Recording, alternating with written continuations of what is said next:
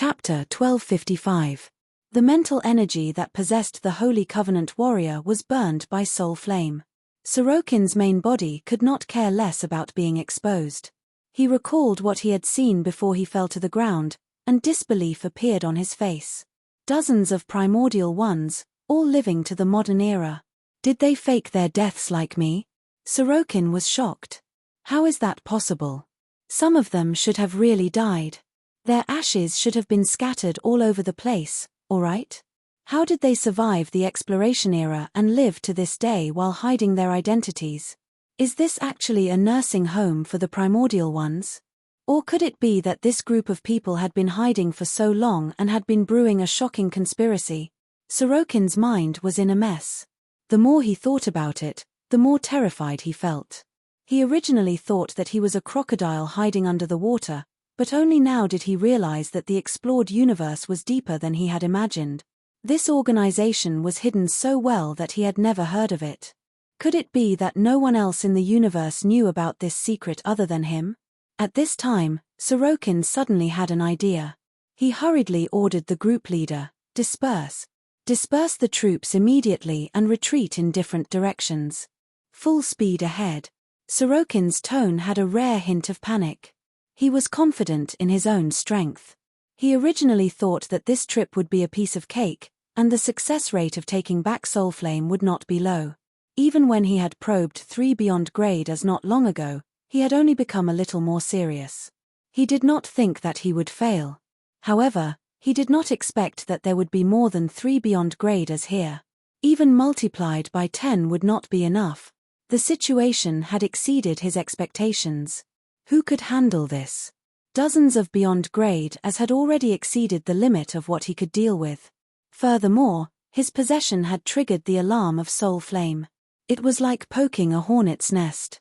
Sorokin immediately lost all hope of taking action. He only wished that he could escape from this area as soon as possible, the further the better. At this time, the group leader looked at the remote observation screen and suddenly exclaimed, "Boss, their fleet is moving. They're flying toward us." Furthermore, dozens of high-energy reaction bodies suddenly appeared on the radar. They're all suspected to be beyond grade as. Then what are you standing there for? Hurry up and run. Sorokin was shocked and furious. He could secretly find out more about this organization in the future, but if they caught up to him now, even Future wouldn't be able to do anything. The mercenary group quickly scattered and fled in different directions. The main ship Sorokin was in injected all its energy into the engine and entered overload mode to escape at full speed. The starlight outside the window was pulled into glowing threads. But not long after, the radar suddenly rang with an ear-piercing alarm. Boom! The next second, the entire spaceship shuddered and abruptly exited its hyperdrive mode, going from extreme motion to extreme stillness. The immense inertia caused all the crew members, except for Sorokin, to fall to the ground like rolling gourds. Sorokin ignored the cries of pain from the crew and hurriedly looked out of the window. The space around them was filled with magic arrays, and translucent arcane tentacles that looked like glass extended from them, firmly entangling the entire spaceship. They were still tightening and squeezing. The sound of metal armor tearing could be clearly heard in the cabin, and cracks appeared on the alloy cabin walls. At the same time, in front of the spaceship, a magic portal suddenly opened, and Beja walked out with a group of primordial ones. Beja.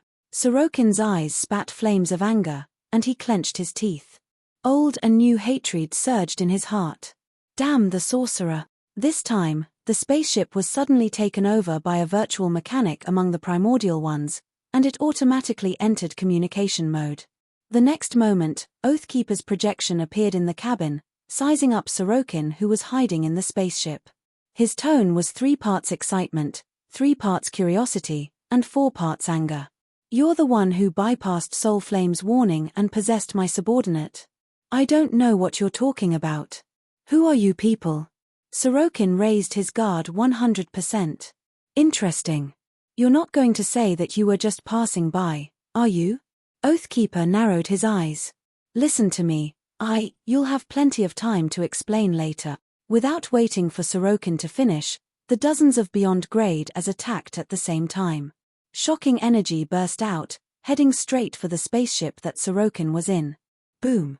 The spaceship was instantly crushed into molecular dust by the energy torrent. Sorokin crashed out of the cabin at the last moment.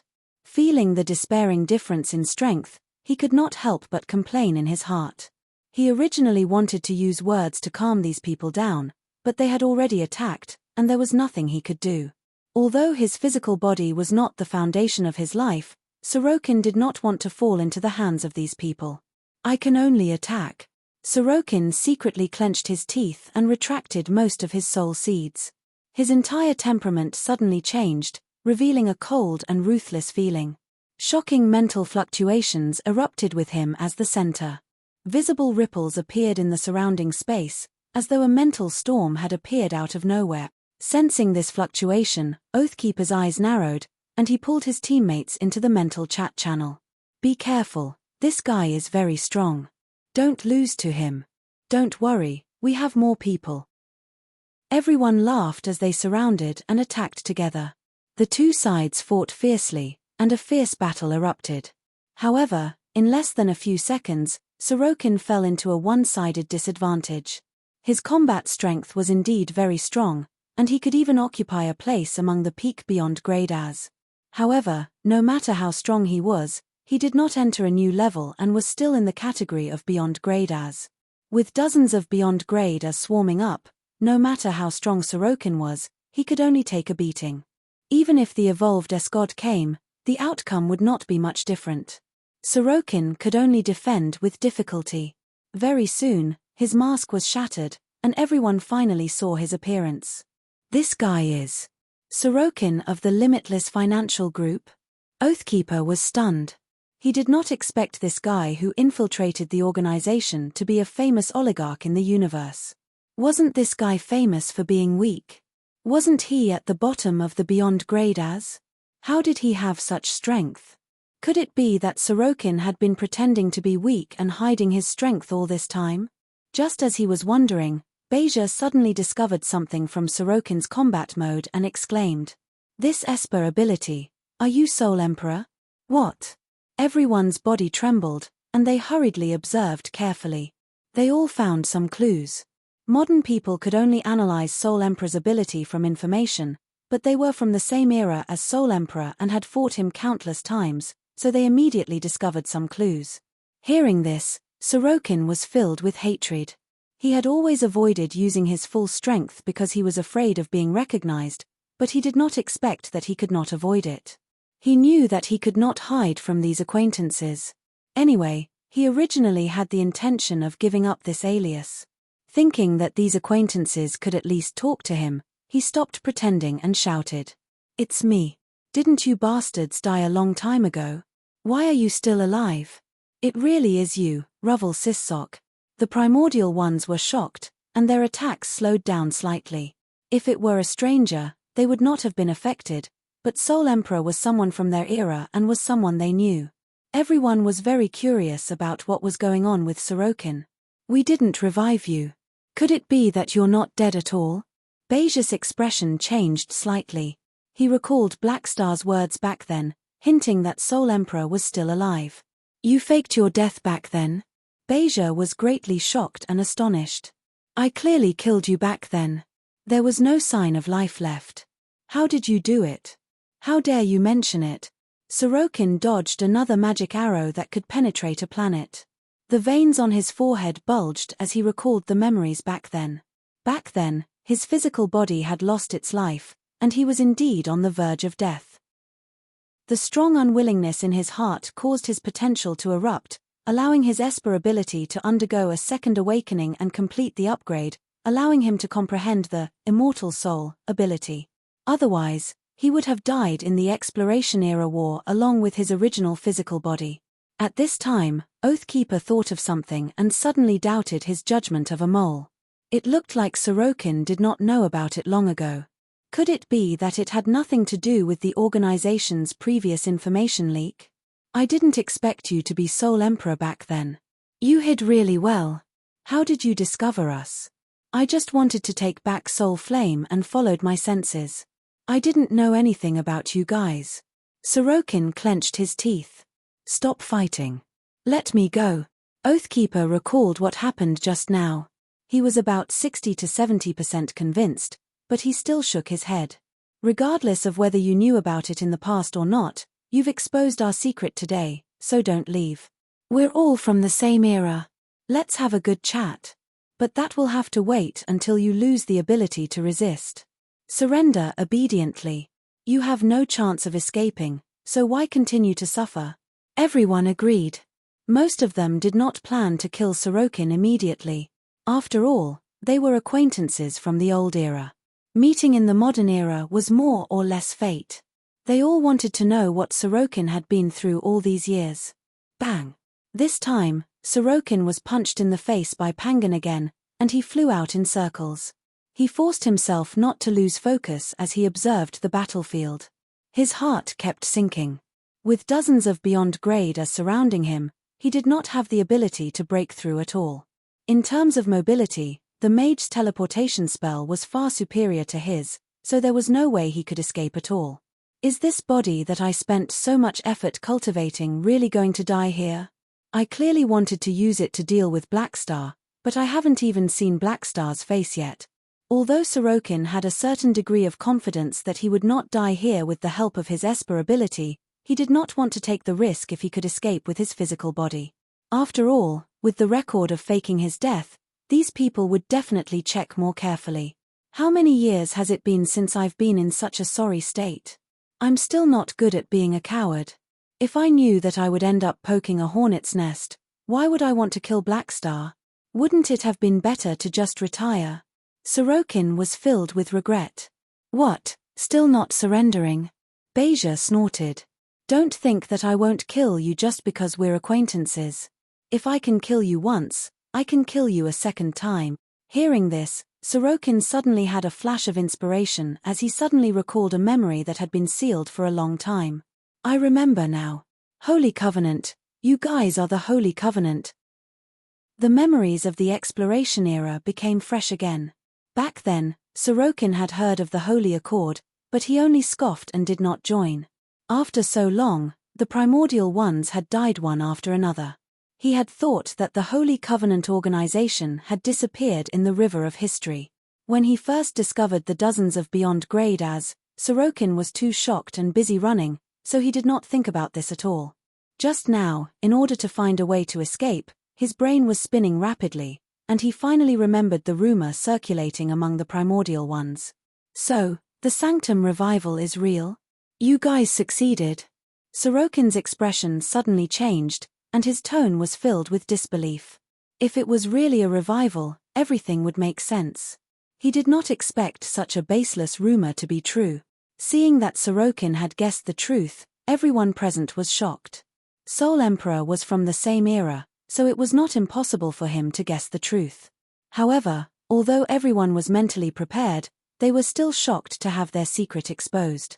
At this time, a thought flashed through Sorokin's mind, and he connected all his previous experiences together.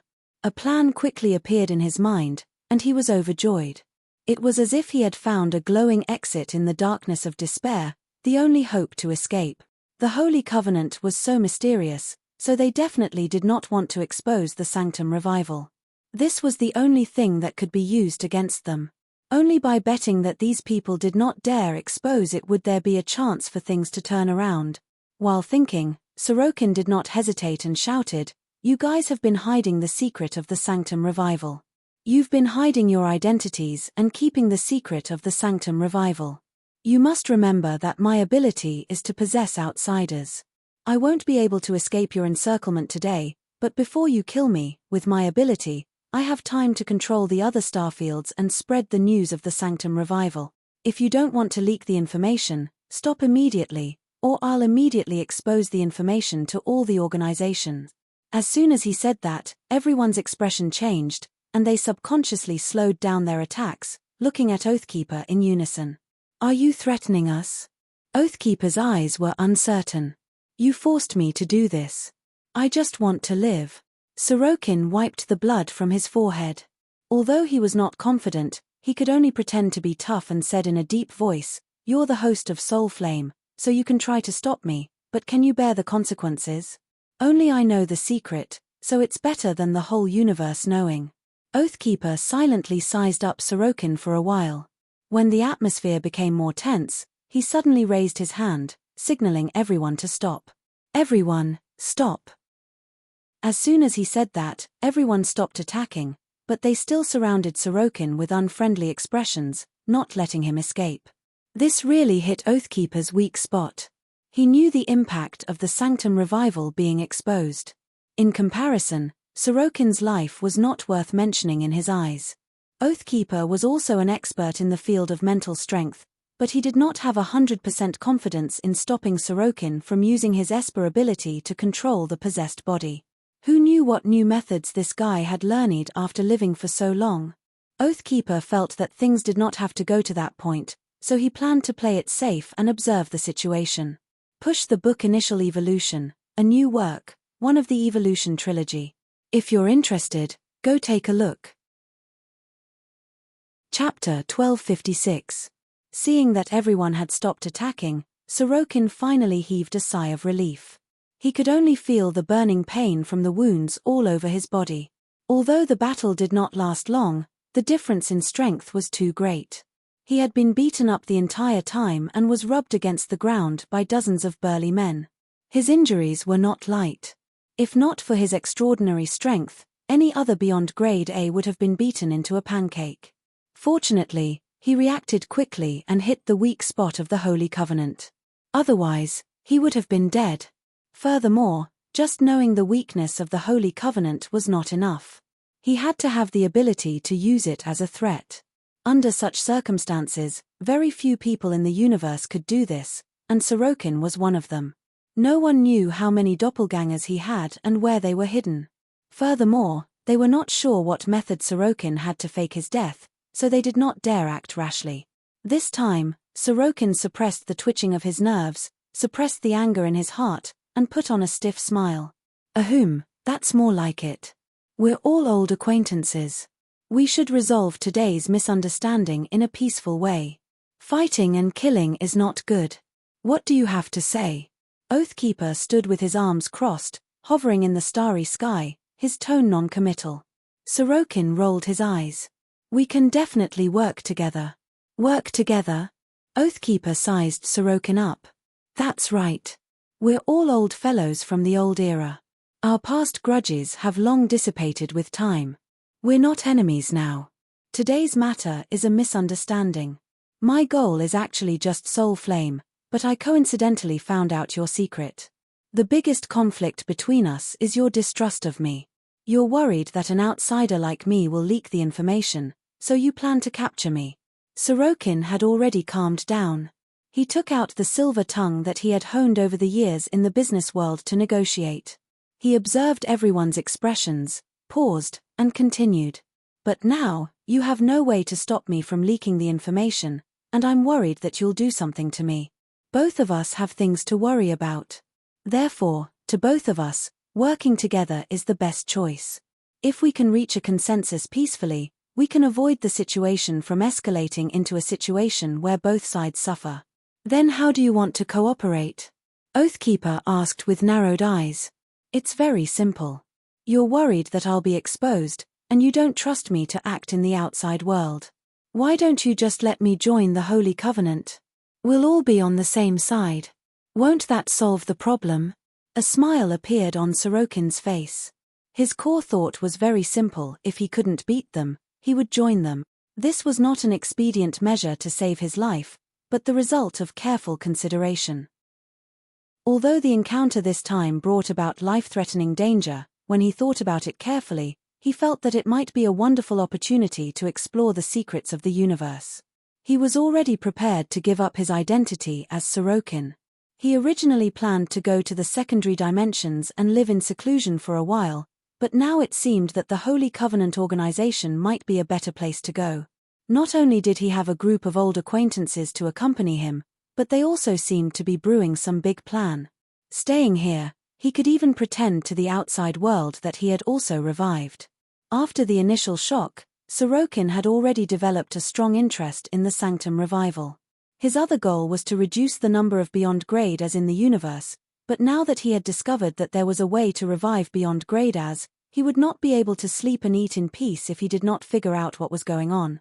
At the same time, Sorokin could not help but feel a little jealous. He originally thought that most of the primordial ones had disappeared in the long river of history, and he was the only one who had survived to the new era. Although he did not say it out loud, he had always had a faint sense of superiority in his heart, thinking that he was the only one who had the last laugh among the strong people of his generation. However, now that he saw that a large group of primordial ones were still alive, Sorokin's superiority disappeared, and he only felt sour in his heart. Especially when he thought about how he had lived a careful life while hiding his identity for so many years, he could not help but feel jealous and envious of this group of revivers. Therefore, he became even more interested in the Sanctum revival.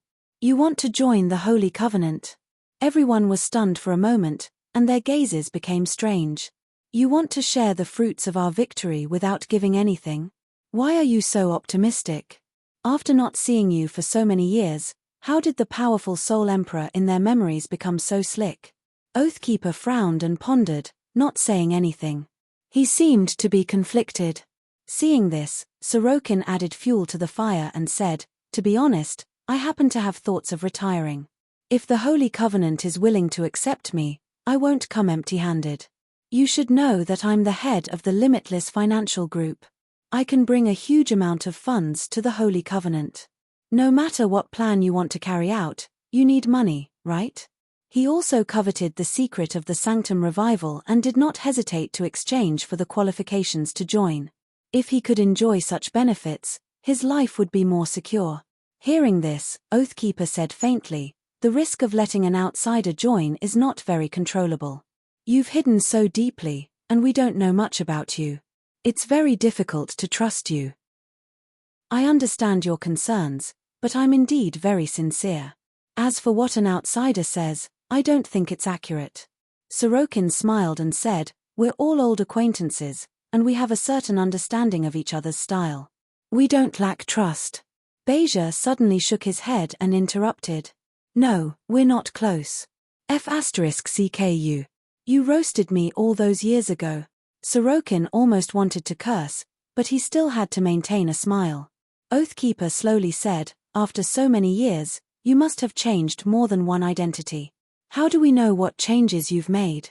Hearing this, Sorokin was silent for a moment, and then shook his head. "Everyone has some secrets. No matter what I've experienced in the past, I'm just Sorokin now."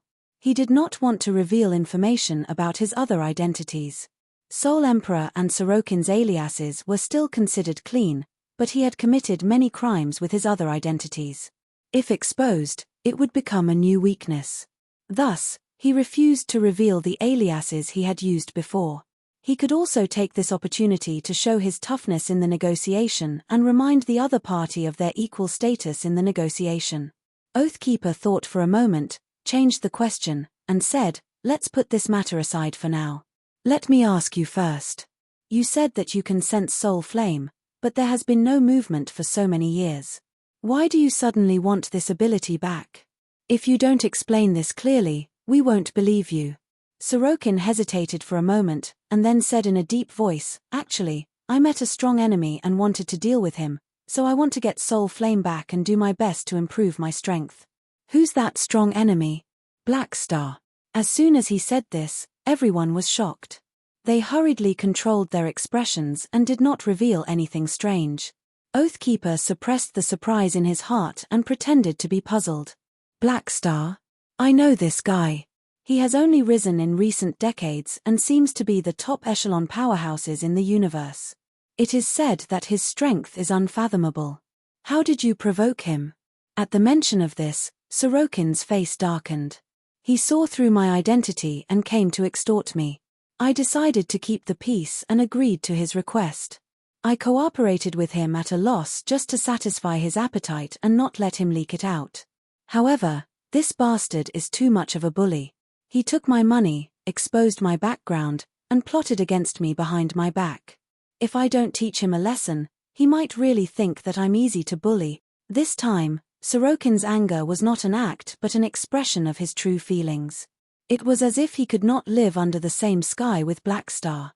It was as if he was in front of him, he would beat him to death on the spot. So, this is the reason why you gave up your current identity and wanted to hide your identity.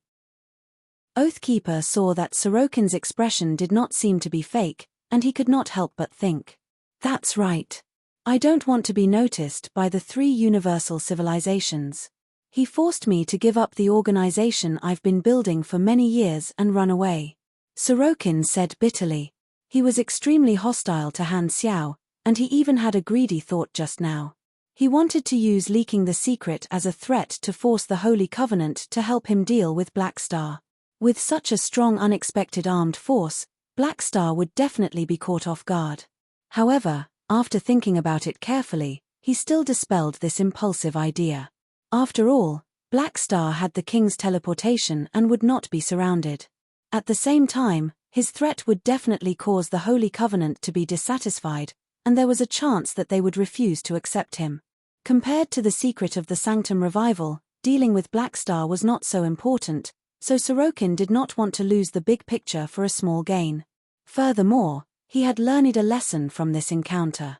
Since he had chosen to be a coward, he should be a coward to the end. Therefore, Sorokin did not want to cause any more trouble.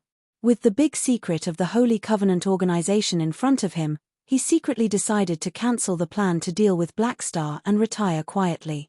Anyway, he felt that there would be a lot of time in the future.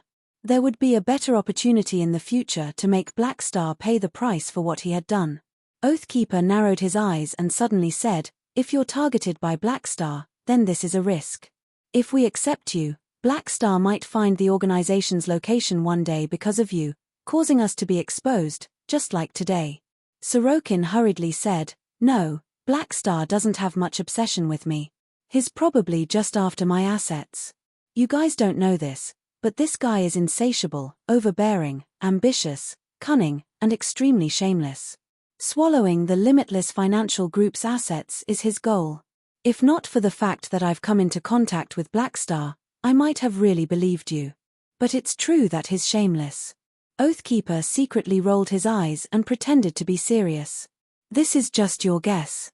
You can't guarantee what Black Star will do. If you want to join the Holy Covenant, it's best to deal with this hidden danger first." Sorokin secretly felt a headache.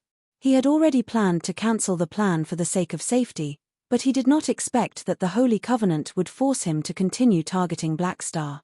However, in his opinion, Oathkeeper's worries were reasonable, and there was nothing wrong with it. Sorokin did not feel that there was anything wrong with it.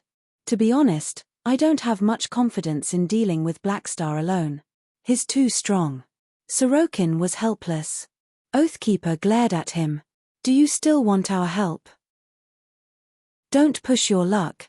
If you really think you can blackmail us at will, we'll get rid of you even if it means exposing ourselves." His attitude was so tough because he did not want Sorokin to think that the Holy Covenant had anything to do with Black Star. "Then what are you going to do?" Sorokin asked. He felt that Oathkeeper had said so much, so it was impossible for him to still want to fight to the death. Oathkeeper narrowed his eyes, and his tone suddenly slowed down. "In short, you can't leave for now. We have to ensure that your main body is within our sight, but we won't do anything to you. This is just an insurance measure to prevent you from leaking the secret.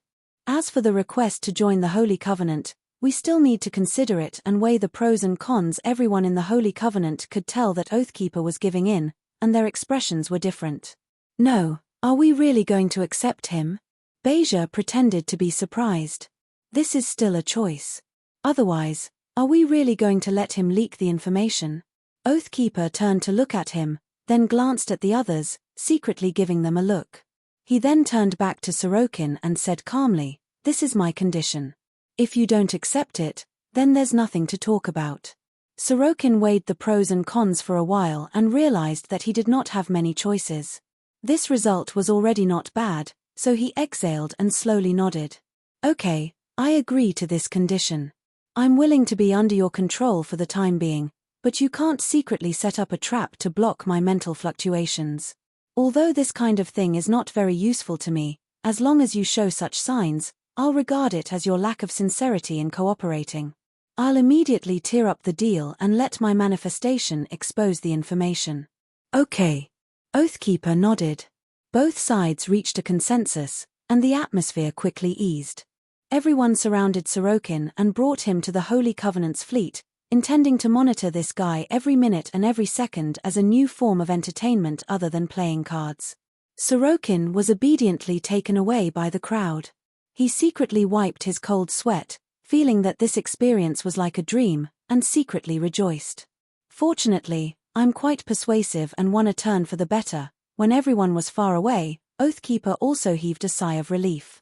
His plan was more or less the same, to stabilize the other party first.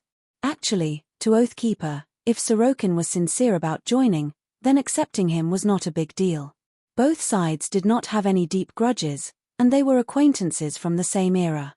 They had common topics to talk about, and it could prevent secrets from being leaked. Holy Covenant was not an affiliated force, so they did not need to report to Blackstar when recruiting new members.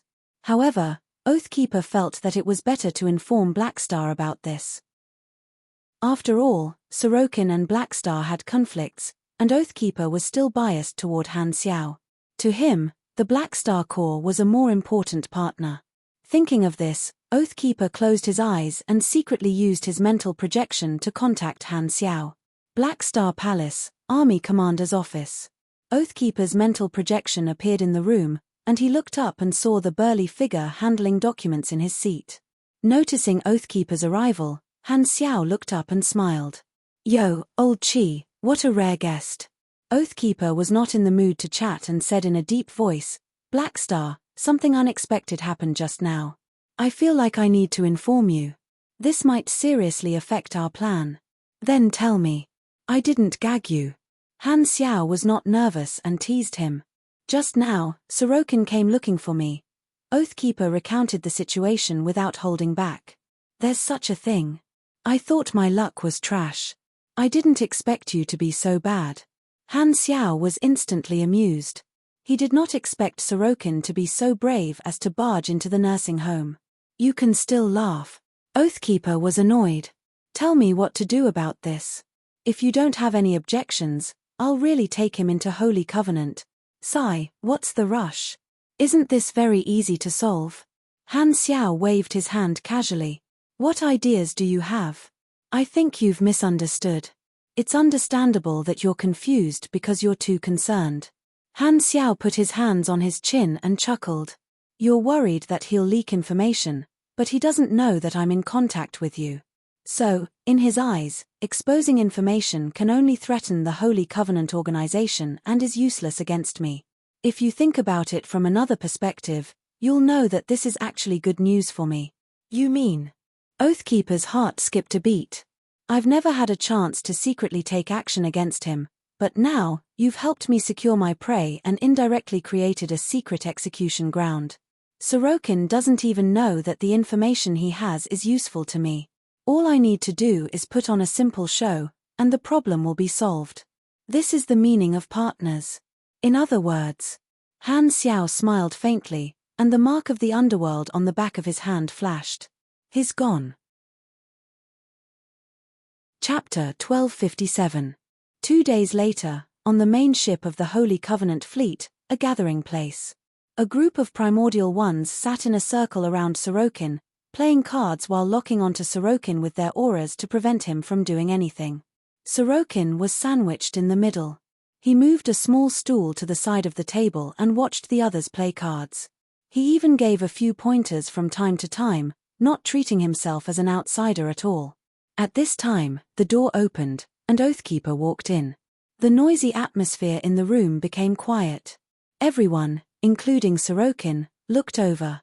Oathkeeper looked around, locked his eyes on Sorokin, and said with a deep voice, "I've been thinking about it for 2 days. I've thought about it for the past 2 days, and I agree with you joining the Holy Accord." Sorokin was overjoyed. Just as he was about to speak, Oathkeeper interrupted him and added, "However, you have to resolve the conflict between you and Sorokin first. But the prerequisite is to resolve the conflict between you and Blackstar. I don't want you to bring any hidden dangers to the organization." Hearing this, Sorokin's expression turned serious. "What do you think?" "First, we have to test the risk," Oathkeeper said slowly. which is to test the extent of Blackstar's pursuit of you. Therefore, we have to fake your coordinates and use it as bait to see if Blackstar will pursue you or not. How do we do it exactly? Oathkeeper opened the star map and tapped on a transportation hub planet in the ancient star desert. We will find a way to spread the information that you passed by planet Deer recently and then monitor Blackstar's reaction. If his people come to collect information, it means that he is indeed pursuing you. If Blackstar uses virtual means to invade planet Deer's node, our people will also discover it. To show our sincerity, you can share the surveillance situation. Sorokin thought about it and nodded in agreement. Although he did not think that Blackstar would pursue him, he did not have any objections to fake his whereabouts as it would not threaten his safety. Instead, he appreciated Oathkeeper's cautiousness. He liked such steady people. From his perspective, he could have just retired and not done anything. However, the Holy Covenant would not agree to that. They were worried that Blackstar would come looking for them like he did, so they wanted to take the initiative to solve the problem. He could not make the decision on behalf of the Holy Covenant. This was not up to him, so he could only cooperate with the Holy Covenant. If Blackstar really chases after him, what should we do? Beja interrupted. Then there are only two ways to solve this problem. Oathkeeper looked at Sorokin and made a troubled expression. Either you kill Blackstar, or you fake your death and fool Blackstar. Beja agreed. That makes sense. Only when Blackstar thinks he's dead will he give up the chase. After all, the dead are the safest. Anyway, Sorokin will fake his death. We just have to fool him. Sorokin felt that there was nothing wrong with this statement and could not help but nod. However, he thought about it and said with a troubled tone, "It's too risky.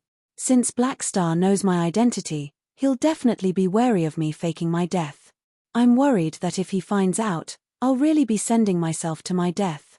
Oathkeeper shook his head. To be honest, this is more convincing. We have the Sanctum Revival. If you really die, we'll revive you. Not only will this solve the problem, but you'll also become one of us. Sorokin laughed dryly. Forget about that. Plus, he still has a universal treasure like the spacetime amber. I'm worried that he'll seal me. Although he said it nicely, how could he dare to trust the Holy Covenant? If he sent himself to his death and they did not revive him, would he not be fooled? Oathkeeper frowned and said unhappily, "This is the plan with the least risk and the highest success rate. At the end of the day, you keep saying that you want to join the Holy Covenant, but you actually don't treat us as one of us. I'm very sincere, but trust needs to be cultivated." Sorokin pretended to be troubled, but he was secretly complaining in his heart. This plan has the least risk for you guys, and you basically don't have to pay anything. Whether I really die or not, the problem is solved. On the contrary, the plan to deal with Blackstar was very risky for the Holy Covenant, but the risk for him was small, so he would definitely choose this. Humph, so you're still forcing us to help you deal with Blackstar, killing him with a borrowed knife. Not far away, Purple Princess snorted coldly. Sorokin was speechless. We'll talk about it when the time comes. Let's test the results first. Oathkeeper pretended to be dissatisfied and glanced at Sorokin. Without saying anything, he turned around and left. Not long after, through the secret operation of the Holy Covenant organization, the news of Sorokin passing by planet Dea was spread on the black market. At the same time, the Holy Covenant organization arranged many people on planet Dea to monitor it. Days passed, and the news gradually spread. Because they were not sure if Blackstar had received the news, they could only wait and watch the surveillance screen all day long. Because this matter concerned him, Sorokin was the most attentive. He stared at the surveillance screen all the time to eliminate any possibility of fraud. After almost 10 days, the Holy Covenant organization finally received news that a fleet of the Blackstar core branch in the ancient star desert had arrived on planet Dea and was looking for information about Sorokin on the planet. The situation is very obvious. Blackstar is indeed relentlessly pursuing you. You've brought danger to us. In the remote monitoring room, Oathkeeper glared at Sorokin and said with dissatisfaction. Sorokin did not answer. His face was extremely gloomy, and his heart kept sinking. The evidence was irrefutable, and he could not refute it. However, He did not expect Blackstar to be so obsessed with him that he was actually secretly pursuing him. So, not only does this guy want my money, but he even wants to kill me. He's a villain. Damn it, all I did was expose one of my identities. Is it worth pursuing him so relentlessly? Although I've schemed against you a few times in the past, I've already paid the price. However, Blackstar, do you really want me to die? Are you so vengeful? This time, Oathkeeper asked with a deep voice, are you really not willing to fake your death to deceive Blackstar? No. Sorokin shook his head decisively. Oathkeeper's face was very ugly. He pretended to be irritated and paced back and forth as if he was hesitating. After a while, he seemed to have made a decision while pinching his nose. His face was filled with reluctance. He said with reluctance, if that's the case, we can only work together to kill Blackstar. As soon as he said that, it was as if he had poked a hornet's nest. The other primordial ones present were all shocked and strongly objected. We have no grudges with Blackstar. Why should we provoke such a strong enemy for Sorokin? Won't our existence be exposed if we work together to deal with Blackstar? This guy is threatening us. Don't fall for it. The agitated reaction of the crowd gave Sorokin a fright. He did not dare interrupt to express his opinion at all. Stop arguing. Oathkeeper quarreled with the crowd for a while before raising his voice and standing his ground. Only this time. There will be no next time.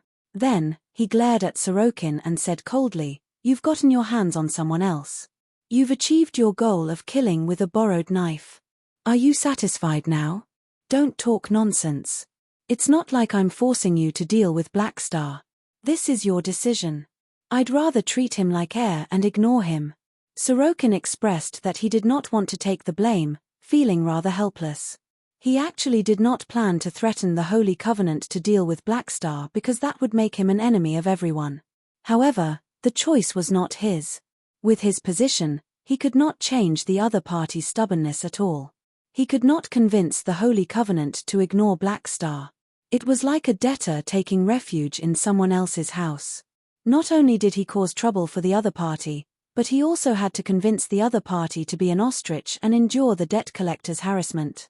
Even Sorokin felt that this was a little shameless. Oathkeeper snorted and slowly said, in any case, you brought the trouble, so you have to solve it. Since Blackstar is chasing after you, you'll be the bait and lure him into the trap. Just me? Sorokin asked. Of course not. There will be 3 people accompanying you, both to prevent you from running away and to help you resist Blackstar. Oathkeeper shook his head. As for the rest of us, we'll ambush in the distance and wait for an opportunity to break into the battlefield. Will that work? It's said that Blackstar has the king's teleportation ability. He's not afraid of being surrounded, Beja interjected again, displaying the professional qualities of a supporting actor. Don't worry. Blackstar will never expect that we have dozens of people. This is our biggest advantage. Sorokin only set up 4 people in the trap, and that's only our first layer of arrangement. However, in Blackstar's eyes, that should be all the troops in the ambush. With Blackstar's combat power, it's unlikely that he'll run away when facing 4 people. He'll definitely try to fight, so Sorokin and the other 3's mission is to hold back Blackstar. Oathkeeper's tone was serious, as if he was telling the truth. And then, of course, we'll find a way to create an opportunity. The dozens of us will be accumulating our power behind the ambush. As long as Sorokin and the rest of you can hold Blackstar down for a short period of time and prevent him from using the king, we'll charge in through Beja's teleportation ability and focus our attacks on Blackstar. At the same time, all those who are good at mental attacks will work together and try to deal a heavy blow to Blackstar's soul. Oathkeeper's tone was resolute and filled with strong confidence. Even he himself almost believed it.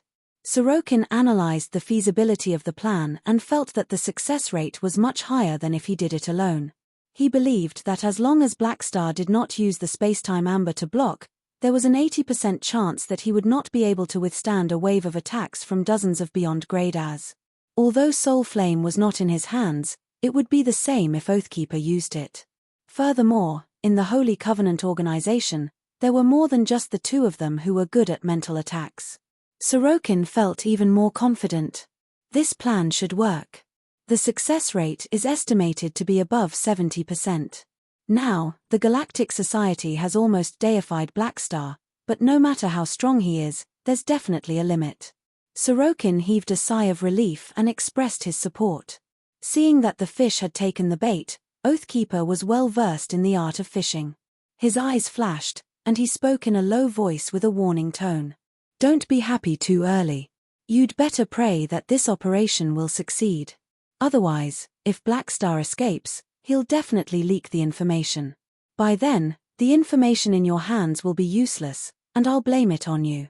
You can guess how we'll deal with you. So, for your own sake, you'd better give it your all in this operation. Hearing this, Sorokin's expression became serious, and he nodded calmly. Half a month later, in a desolate universe belt in the ancient star desert. The galaxy was like black velvet dotted with diamonds. A small spaceship hovered in deep space. There were only 4 people in the spaceship: Sorokin, Beja, and 2 other beyond-grade as. TSK, I didn't expect that there would be a day when we'd have to work together with you against an enemy. How unlucky. Beja stood with his arms crossed and glanced at Sorokin beside him. TSK, do you think I'm willing to see your face? Sorokin snorted coldly. He could not be bothered to argue, so he changed the topic and asked, it's been so long. Will Blackstar really come? Who knows? Anyway, we've already sent out the coordinates. Let's see if his love for you is deep enough, Beja joked. Sorokin was about to retort when an uninvited guest suddenly entered his perception range. His expression changed instantly. Someone's coming. The other 3 also sensed it. They fell silent at the same time and looked out of the porthole in the corresponding direction. After a while, a meteor rapidly approached. It seemed to have noticed Sorokin and the others, so it stopped not far away and revealed a familiar figure. It's Blackstar. He's really here. Sorokin's expression darkened. He flew out of the cabin and faced Han Xiao from afar, while Beja and the others followed beside him. Han Xiao glanced at the few of them and laughed in the public channel. Yo, so you deliberately leaked the coordinates to lure me into a trap. This means that the information about your whereabouts previously was fake. Hehe, although I don't know where you found these helpers, to dare attack me with just 4 people, Sorokin, oh Sorokin, aren't you underestimating me too much? Blackstar, I didn't expect you to chase after me so relentlessly. You don't want to give me a chance to live. Since that's the case, don't blame me. You forced me to do this. This was what angered Sorokin the most. In his opinion, he was clearly the one at a disadvantage, but Blackstar was still chasing after him. This was too much. Sorry, I'm a vengeful person. It's not the first time you've schemed against me. If I let you escape, there will be a lot of trouble in the future, so it's better to stay in my spacetime amber. It's safe and practical. As Han Xiao spoke in the public channel, he glanced at Beja and the others with a smile in his eyes. There were 5 people present, but there were 3 group chats. One was the public channel, and the second was Sorokin, Beja, and the others' temporary combat group chat. The third was Han Xiao's group chat with Beja and the others, as well as all the Holy Covenant members lying in ambush. Only Sorokin was in the dark. Attack. Sorokin did not want to waste any more time with Han Xiao, so he directly attacked Han Xiao and called for Beja and the others to attack together. Seeing how impatient Sorokin was, everyone in the production team laughed like pigs. He's anxious, ha ha ha, why do I suddenly feel that he's so pitiful? So pitiful, I almost can't bear to watch. I'd better take a few more looks. I'm afraid I won't be able to see him again. Everyone was talking and laughing at the same time. The production team was suddenly filled with a cheerful atmosphere. Stop fooling around, we're acting. Be more serious. Han Xiao jokingly scolded. He then summoned the Mech Legion and faced Sorokin's attack. Beja and the others hurriedly joined the battle. They held back their laughter and started to act, cooperating with Sorokin. The battle was in full swing, and each one looked more real than the other. The battle erupted immediately. The 5 of them moved around in the field, and torrents of energy left twisted and scorching marks in the universe. There was only a split second of opportunity to betray them. If they could not kill Sorokin quickly, this guy would still have time to leak information. Therefore, it was not time to lay all their cards on the table yet. Holy Covenant was still acting as Sorokin. Sorokin thought that victory was in his hands, so he focused all his attention on the battle with Han Xiao. However, he did not know that the teammates he had high hopes for were all actors ready to stab him in the back at any time. Chapter 1258. The Mech Legion circled around like a flock of crows, unleashing torrents of energy that wreaked havoc on the battlefield. Han Xiao himself had changed into the combat equipment of the Black King sequence, advancing and retreating as he fought with the four of them. At this time, everyone was engaged in a fierce battle. It looked extremely intense, but in reality, Sorokin was the only one who was fighting for real. The other three teammates only used 60 to 70% of their strength, while Han Xiao was silently stacking his status. Beija could clearly feel that the attack power of Han Xiao's Mech Legion had decreased by a few levels compared to the last time. It was not as oppressive as before, and he immediately understood that Han Xiao was holding back. Han Xiao's strength had skyrocketed recently. In order to give Sorokin hope, he deliberately lowered the output of the Mech Legion, only slightly higher than the last time he fought in front of the public, creating a stalemate situation. He was not afraid of Sorokin noticing. The two of them had never fought before, and Sorokin's judgment of his strength was all based on the information on the internet. Since he had never personally experienced it, he naturally had no way of knowing what his true strength was. As long as his performance was similar to the public information, the other party would think that it was normal. However, Sorokin's strength was not bad. His mental esper ability was very troublesome, and he had all kinds of negative statuses. Han Xiao did not activate Kundi's Rage and 10,000 Soulstream for the time being, so it was still quite stressful for him to deal with them. From Sorokin's performance, Han Xiao estimated that this guy's energy rank was at least 90,000 and above. He had undoubtedly stepped into the top echelon of the universe. Unfortunately, this guy is a brittle. Han Xiao curled his lips. No matter how good a brittle could fight, there was still a limit. Only a tank would have a limitless future. Sorokin's physical strength was weaker at the same level, but Sorokin's destructive abilities could not kill him. With the buffs from Immortal Soul, Soul Energy Foundation, and other talents, his soul was the foundation of his life, and he could survive without his physical body. Furthermore, Sorokin had the body reconstruction ability, so he did not need to take over someone's body like a psychic. He could use his soul energy to create a new body for himself at any time. To him, the physical body was just a replaceable barrier for his soul. The place where his soul was. Through the introduction of Immortal Soul on the interface, Han Xiao knew that Sorokin's soul form was immune to physical attacks and had extremely high resistance. He was very difficult to deal, and destroying his physical body. Sorokin's soul form would only allow him to enter the second stage. The trump card he had prepared was the Mark of the Underworld. When the Underworld was at its peak, it had a special suppressive effect on all souls. It was the nemesis of all souls.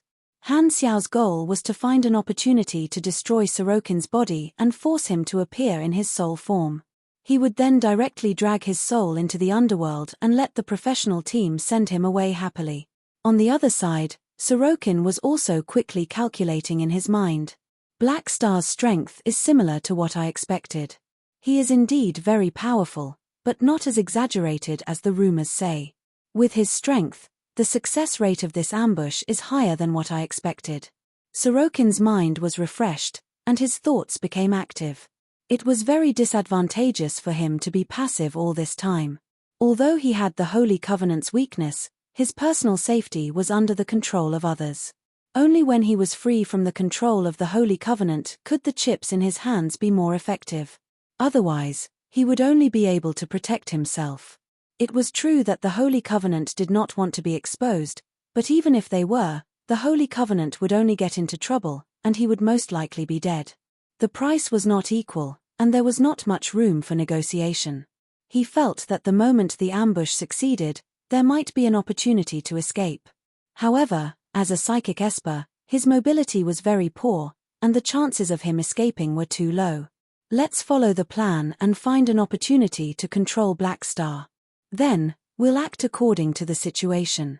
Sorokin calmed himself down, pressed his forehead, and sent hundreds of psychic energy piercing toward Han Xiao. The 5 of them fought fiercely, silently waiting for an opportunity. After exchanging blows for quite some time, Han Xiao's movements suddenly froze, as if he had suffered too many psychic attacks and was finally in an abnormal state. Do it. Before Sorokin could say anything, Beja suddenly roared in the combat group chat and took over the heavy responsibility of setting the pace. Intense magic waves burst out from his body, and control spells that were already fully charged were cast one after another, stacking on Han Xiao's body. The other 2 beyond grade as did not say anything and immediately followed, throwing out the control spells that they had been charging up for a long time. Energy of various colors and forms wrapped tightly around Han Xiao, as if fixing him in midair, unable to move. Seeing the opportunity, Sorokin had no choice but to cooperate. His eyes widened, and almost materialized psychic attacks shot out like a series of misty light waves, piercing through Han Xiao's body and triggering all kinds of negative statuses in the blink of an eye. The next moment, Beja raised his hand, and teleportation gates appeared on the battlefield. The dozens of beyond grade as who had been lying in ambush for a long time all charged out, holding the trump cards that they had been charging up for a long time in their hands, about to release them toward Han Xiao. However, at this moment, Han Xiao's body trembled, and he used some unknown ability to break free from the control spells cast by Beja and the other 2. In reality, he did not do anything. It was Beja and the other 2 who secretly deactivated their abilities. As for Sorokin's abilities, he had activated Kundi's Rage in advance and was immune to a lot of negative statuses, so he was not affected at all. Even Han Xiao's flaw was purposely exposed, and Beja cooperated according to the instructions of the director team to make Sorokin think that the opportunity had come. In fact, it was the signal for Han Xiao and the others to make their move. The sudden change happened in a flash. Before Sorokin could react, Han Xiao immediately used Void Hyperdrive as soon as he was free, teleporting in front of Sorokin, and pressing Sorokin into his broad chest. Sorokin was shocked. It was as if he saw a blood-red danger appear above his head. Before he could finish, dozens of beyond grade as focused their fire on the 2 of them. On the other side, the Mech Legion also turned around and fired at the 2 of them. This time, they did not control the power and went all out.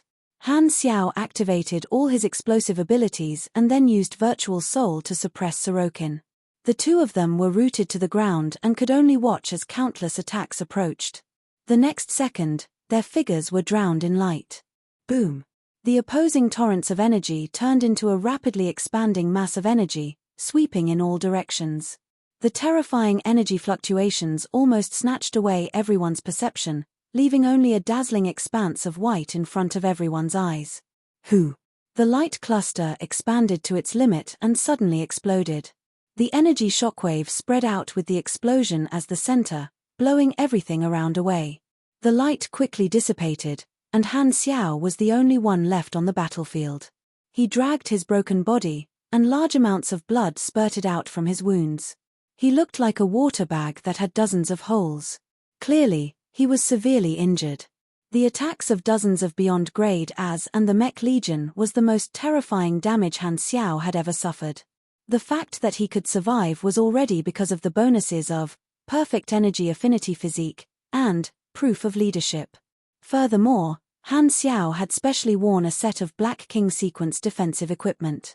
Although it was destroyed, it had resisted a large amount of damage. Otherwise, he felt that he would have to give up a revival token here. On the other hand, Sorokin's body had been completely destroyed by the terrifying explosion. Not even a speck of dust was left. In such a situation, if it were anyone else, they would have died long ago. However, to Sorokin, it was just entering the second stage. Streams of light suddenly lit up in front of Han Xiao, forming a glowing green energy body that turned into Sorokin's appearance. At the same time, a mental message was sent into Han Xiao's mind. The attack worked. Looks like your indestructible body isn't really indestructible. Sorokin secretly rejoiced. Fortunately, he did not rely on his physical body to survive. When his soul body was separated from his physical body, there was a moment of invincibility. Otherwise, that wave of attacks would have heavily injured him as well. Furthermore, his soul body was still at full strength. One more wave, and Blackstar would definitely die. Sorokin did not say anything. In a short instant, he sent out a series of mental attacks on Han Xiao, trying to prevent Han Xiao from changing into the king and escaping. His soul body was not physically controlled. He immediately retreated, passing through Han Xiao's arm, wanting to quickly increase the distance between them. At the same time, he spoke in the combat channel, telling everyone to seize the opportunity to launch the second round of attacks. However, just as Sorokin was about to retreat, Han Xiao raised his hand and inserted it into his soul body. The mark of the underworld on the back of his hand suddenly lit up, erupting with a shocking suction force. What's this? Sorokin was shocked. He felt as if this mark had turned into a whirlpool, and his soul body suddenly became uncontrollable. Before he could do anything, an irresistible force pulled him in. Caught this kid. Han Xiao spat out a mouthful of hot blood and grinned. These changes seemed to have happened a long time ago, but in reality, they had happened in an extremely short period of time. If not for the Holy Covenant members deliberately going easy on him, he would not have been able to kill him so easily.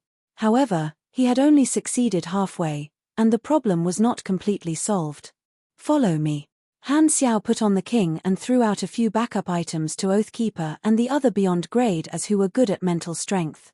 The mechanical suits were automatically equipped. The next moment, Han Xiao shot out a few streams of mechanical force from his palm, activating the king mechanical suit on everyone. With a flash of light, the few of them disappeared without a trace. Plop! Sorokin felt the world spin, and he fell onto a pitch-black rock ground. This time, the unknown force pulling his soul body disappeared. Sorokin immediately flew up and looked around vigilantly. He did not know where Blackstar had sent him.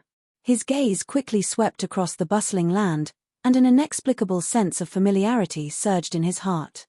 Suddenly, Sorokin thought of something. His soul body trembled, and his expression changed drastically. Could this be the underworld? As a primordial one during the exploration era, he had also heard of the two sisters and was not unfamiliar with the existence of the underworld. Sorokin's heart was filled with disbelief. Aren't the two sisters already dead? Why does the underworld still exist? Why did Blackstar send me to this place? Just as he was shocked, Oniselu's figure appeared before him out of thin air, revealing a subtle smile that made Sorokin feel uneasy. *T. Sorokin did not have time to think. He hurriedly retreated and charged into the sky, wanting to rush out of the underworld. If it was another secondary dimension, he would not be so afraid. However, all the primordial ones knew that all life forms that existed independently in the form of souls were strongly countered by the underworld. The underworld was the nemesis of all souls. It was a forbidden land that all soul life forms feared. Oniselu floated on the spot and did not chase after him. She only reached out her hand and clenched it tightly toward Sorokin's figure. The underworld started to move according to her will. A strange force suddenly descended, and as if it was extremely heavy, all the heroic spirits in the underworld were pressed to the ground. Underworld Soul Suppressor. The underworld had now recovered to its peak state. Oniselu was a professional when it came to dealing with souls. Even though Sorokin's soul was extremely special and had the strength of a beyond grade A, under this special suppression, his flying speed instantly dropped by 90%. Oniselu's smile did not change, and she tugged at the air. Underworld Soul Suppressor. Dense underworld power seeped out of the dark ground, turning into countless tentacles that shot into the sky, entangling Sorokin and trying to pull him down. Souls could pass through all kinds of substances, but they could not pass through the underworld power. Instead, they would be stuck. Sorokin tried his best to break free from the tentacles, but he could only remain in midair. At this time, a red tornado rose into the sky, revealing Hela's figure. She had been waiting for a long time. It's you. Sorokin was shocked. His soul was not immune to mental damage, and Hela happened to counter him. Get down. Hyla's eyes sparkled. She waved her hand, and death energy shot out. Like a violent current, it washed away Sorokin's soul. Sorokin fell onto the pitch-black ground. Oniselu curled her finger, and chains made from the power of the underworld extended out of the ground. They pierced through Sorokin's soul and wrapped around him, locking him to the ground. Just as Sorokin gritted his teeth and struggled to break free from the chains, a few figures suddenly appeared in front of him. It was Han Xiao, Oathkeeper, and the others, who had been teleported over by the king. They all took off their mechanical suits. Seeing this, Han Xiao smiled. Looks like you and my friends are having a lot of fun. Sorokin saw Oathkeeper and Han Xiao appear together, and he was stunned. At this moment, he understood everything. So, you guys are on the same side. Sorokin was shocked and furious. Without saying anything, he immediately tried to contact his manifestation, wanting to expose all the information immediately. However, the next second, he was stunned again. His connection with his manifestation was completely cut off. Why do you think I spent so much effort to get you in here? Here, unless the consciousness of the underworld allows it, no one can send soul signals to the outside world. Oathkeeper doesn't have absolute confidence in blocking your ability, but the underworld can. Han Xiao lightly stomped on the black rock under his feet. After all, the original function of the underworld was to be a cage. Chapter 1259. I didn't expect the trump card you were talking about to be the underworld. I thought it had died with the sisters. Oathkeeper looked around and said in surprise. When the production team was discussing the plan, Han Xiao said that he had a trump card that could isolate Sorokin's ability, and that he only needed to create an opportunity for him. He did not explain what the trump card was. Because both sides had the same interests, and Black Star had always been trustworthy, Oathkeeper expressed his trust in him. Only now did the members of the Holy Covenant realize that Han Xiao's so-called trump card was the underworld that they were familiar with. Did the sisters revive as well? Beja was surprised. No, the underworld has a new master now. Han Xiao shook his head and let Hela land beside him. He patted her on the shoulder and did not explain the information about the sisters' inherited Esper abilities in detail. At this time, the 7 hero spirit kings suddenly appeared around Sorokin and looked at the members of the Holy Covenant in shock with disbelief. You guys are still alive? You guys too? The few Holy Accord members and the 7 hero spirit kings stared at each other. Looking at this scene, Han Xiao suddenly thought of the scene of fellow countrymen meeting fellow countrymen, tears welling up in their eyes. Both sides were primordial ones, and they had chosen different paths of revival. Now that they had achieved their goals, seeing each other countless years later in the modern world, they had mixed feelings. Most of them were surprised to see an acquaintance. However, in comparison, the 7 hero spirit kings were more or less upset. They originally thought that the Holy Covenant was unreliable, and that the path they chose was the correct one. They did not expect the Holy Covenant to succeed. If only they had joined the Holy Covenant back then. Looking at this scene, Sorokin was dumbfounded. The existence of the Holy Covenant was already unbelievable enough. He did not expect that the underworld still existed. A large number of primordial ones had survived to the modern world, and he was not the only one. Sorokin suddenly felt that his complacency over the years was a joke. At this moment, Han Xiao squatted down and looked straight into Sorokin's eyes. I've always liked to give others a chance to choose.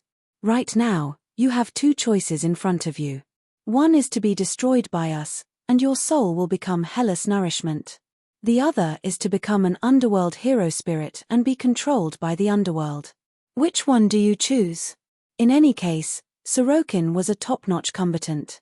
The external enemies of the explored universe had yet to be dealt with, so naturally, Han Xiao was reluctant to turn him into ashes. In fact, if Sorokin hadn't discovered the secret of the Holy Covenant, Han Xiao wouldn't have taken the initiative to kill him. He was just disgusted that Sorokin had schemed against him in the past. He felt that this guy was too good at hiding, so he didn't treat him as an opponent that he had to kill. Now that Suo Zai had completely fallen into his hands, Han Xiao almost wanted to say the classic villain speech. Scream all you want, but no one will come and save you even if you scream yourself hoarse. Sorokin looked around at everyone with a gloomy expression and said in surprise, "What's the matter? What exactly are you guys planning?" Black Star was actually connected to both the Holy Covenant and the underworld. It was simply unfathomable. He felt that Han Xiao was definitely secretly planning something big. He vaguely smelled the scent of a conspiracy. Are these people trying to overturn the universe? Also, since Black Star is with this group of people, could he also be one of the primordial ones? After coming into contact with this series of secrets, and thinking of Black Star's performance all this while, Sorokin could not help but fantasize in this direction. "Do you think I'll tell you now?" Han Xiao chuckled. Telling the enemy the whole plan when the operation is about to succeed is a big taboo for villains. I won't fall for it. At this time, the 7 hero spirit kings had already learned of Sorokin's true identity from Oathkeeper. The leader of the hero spirit kings, Riga, walked over, patted Sorokin's shoulder, and comforted him. "Don't hesitate. When you join the underworld, you'll know that being a hero spirit is very happy." "Riga, I didn't expect you to be tamed too," Sorokin mocked coldly. They were all acquaintances from the same era, so he naturally knew the 7 hero spirits of the underworld. Riga was not angry. He smiled and said, "Don't make it sound so bad. As long as the underworld isn't destroyed, the hero spirits will never die. You've been struggling at death's door in the main universe for so long, so I'm sure you don't want to die. Isn't it good to be happy with us? You don't have to worry about being killed. How free and easy is that?" The other hero spirit kings also tried to persuade him passionately. For some reason, they felt like they were trying to promote their company's advantages during recruitment. It was not that they cared about Soul Emperor's life or death. In a situation where they could not go out, life in the underworld was relatively monotonous. The 7 hero spirits knew each other very well, so there was no novelty. Now that they had finally caught a newcomer, they did not want to let him go. Hearing this, even the Holy Covenant members nodded in agreement. Their experience in the exploration era had already proven that as long as there was no problem with the underworld, the hero spirits could do whatever they wanted. To be honest, they were also very envious. Because Oathkeeper had concealed part of the information about the Sanctum Revival for some reason, the Holy Covenant members all thought that the Sanctum Revival was a one-time thing. Seeing the underworld, a few of them became excited. They originally thought that they only had one chance to be reborn. With the underworld, did that not mean that they could live forever? Although they had to become someone else's subordinates, as long as they could live, what was wrong with being a dog? Black Star has a close relationship with the underworld. We have to build a good relationship with him. Beja mumbled softly and said what everyone was thinking. Han Xiao's ears twitched, and he laughed in his heart. He had brought everyone to the underworld with this intention. Taking advantage of the fact that the Holy Covenant members did not know the truth about the Sanctum Revival, he could use the existence of the underworld to improve his position in the hearts of the primordial ones, making it easier for him to do things in the future. Even those Holy Covenant members who had other goals could not ignore his existence in order to leave a way out. He could influence this group of people and prevent them from doing anything too extreme to a certain extent. How cunning, I like it so much. The corners of Han Xiao's mouth curled up. Seeing that Sorokin was wavering, he could not help but say, "You like to be a coward so much. Now, you're just changing places, and you won't have to worry about your life anymore. What's there to hesitate about?" Sorokin was silent for a while before sighing. With a depressed and helpless expression, he said in a low voice, "I admit defeat. I'm willing to join the underworld." He had always believed that a good death was better than a bad life, so he could only bid farewell to freedom and choose to live an ignoble life with resentment and unwillingness. Han Xiao looked at Oniselu as expected. Oniselu raised her hand and grabbed. Balls of underworld power seeped out from the ground and floated beside Sorokin. She smiled and said, "Release your defenses and accept the transformation. It might hurt a little, but don't resist." Whoosh! Without waiting for Sorokin's reply, the underworld power rushed into his soul. Under everyone's gaze, The color of Sorokin's soul was tainted by the underworld power and gradually transformed into a hero spirit. Sorokin felt as if his soul was being stabbed by hot iron, becoming extremely hot from the inside out as if he would burn into ashes at any time. Seeing this, the 7 hero spirit kings were overjoyed. They were just short of beating drums and gongs to welcome another unlucky person to join their ranks. After a long time, the hero spirit transformation process finally ended. The chains formed by the underworld power disappeared, and Sorokin was free. He slowly stood up and looked down at his soul that had been transformed into an underworld hero spirit. He felt the connection between the underworld and himself. His expression was very complicated, and he had mixed feelings. He did not expect fate to be so amazing. After so many years, he finally became an underworld hero spirit that he had once looked down on. At this moment, the 7 hero spirit kings surrounded him and smiled warmly. "You're the 8th hero spirit king from now on. The underworld welcomes you." Hihi, Sorokin could not smile at all. His mouth twitched. Oniselu suddenly exclaimed and turned to look at Han Xiao. He's different from the other hero spirit kings. Although he's been transformed, he still has his original combat strength. Han Xiao thought to himself that he was right. He asked, "He's a little special. Can you suppress him?" "That's not a problem. He's been transformed into a hero spirit and has established a connection with the underworld.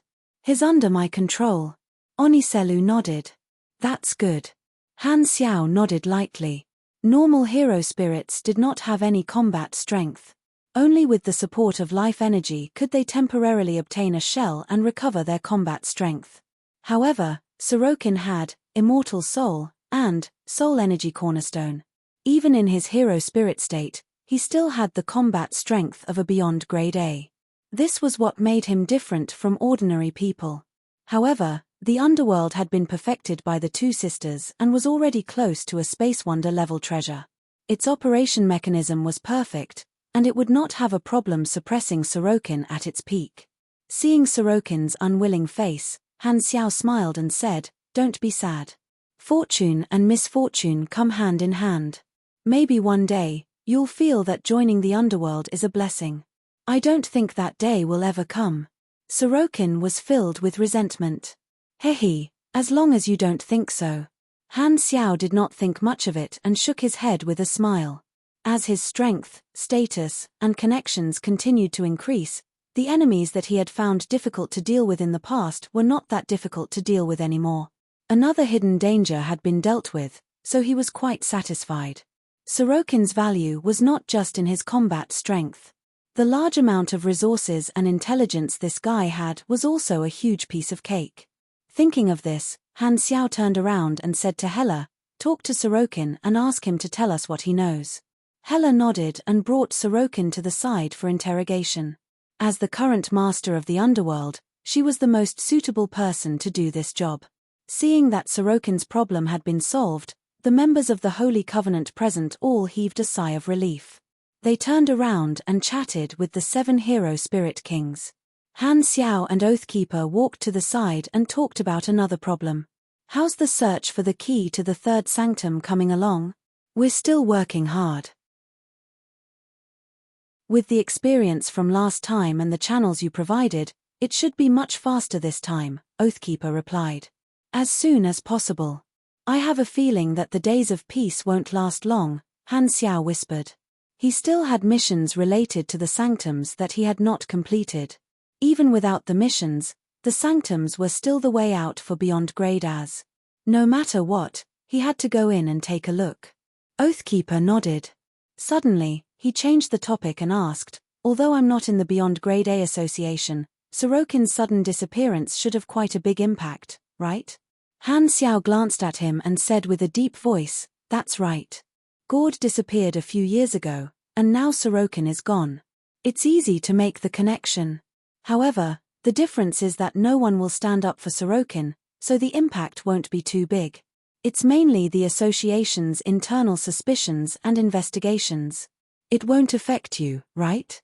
If it's handled properly, it won't be a big problem. Recently, the dynasty has been secretly investigating Sorokin. We can find a way to push Gord's crime onto Sorokin, then fake his disappearance and say that he escaped to avoid punishment. This will create a motive for him and complete a closed loop. As for the future, we won't have to worry about others discovering that Sorokin is here with me. His Esper ability can change the frequency of his soul, so plastic surgery can solve most of the problems. Han Xiao had a plan for this situation. Sorokin's fate was now tied to the underworld. Although he did not have freedom, it was not without benefits. Han Xiao knew Sorokin's personality. This guy's biggest characteristic was that he was tactful and would not do anything that would put him in a life and death struggle, so there was no need to worry about him not cooperating. Oathkeeper expressed his support. It's good that you have a plan. You're better at this kind of insidious means. Don't copy me. Han Xiao glared at him.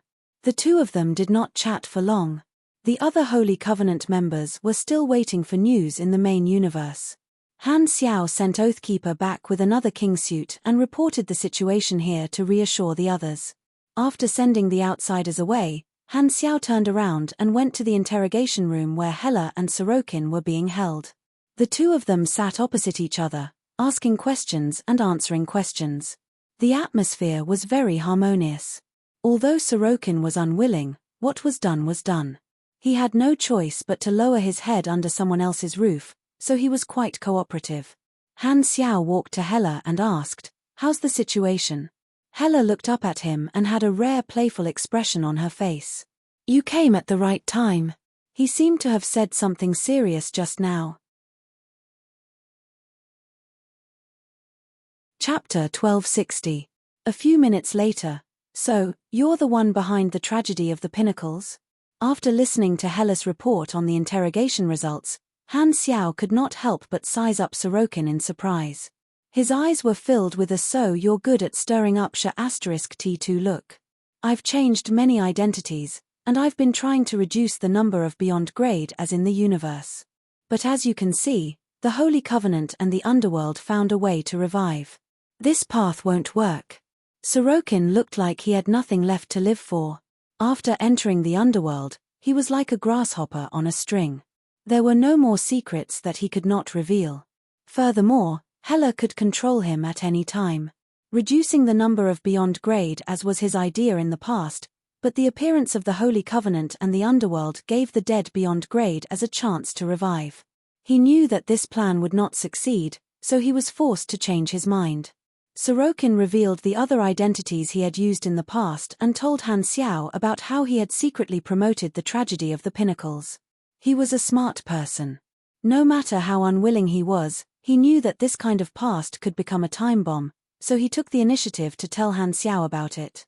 If he hid it, although he would have a chance to screw Han Xiao over, they were bound together for good or ill. If the underworld was damaged, he would be implicated too. As the old saying went, since he could not resist, he might as well enjoy it. The underworld hero spirits at least had a near-endless lifespan. Although it was not what he really wanted, it was not bad either. He had no choice but to protect this remaining benefit. After hearing Sorokin's various identities, Han Xiao was shocked. "So, these identities are all yours. You really want to see the world burn?" Originally, he was still thinking about how to blame Sorokin for Gord's death. Now, it was much easier. Sorokin had so many identities and had a record of guiding the tragedy of the Pinnacles. He had a motive now. As for clues and evidence, with the main character, Sorokin here, there was no need to worry about not being able to get them. He was not afraid that Sorokin would not cooperate.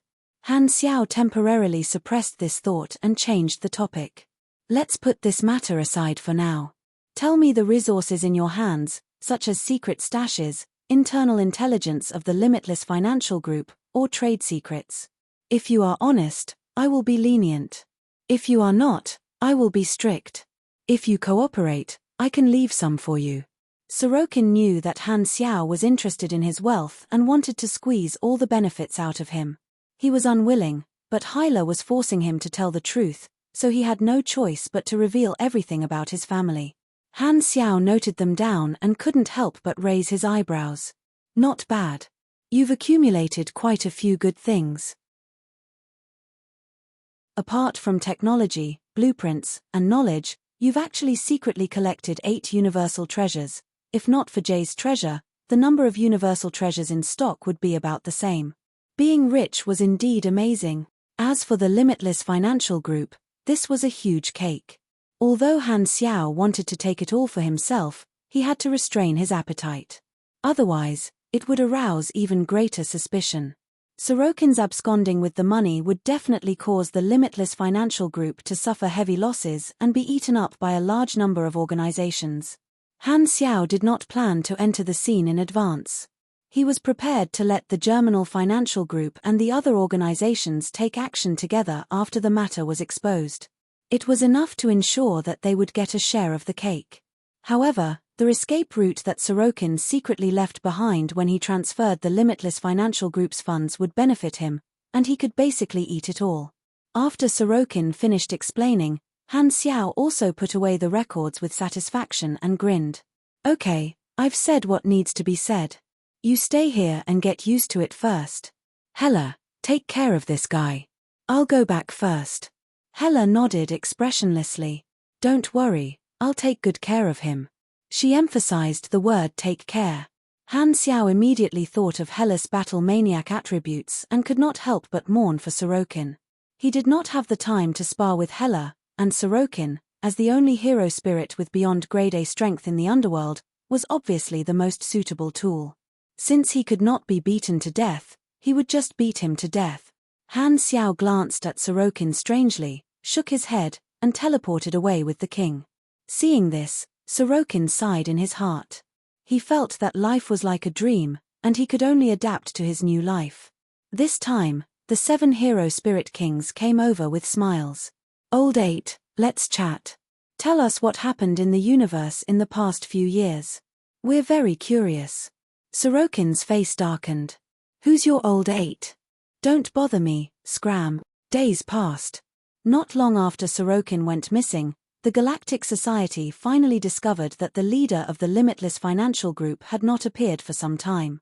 Although Sorokin's level was too high, and very few people could see him, he was still the leader of a first-rate financial group in the universe, so there was a lot of attention on him.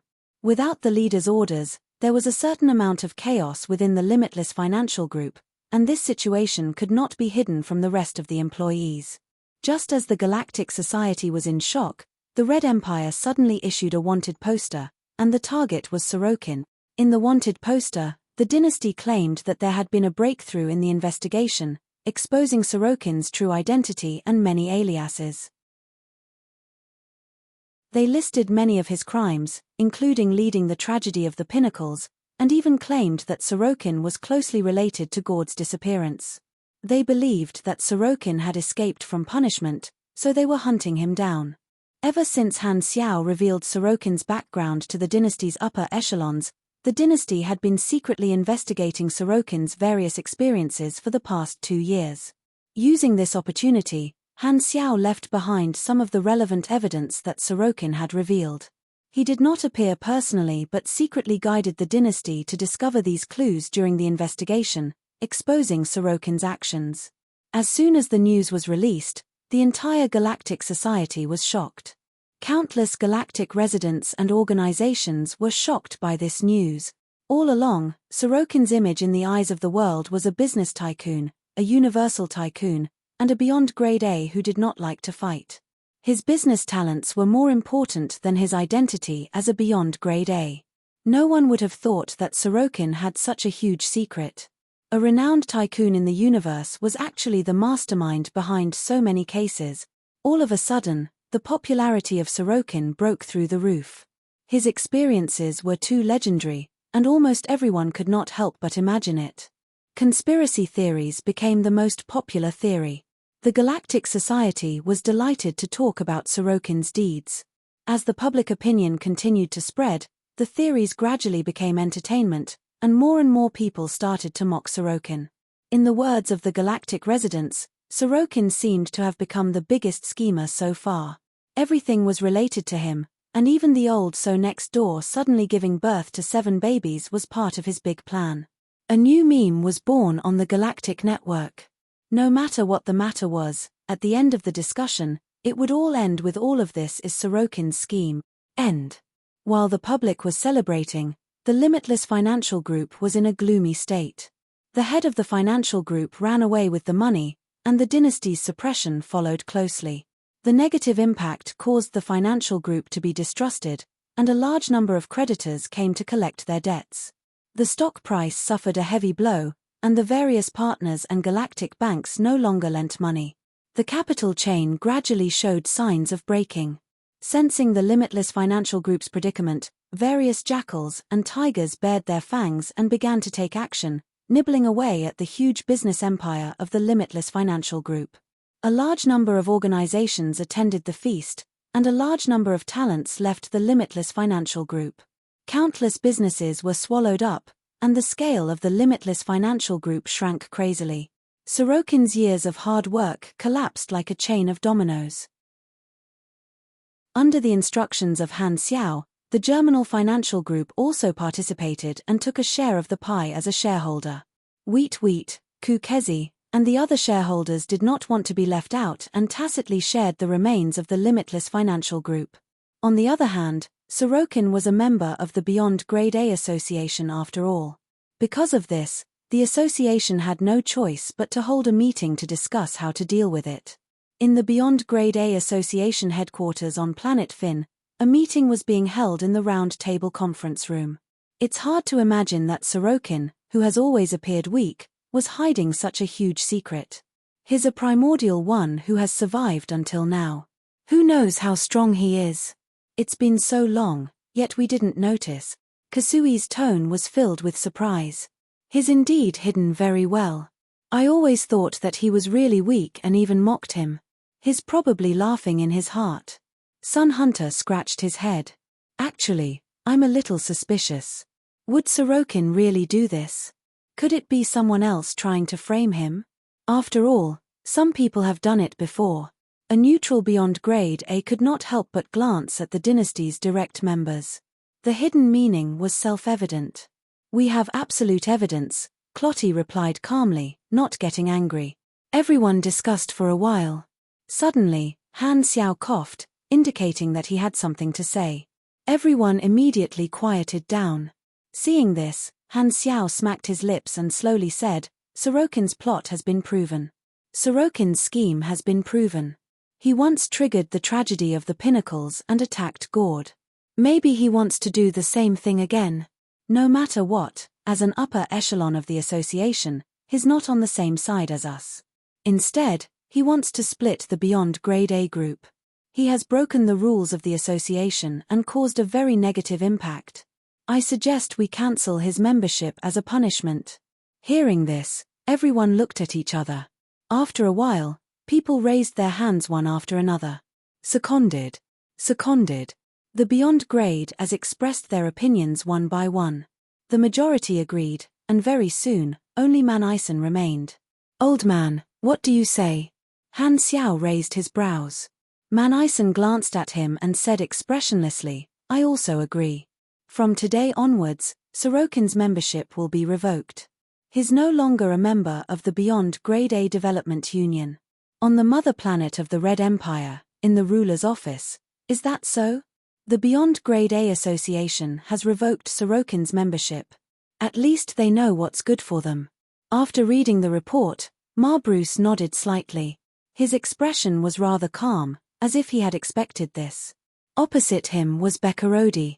They were the only two in the room. Beccarodi wanted to say something but stopped. He said in a low voice, Do you really believe that Gord was attacked by Sorokin? I don't believe it, Ma Bruce answered without hesitation. Then why did you? Ma Bruce knocked on the table and slowly said, The evidence came too easily. Let me ask you, if you were Sorokin, would you have left so many flaws in the intelligence?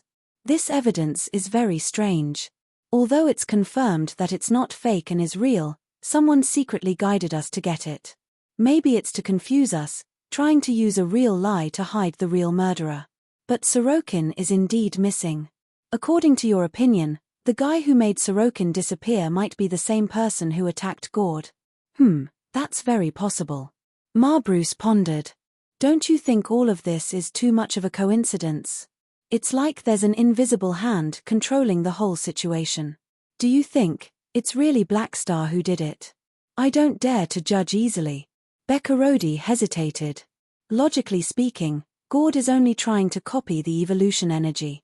Blackstar shouldn't have caused such a huge commotion. He has no reason to do that. Maybe there's something behind this that we don't know. Bruce did not comment. His eyes flickered. I have a feeling that there might be a powerful force hidden in the universe that we haven't discovered. What do you mean? Hehe, that's a secret. Bruce shook his head and smiled. He did not answer. He silently recalled a certain piece of top-secret information that he had only found after becoming the ruler. As a primordial being, Soul Emperor had survived until now. Is he really the only one?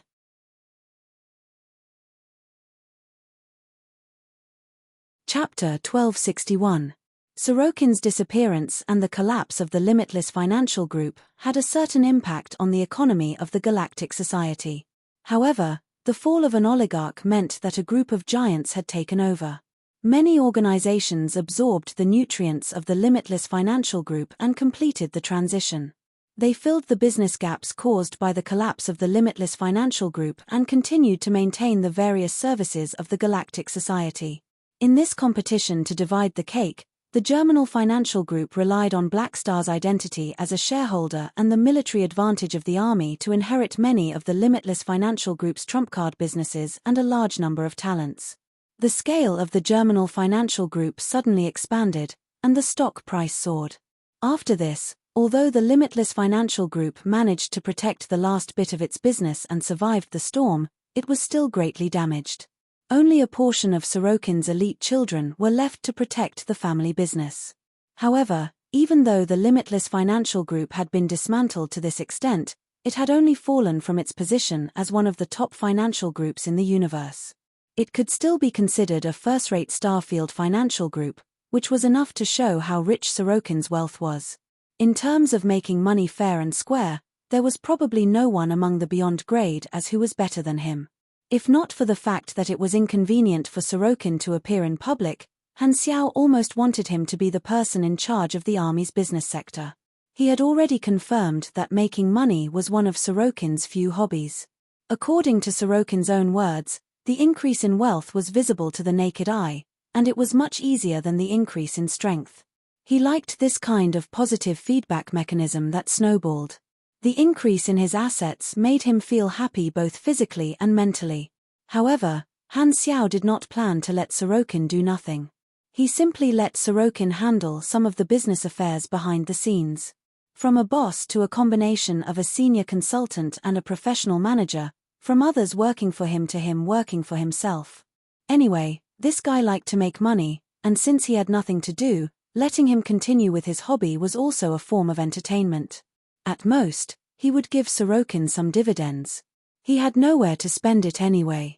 In Han Xiao's opinion, the most unlucky ones were the players of the Limitless Financial Group.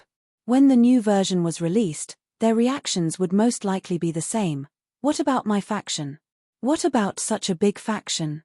Just thinking about it made Han Xiao feel so greedy, so miserable. It seemed that he had to use a warm embrace to take in these homeless leaks and let them feel that there was true love in this world. On the other hand, after the Red Empire issued the arrest warrant for Sorokin, Gord's incident seemed to have finally come to an end.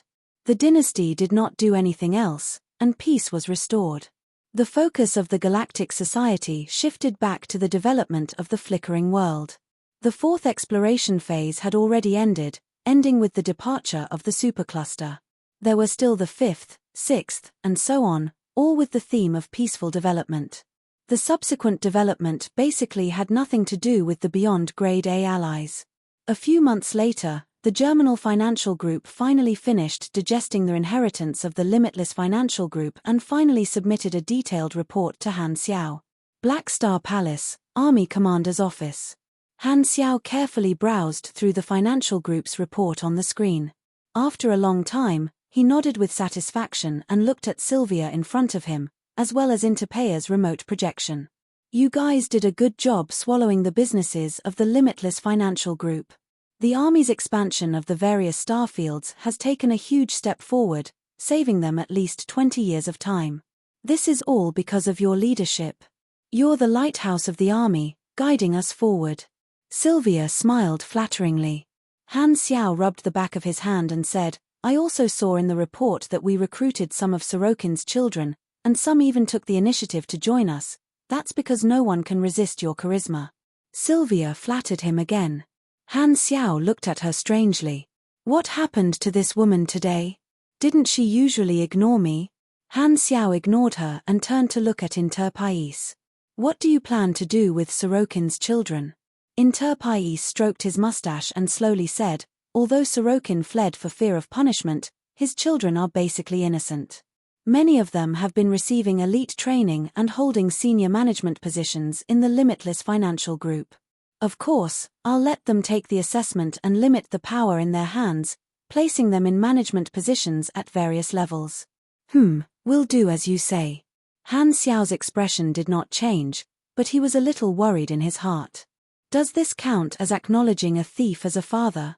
All right, with Sorokin's personality, he probably only gave birth to these children to train assistants and would not have too many feelings for them. It was very common for beyond grade as to have children as assistants, but most of them were just making babies normally. In order to increase efficiency, they would at most carry out group activities. Extreme methods like Beast Ancestor were unique in this era. The children are indeed not bad. They can be trained from a young age. Maybe it's time for me to make babies. Han Xiao muttered to himself. Sylvia's eyes lit up, and she opened her mouth. I'm willing. Maternity leave is also a leave. I don't mind.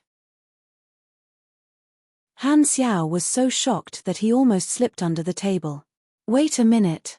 Have you become so crazy just to ask for a leave of absence? Not only do you want to take a leave, but you also want to sleep with the boss. How can there be such a good thing? Interpais coughed and whispered, if you want to take maternity leave, I can actually help. Sylvia glared at him. Dream on. Scram. Interpay expression froze. Under Han Xiao's meaningful gaze, he tactfully went offline. Only the two of them were left in the room. Sylvia suddenly smiled charmingly, swaying her waist as she walked to Han Xiao. She placed her hands on the table, leaned forward, and pressed her lips against Han Xiao's ear. I wasn't joking just now.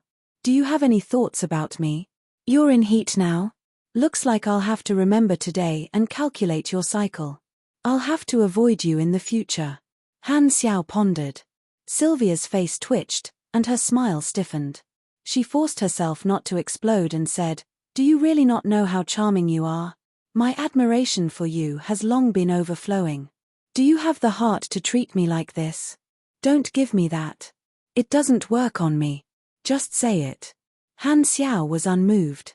He pressed his palm on Sylvia's forehead and pushed her head away.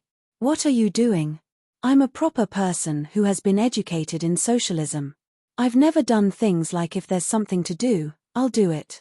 I'm a very proper person. You usually don't give me any face, but you've turned into a bootlicker today. As the saying goes, one who is unaccountably solicitous is hiding evil intentions. This B***** definitely has something to ask of me today. Sylvia's face collapsed, and she kicked Han Xiao's calf. She then rubbed her feet and said angrily, I've been the chief administrative official for decades, and you've treated me like a tool. How is this fair? I really can't take it anymore. I want to change my position. Han Xiao thought about it and agreed. Although Sylvia was very loyal, she had been a tool for too long, and she would have some opinions in her heart. This was especially so when a calamity grade's lifespan was far less than a beyond grade A. She had basically devoted most of her youth to the army. Usually, it was said that the hairline was the durability of an officer, but Han Xiao felt that he was quite humane. As long as the request was reasonable, he would not really treat an officer as a tool. Then what do you want? I want you to teach me how to become a beyond grade A super. What? Han Xiao thought that he had misheard. I've done my best for the army and wasted so much time, but you're not even willing to teach me, Sylvia said angrily.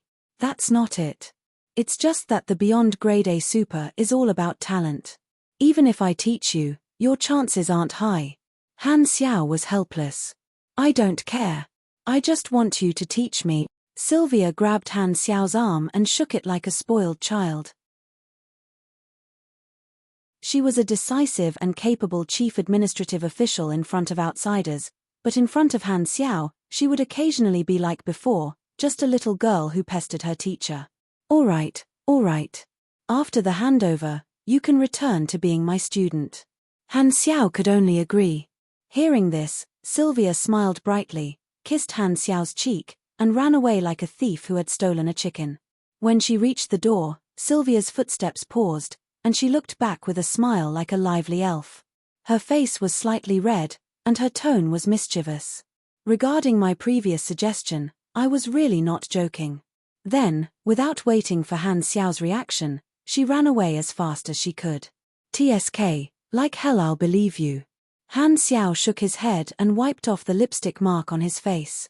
Thinking of his previous life, Sylvia could only wander the universe aimlessly after her father was imprisoned. Now that the army had given her a home and a goal to fight for, Han Xiao could not help but feel emotional. Unknowingly, many people's fates had been changed because of him. Sylvia's potential should not be enough to reach the beyond grade A realm, but nothing is absolute. Even trash like Cola and Bioni could reach the beyond grade A realm. With my guidance, Sylvia might have some hope. Depending on the situation, I'll teach her some knowledge from Jay's treasure. Han Xiao nodded. Beep beep beep. At this time, his communicator suddenly rang. He took it out and saw that it was a call from Ames. Sylvia had just left, and now Ames was calling him? What a coincidence. Is this a woman's sixth sense? Han Xiao shuddered inwardly. He calmed himself down and picked up the call. Ames's figure appeared on the screen. She held her chin with one hand and had an elegant smile on her face. We haven't seen each other in a while. Do you want to come and chat with me? Aesop brewed a new batch of wine. That's it. I'm not going. Also, I miss you a little. Ames blinked. Let's go. Han Xiao did not say anything and immediately switched to the king.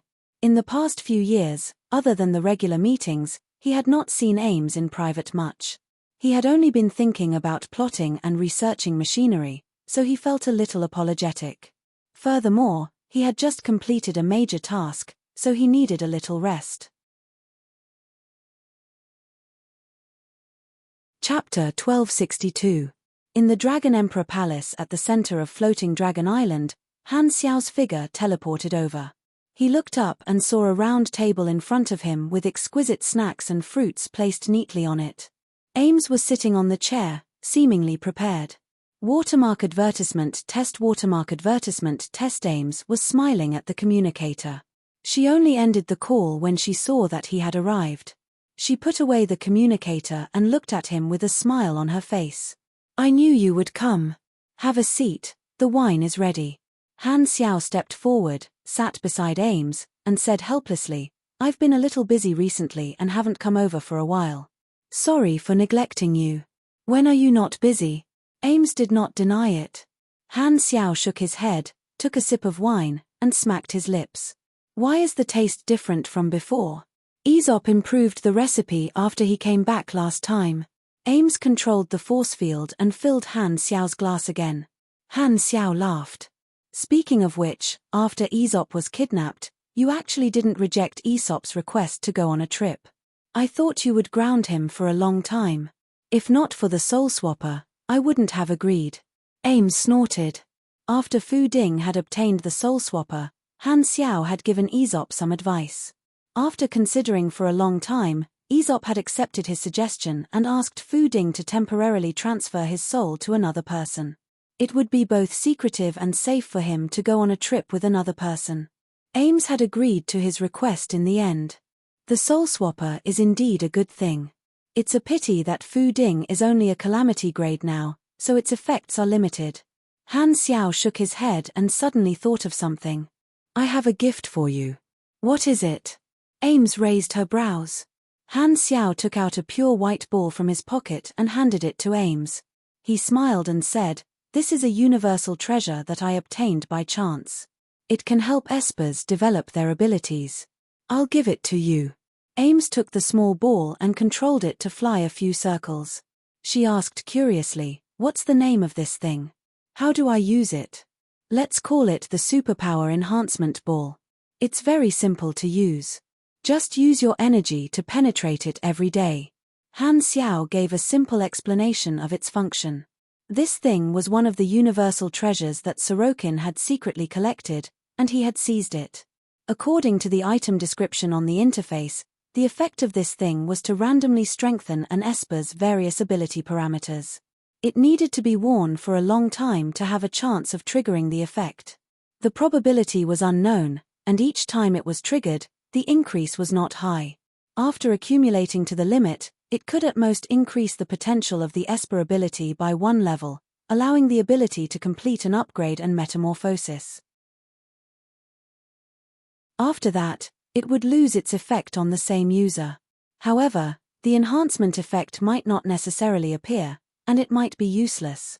According to the description, the probability of triggering the enhancement depended to a certain extent on the luck attribute. Basically, it could be understood that unlucky people were not welcome. Han Xiao had coiled around a dragon before, and he remembered that Ames's luck was quite high. She should be able to trigger this treasure. After using it, with her relationship with Hela and the others, how could she not lend it to them? It was perfect. Then I'll accept it. Thank you. Ames played with it for a while before putting it away. Han Xiao had often given her gifts over the years.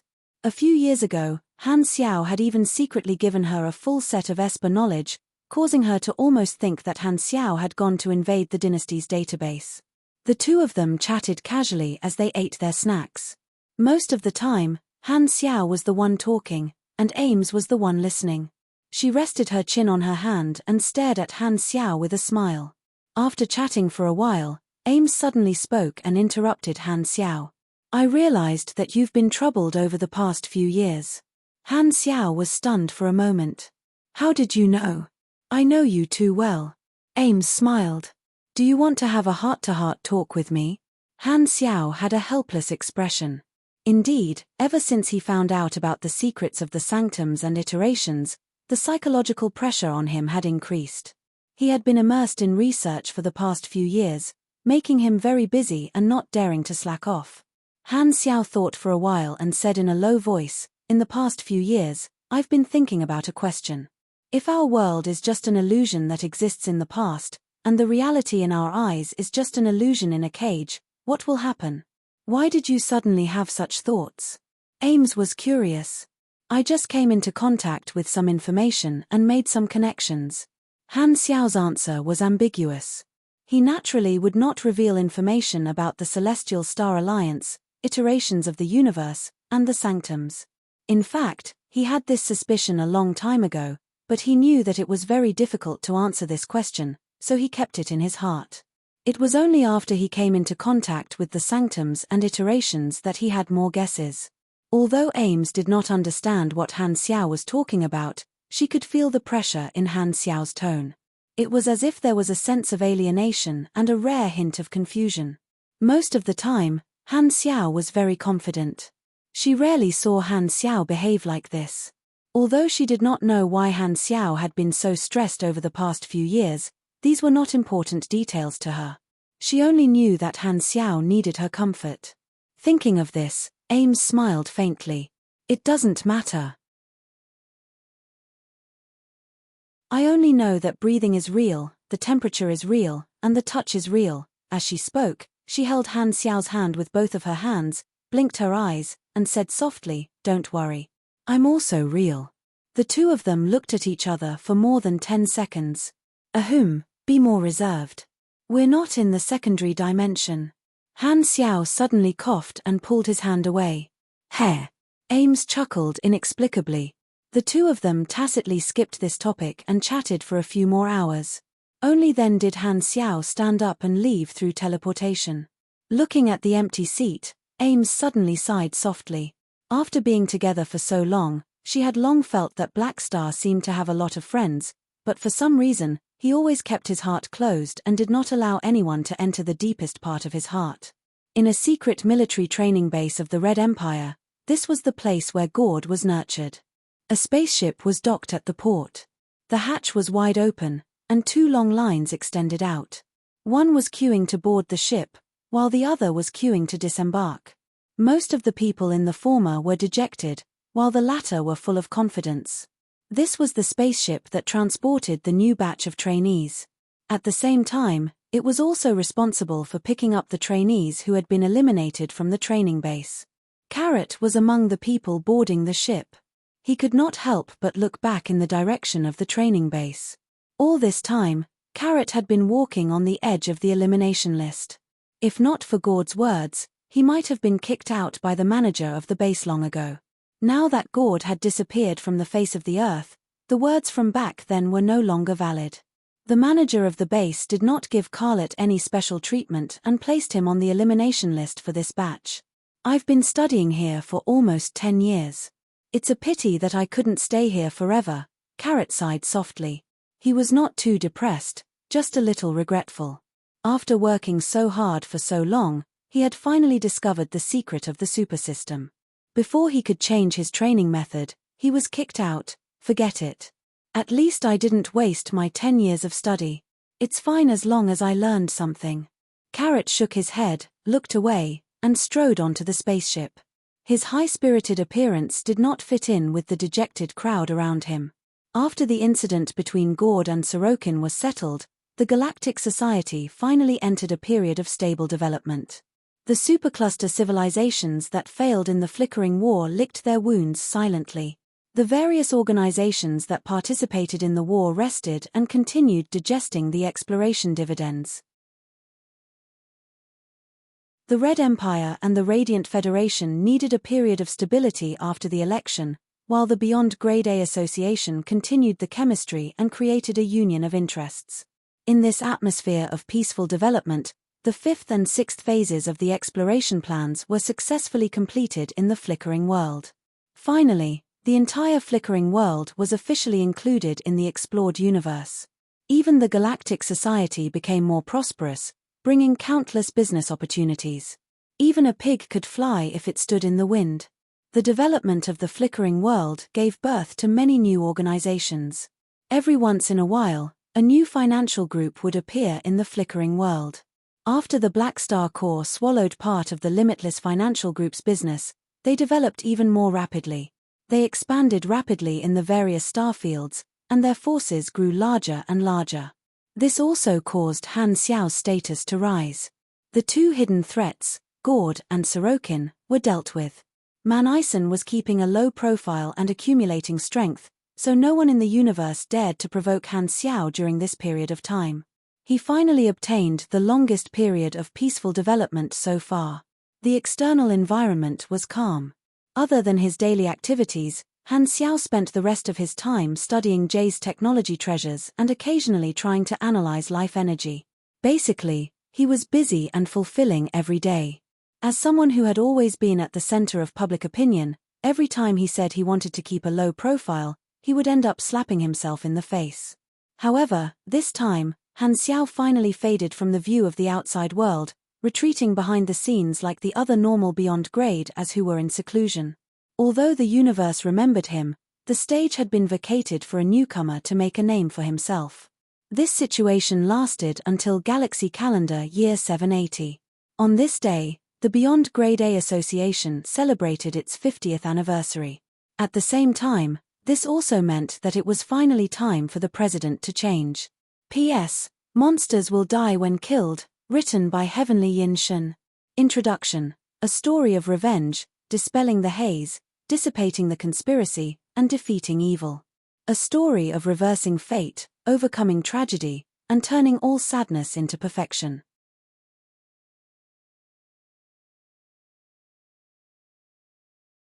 Chapter 1263. Galaxy Calendar, Year 780, May 13th, Flickering World, Garu Star Cluster, Sigma Star System, Forbidden Area No. 3. After 40 years of vigorous development, the territory of the Black Star Corps was already very prosperous, and there were fewer and fewer undeveloped areas.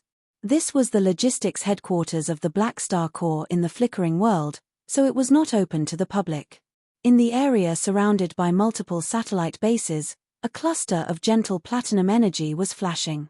Like a radiating golden star, it was expanding and shrinking as if it were breathing, spreading out ripples of bright gold energy. Two figures, one black and one red, were floating not far away from this star. Around them were countless mechanical soldiers, forming a defensive circle to protect this area. This day has finally come. Aurora has also stepped into our territory. The red figure sighed softly, with a hint of satisfaction and pride in her tone. Her usually cold face revealed a kind smile that said, "My child has grown up." The two of them were Han Xiao and Hela. Not far away, the shining golden star was Aurora, who was going through the last step of the Beyond Grade A transformation. 40 years had passed, but Hela did not show any signs of aging. Other than her aura becoming colder and more dignified, her appearance basically did not change. For ordinary Beyond Grade As, this amount of time was only equivalent to 6 to 7 years, and for a special Beyond Grade A like Hela who had the authority of death, it was like the blink of an eye. If Aurora was allowed to accumulate on her own, it would probably take more than 100 years to step into the Beyond Grade A realm. This is even earlier than I expected. Han Xiao smiled. His appearance did not change much, but 40 years of accumulation made his aura even more unfathomable. The army had been steadily expanding for 40 years, and the bonuses of proof of leadership had also been increasing. On the other hand, Han Xiao had already raised his god's trait transformation to an extremely high level through his research on Jay's treasure. His overall strength was not just a little stronger than 40 years ago. The holy light particle had shortened the process of accumulating energy for Aurora. Coupled with the fact that she had no bottlenecks, it was only a matter of time for Aurora to become a Beyond Grade A super. The timing was about the same as Han Xiao's initial estimation. After a long time, the golden star in front of them began to shrink. It turned from an enormous ball of light into a human figure emitting a faint golden light. It gave off an inviolable and holy aura, as if it was the combination of motherhood and divinity. Aurora's appearance changed greatly. Her figure became very tall, and her facial features were stunningly beautiful. To use a tacky description, she had an angelic face and a devilish figure. Her entire person changed from a petite and cute style to the style of an older sister. It was simply not the same person. Seeing this, Han Xiao and Hela flew in front of Aurora and looked her up and down with surprise. Hela reached out and compared her height, only to realize that Aurora was actually half a head taller than her. "How did you change?" Han Xiao stared at Aurora's figure for a while before coming to a conclusion. "This must be a second puberty. This is a new ability. I can control the size of my body." Aurora giggled. Her entire body glowed, and she instantly returned to her original petite figure. "How is it? I look better than you just now, right? I can switch back anytime." Hela snorted, changed the topic, and asked, "What other new abilities do you have?" Hearing this, Aurora immediately displayed it. All of her functions were strengthened, and she did not need to develop her own abilities. She directly inherited the results left behind by her predecessor. She suddenly had many new abilities and talents, fully showing the joy of being a cheater. After entering the Beyond Grade A realm, the efficiency of Aurora replenishing her life energy every day increased countless times. She basically did not have to worry about running out of energy. Furthermore, she had a passive halo effect. As long as she was within a certain range, her life forms would be buffed, greatly increasing their recovery speed. The range of the halo could also slowly expand as she grew. Also, I should be able to perfectly fuse the power of revival now. As Aurora spoke, she flicked out a cluster of life energy.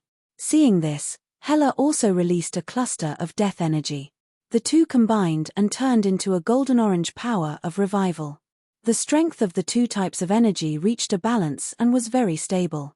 Hela's eyes flickered.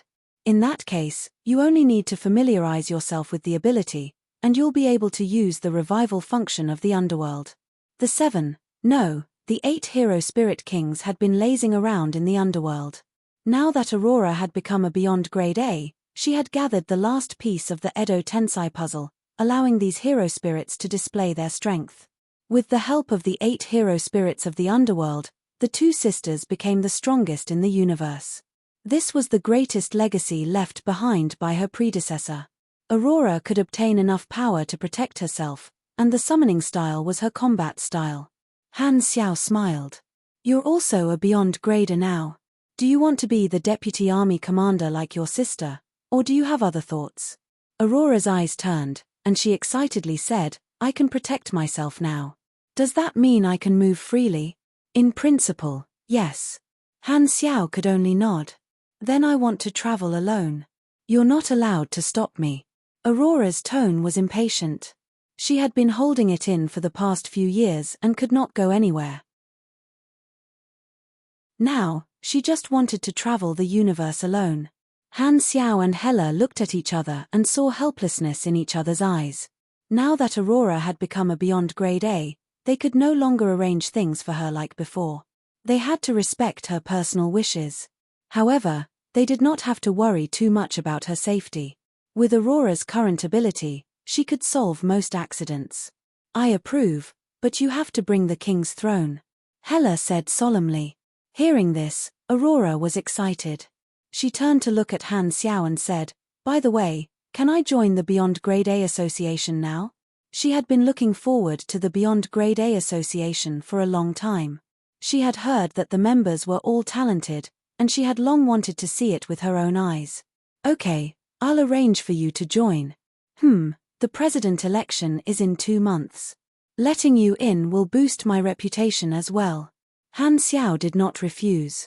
Now that Aurora had grown up and was strong enough to protect herself, there was no need for her to continue hiding. Furthermore, she did not want to continue hiding. Joining the association was only a matter of time. Although this would make the various organizations think of the two sisters among the primordial ones again, Han Xiao could handle this storm now. Aurora's ability might even be able to promote the union of the Beyond Grade As. Who would not want to join the Beyond Grade As? Aurora blinked.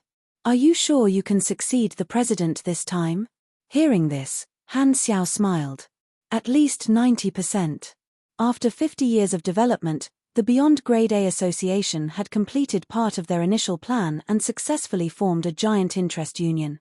Although they were secretly targeted by the 3 universal civilizations during this period, there were no conflicts that were too intense.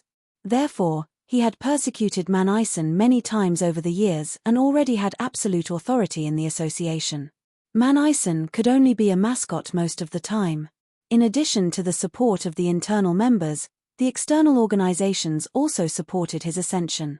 The right time, place, and people were all on his side. If things developed normally, he would definitely be able to smoothly hand over the president's authority in the meeting 2 months later, allowing the Beyond Grade A Association to enter the era of Black Star's rule. However, Manison had kept a low profile for decades, and no one knew what he was planning. Han Xiao also did not know if he would watch him become the president or do something. However, no matter what, Han Xiao had made the necessary preparations.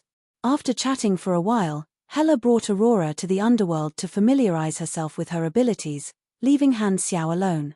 Han Xiao watched the two of them leave and thought to himself, now that the army has a second Beyond Grade A, it can be considered unique. If Lothair also makes a breakthrough, it will be even better. Lothair had been training hard for the past 40 years, and his progress was extremely fast. He was already on the path of transformation, but unlike Aurora, he did not have a bottleneck and was still some distance away from becoming a Beyond Grade A. As for the other officers of the army, none of them showed signs of stepping into the Beyond Grade A realm in the short term. Han Xiao stroked his chin and thought about the president election 2 months later. The position was secondary.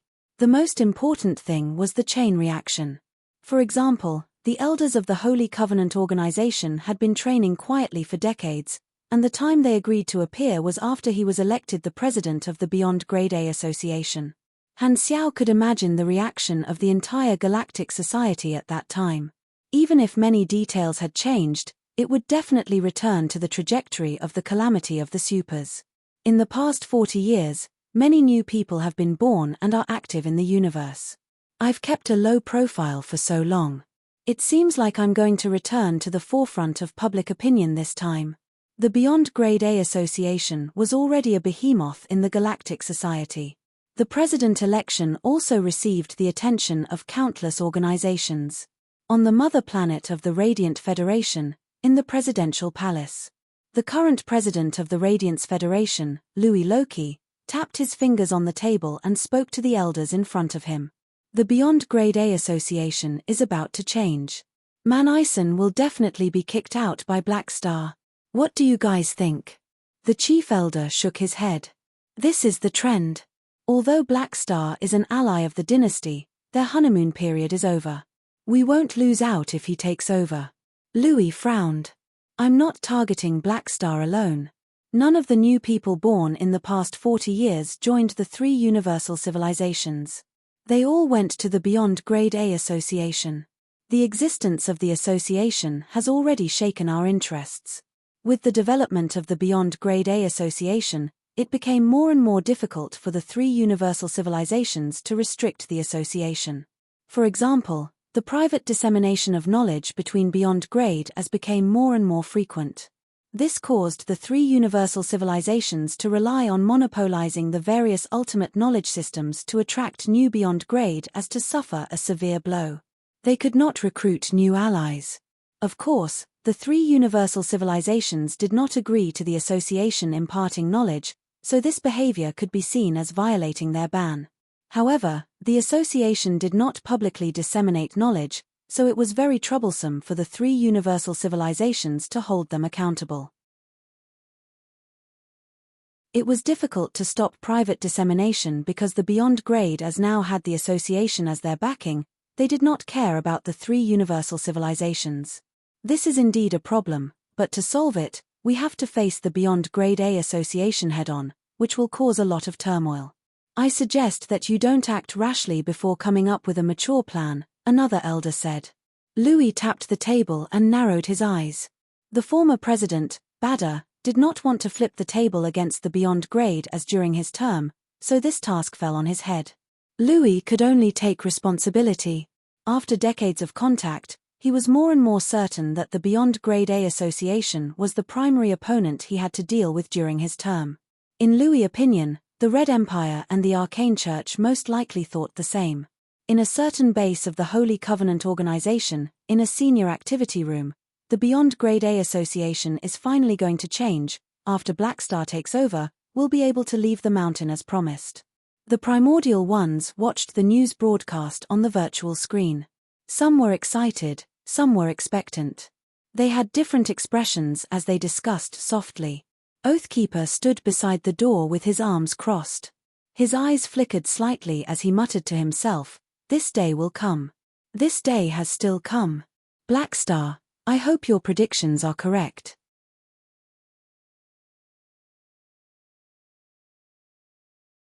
Chapter 1264. Due to the limited number of people in the know and the fact that the army did not publicize it, the news of Aurora becoming a Beyond Grade A did not spread to the outside world. On this day, half a month later, Han Xiao held a welcoming meeting for her. At the association headquarters, on planet Finn, the welcoming meeting was in progress. The venue was filled with the remote projections of the big shots. Compared to 40 years ago, there were even more seats. There was an empty seat beside Hela, which was reserved for Aurora. At this moment, the Beyond Grade As present were all whispering to each other, curiously guessing the identity of this new Beyond Grade A super. Because the news was not leaked, no one present knew that a new Beyond Grade A super had been born in the universe, so they did not know the identity of this newcomer. I wonder if this newcomer is a neutral or a member of a large organization. Speaking of which, there is no news from the outside world at all, and Black Star already recruited him. I feel like this newcomer has a close relationship with Black Star. I'm only curious about what system this newcomer belongs to. I hope he's not a pugilist. There are already enough people with bad brains, everyone was talking at the same time, and there were many factions in the conversation. As the saying went, there were no factions outside the party. After 40 years, there were many more factions in the Beyond Grade A Association. Some were divided according to the faction behind them, such as the direct members of the three universal civilizations, allies, and neutral. Some were divided according to their close working relationship, such as beyond grade as who had a close working relationship with each other. There was also another division according to different classes, which was born because of the private dissemination of the ultimate knowledges of their respective classes. Thus, the 5 classes spontaneously gathered around the big shots of the same class. Therefore, many members hoped that the newcomer would be of the same class as them to strengthen their faction. After letting everyone discuss for a while, Han Xiao clapped his hands and smiled. "All right, let's be quiet and welcome the newcomer." Hearing the order from the vice president, the members present all shut up. They were used to it and directly ignored Man Ison, who was resting with his eyes closed. Not long after, the side door of the venue opened, and the mature version of Aurora walked out, curiously sizing up everyone present. The beyond grade as present also looked at him curiously, whispering softly, "She's a new beyond grade A super. She doesn't look like a pugilist. Relax. I don't know her. I know all the famous beyond grade A seeds in the universe. She's definitely not one of them. That's strange, I think she looks familiar. Don't you think she looks a bit like Hela?" At this moment, Han Xiao spoke. "This newcomer is called Aurora. She stepped into the beyond grade A realm not long ago. She's sisters with Hela, and they both work for the Black Star Corps. Her ability is the exact opposite of Hela's. She has the life authority, which allows her to quickly recover from injuries and replenish life force. Aurora, on behalf of the Beyond Grade A Association, I welcome you to join us." As soon as he finished speaking, a look of astonishment appeared on almost everyone's face. This newbie is also a cadre of the Black Star Corps? Furthermore, this was the relative of another Beyond Grade A super. The probability was way too low. One controls death, the other controls life, and they're sisters. Why does this sound so familiar? Murmurs could be heard. Hearing this, many people recalled that there was a similar pair of sisters among the primordial ones. Same Esper abilities, same sisters. This was too much of a coincidence. If one were to say that the 2 sisters before them had nothing to do with the 2 primordial ones in history, most of them would never believe it. Recalling the story of the 2 primordial ones, the way everyone looked at Hela and Aurora had a subtle change. Amidst disbelief, there was a hint of passion. Hela's ability could reduce one's lifespan, and her sister's ability was the exact opposite. Did this not mean that she could extend one's lifespan? If she was even more powerful, perhaps she could imitate the primordial ones and create the legendary underworld? All of a sudden, most of the people present had the thought of befriending Aurora. They immediately welcomed her with a warm attitude. They avoided Hela, but they treated Aurora the exact opposite. Seeing this, Hela said coldly with a warning tone, "Don't have any ideas about my sister. I won't go easy on you. We're greeting Aurora. What does it have to do with you?" Many snorted. Although they were wary of Hela's ability, they did not want to lose face. However, being stubborn was one thing. Indeed, not many of them had any ill intentions. The Beyond Grade A Association had been in operation for 50 years and had already established its authority. No one was willing to violate the rules and attack a member. Furthermore, the giant organization known as the Black Star Corps made most people wary. Even if they were not afraid of Hela, they had to consider Black Star. Thinking of Black Star, everyone present could not help but feel jealous. He now has another Beyond Grade A officer. Where did Black Star find so many top talents? How envious. I'm Aurora. I'm very happy to join the association. Aurora came to her seat and briefly introduced herself. She then recited some pleasantries, saying that it was an honor to join the association. Everyone responded in a friendly manner. Many of them had a hint of flattery in their words. Both sides were praising each other in business, while Hela watched coldly from the side. She secretly curled her lips. TSK, a bunch of bootlickers. I've never seen you treat me so warmly before. Aurora was the main character of today's welcome meeting.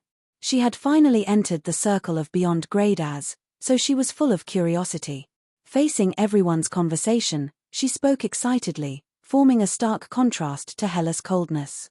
From her, everyone confirmed that Aurora could help prolong people's lives. They could not help but be overjoyed.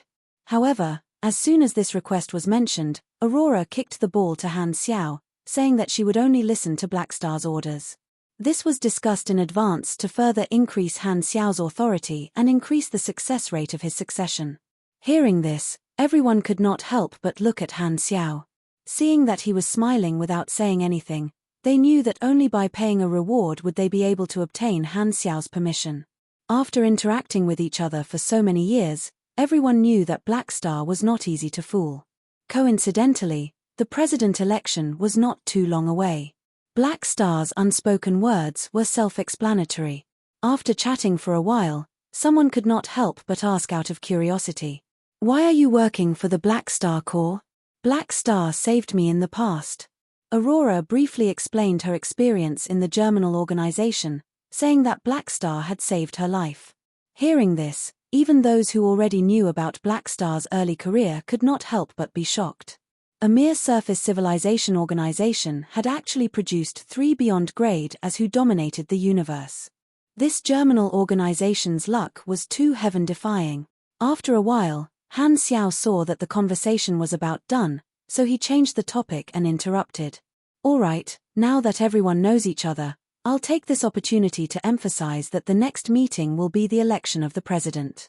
At that time, Man Ison will step down, and everyone who is interested can participate in the election. The second president will be decided through voting. 1 vote per person. Don't forget, everyone." Everyone nodded, indicating that they understood. At the same time, Man Ison opened his eyes slightly, glanced at Han Xiao, and closed them again. On a certain planet in the flickering world, the next president election, huh? If I can sit in that position. In the hall, Rawl's eyes flickered. He was a new beyond grade A born in the past 40 years. He had entered the association early and used this platform to quickly build his own organization. Therefore, he understood the power of the association very well and had always been envious. He would occasionally fantasize about being in power one day. The new president would be elected in 2 months, and Rawls felt that his chance had come. As a newcomer, he knew that he was too inexperienced and could not be compared to a veteran like Blackstar. However, the ambition in his heart made him want to give it a try. If he succeeded, it would be a huge gain. He was a man of action. As soon as he had an idea, he would immediately take action. "I'm definitely not Blackstar's opponent, but the president election is decided through voting. Although my chances are slim, it's not completely hopeless." Rawl's eyes darted around. As a newcomer, he had only stepped into the beyond grade A circle for a short time and was still at the initial level. He did not have the means to understand the relationship between Han Xiao and the other members, so he did not have a deep understanding of Blackstar's connections. This was like a newcomer who was 1 level lower, unable to see all the strength of the industry's big shots. Therefore, in Rawl's eyes, he did not have no chance. One of the reasons he dared to do this was because, as a member of the association, his life would not be in danger. In terms of combat strength, although Rawls admitted that he was not Han Xiao's opponent, he felt that the gap should not be too big. When Rawls was rising, Han Xiao had already kept a low profile for a while. He had only heard about Blackstar's strength from rumors and had never personally experienced it. It was difficult for him to understand the details just by watching videos on the internet. Excessive confidence was a common problem for most new beyond grade As. They were bold and ambitious, often wanting to charge at the person on the throne and replace him. Usually, only the harsh beating of society could cure this problem, but Rawls had not received any treatment since entering the beyond grade A realm. Although Blackstar has shown a determined attitude toward the position of president, who said that I can't snatch it, Rawls began to plan in his heart and was eager to give it a try. 2 months passed in the blink of an eye, and the election of the Beyond Grade A Association arrived as scheduled. All the major organizations in the universe focused their attention on this matter and waited for the results. In the enclosed venue, all the members had come online early. The atmosphere was solemn, and everyone's eyes moved back and forth between Man Ison and Han Xiao's faces from time to time. Ahem, since everyone is here, let's begin. Han Xiao spoke, then looked at Man Ison with a smile. Your Excellency President, please preside over the meeting. Man Ison glanced at him, slowly stood up, and looked around. After a moment of silence, Man Ison spoke with a deep voice. The association has a rule that the president will be elected every 50 years. Now that 50 years have passed, I will step down from my duties as the president and will not participate in the election. As soon as he said that, everyone was stunned. Although everyone thought that Man Ison would not be able to be re-elected, no one thought that the Mecha Empire would give up so easily. They did not expect Man Ison to not participate in the election directly. Han Xiao was also a little surprised. He was already on his guard, ready to counter Man Ison's every move, but the other party had directly rejected the challenge. Strange, this is not like old Man Ison. You're really not participating? It can't be that you're afraid of losing to me, right? Han Xiao repeated. Humph. Man Ison could not be bothered to respond. Seeing this, Han Xiao shook his head. No matter what Man Ison was thinking, as long as he did not participate, his biggest competitor would be gone, and his position as the president would basically be secured. If that's the case, I'll be the first to participate. Han Xiao looked around at everyone's faces and asked word by word, who else? Many people looked away, not wanting to meet his eyes. Based on the current situation, there was no doubt that Black Star would become the president, and he was indeed the most suitable candidate. None of the peak beyond grade as who were most qualified to participate in the election spoke, and most of them also kept quiet and did not cause trouble. They all thought that they might as well just let Black Star participate alone, skipping the voting process, and directly becoming the president. However, just as everyone thought that the situation would develop like this, a confident voice suddenly sounded. I'll participate. Who's so stubborn? Everyone was stunned. They turned around, and their expressions immediately became strange. They saw Rawls raise one hand and maintain his posture. There was an excited smile on his face, as if he was enjoying being the center of attention. Are you sure? Han Xiao was a little surprised. Since everyone can choose, why not try? Maybe I'll win. Rawls was not afraid at all. He looked straight at Han Xiao, exuding a competitive aura. This scene looked a little hot-blooded, but in the eyes of everyone, it was ridiculous. This newcomer is too bold. Does he really want to arm wrestle with Black Star? At the same time, Aurora quietly whispered into Hyla's ear, don't worry. This guy should be a pugilist, right? Hela glanced at her. You guessed right. P.S. Author Demonic Kang Yu's book. I've read all of his previous books and they're all quite imaginative. This book's pacing has been improved and there's a lot of clever manipulation. Personally, I think it's quite good. It's an invincible battle of wits novel. If you're interested, go and take a look.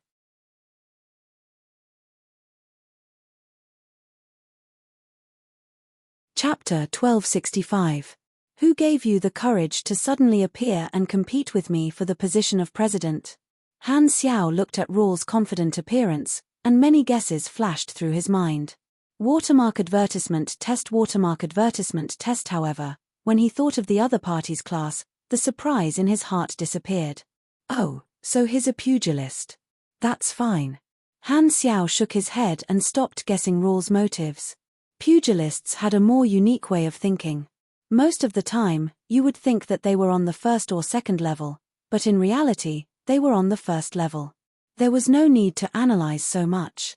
Han Xiao had considered the possibility of a peak beyond grade A participating, but he did not expect it to be a newcomer, forcing him to participate in the voting. However, it was not a big deal. A mere newcomer was not qualified to mess things up. Although he did not know where the other party's confidence came from, it was understandable since he was a pugilist. Is there anyone else who wants to participate? Han Xiao looked away and scanned the crowd.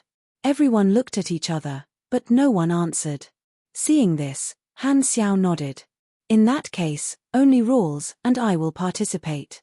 You can vote now. Everyone present was a beyond grade A super, so no one's opinion could be ignored. Thus, everyone could express their opinions without any formality. The members who usually stood on Black Star's side immediately expressed their support for Han Xiao becoming the president. The direct members of the three universal civilizations also voted for it. Some of the peak beyond grade as who were part of the upper echelons of the association also expressed their support. All of a sudden, other than Heber, Cisco, Man Ison, and a few others who gave up, almost all the members of the association supported Han Xiao to become the president. There were many supporters, and the momentum was huge. On the other hand, Rawls stood alone and did not receive a single vote. He gave off an inexplicable feeling of desolation. Han Xiao could not help but glance at him with a strange expression. No, just this. You did not manage to win over a single person, and you still dare to participate. What are you showing off? Just looking at Rawls' uncertain expression, Han Xiao could not help but feel embarrassed for him. What are you doing, little brother? Do you really think that people will vote for a newcomer? Do you like to embarrass yourself so much? The votes were overwhelming. Han Xiao calmed himself down, cleared his throat, and said, I'm not sure what to do. Then the situation is obvious. Rawls, do you accept this result? Everyone looked at Rawls in unison. Their eyes contained ridicule, pity, disdain, and a series of complicated emotions. Rawls opened his mouth, sat down, and said in a muffled voice, I accept. Even though he was betting on the fact that there was no risk involved and that he wouldn't lose anything even if he didn't get chosen, he still felt a little embarrassed when he saw the huge gap between them. Rawls had a good plan. He knew that there was a high chance that he would not become the president. However, if he could get some votes during the election, he would at least have some say in it. In the future, he would not have to be a newbie anymore. He would be able to participate more deeply in the affairs of the association. In his opinion, this was the first step for a newcomer. In order to achieve this goal, it wasn't that he didn't contact the other association members in private and expressed his intention to run for president. Some people had promised to support him, so he had the confidence to run for president. However, when it came to this, all these B** stars didn't show up. In fact, what he did not know was that most people thought that he was joking and just casually said it, but it gave Rawls the illusion that he could do it. Because they were all big shots, Rawls did not dare to flare up. He could only sulk and curse in his heart that verbal promises were indeed unreliable. Han Xiao was not interested in Rawls' thoughts. He knew pugilists too well. It was not that their brains were really made of muscles, but the pugilist heart itself was to welcome men and overcome the obstacles of men. It was a challenging mentality that could not be backed down. Those who could become beyond grade A would definitely have this personality. In other words, pugilists who were not headstrong would find it very difficult to become beyond grade A. And this was the reason why Han Xiao had high hopes for Lothair. After all, this guy was quite headstrong. Various thoughts flashed through his mind. Han Xiao calmed himself down, looked around, and smiled. Thank you for thinking so highly of me. I won't reject the position of president. Aurora was the first to clap, her face full of excitement. Seeing that someone was taking the lead, the others hesitated for a moment before clapping their hands symbolically. Most of them were more reserved and were not used to this kind of action. For a time, there was a round of applause. Han Xiao smiled and returned the greeting. Although he had guessed that this would be the result, when he succeeded, he was still very happy. From now on, he was the leader of the Beyond Grade A Association. He could officially lead the Beyond Grade A group, and his influence would rise to a higher level. The effect of proof of leadership was also updated in real time. When he was the vice president, he could only obtain a portion of the bonus. Now that he was the president, the bonus effect was finally complete. Although it was not a qualitative change, it was still the icing on the cake. After the president was chosen, the vice president position was empty. An election was also held. This time, the system was changed from one vice president to two, which were respectively Kasui and Sieran. Other than that, the association also decided on a few new directors. Hella was chosen and sat on the director seat of the association. The voting process was very simple. After the process was completed smoothly, the transition was smooth, and the handover was completed.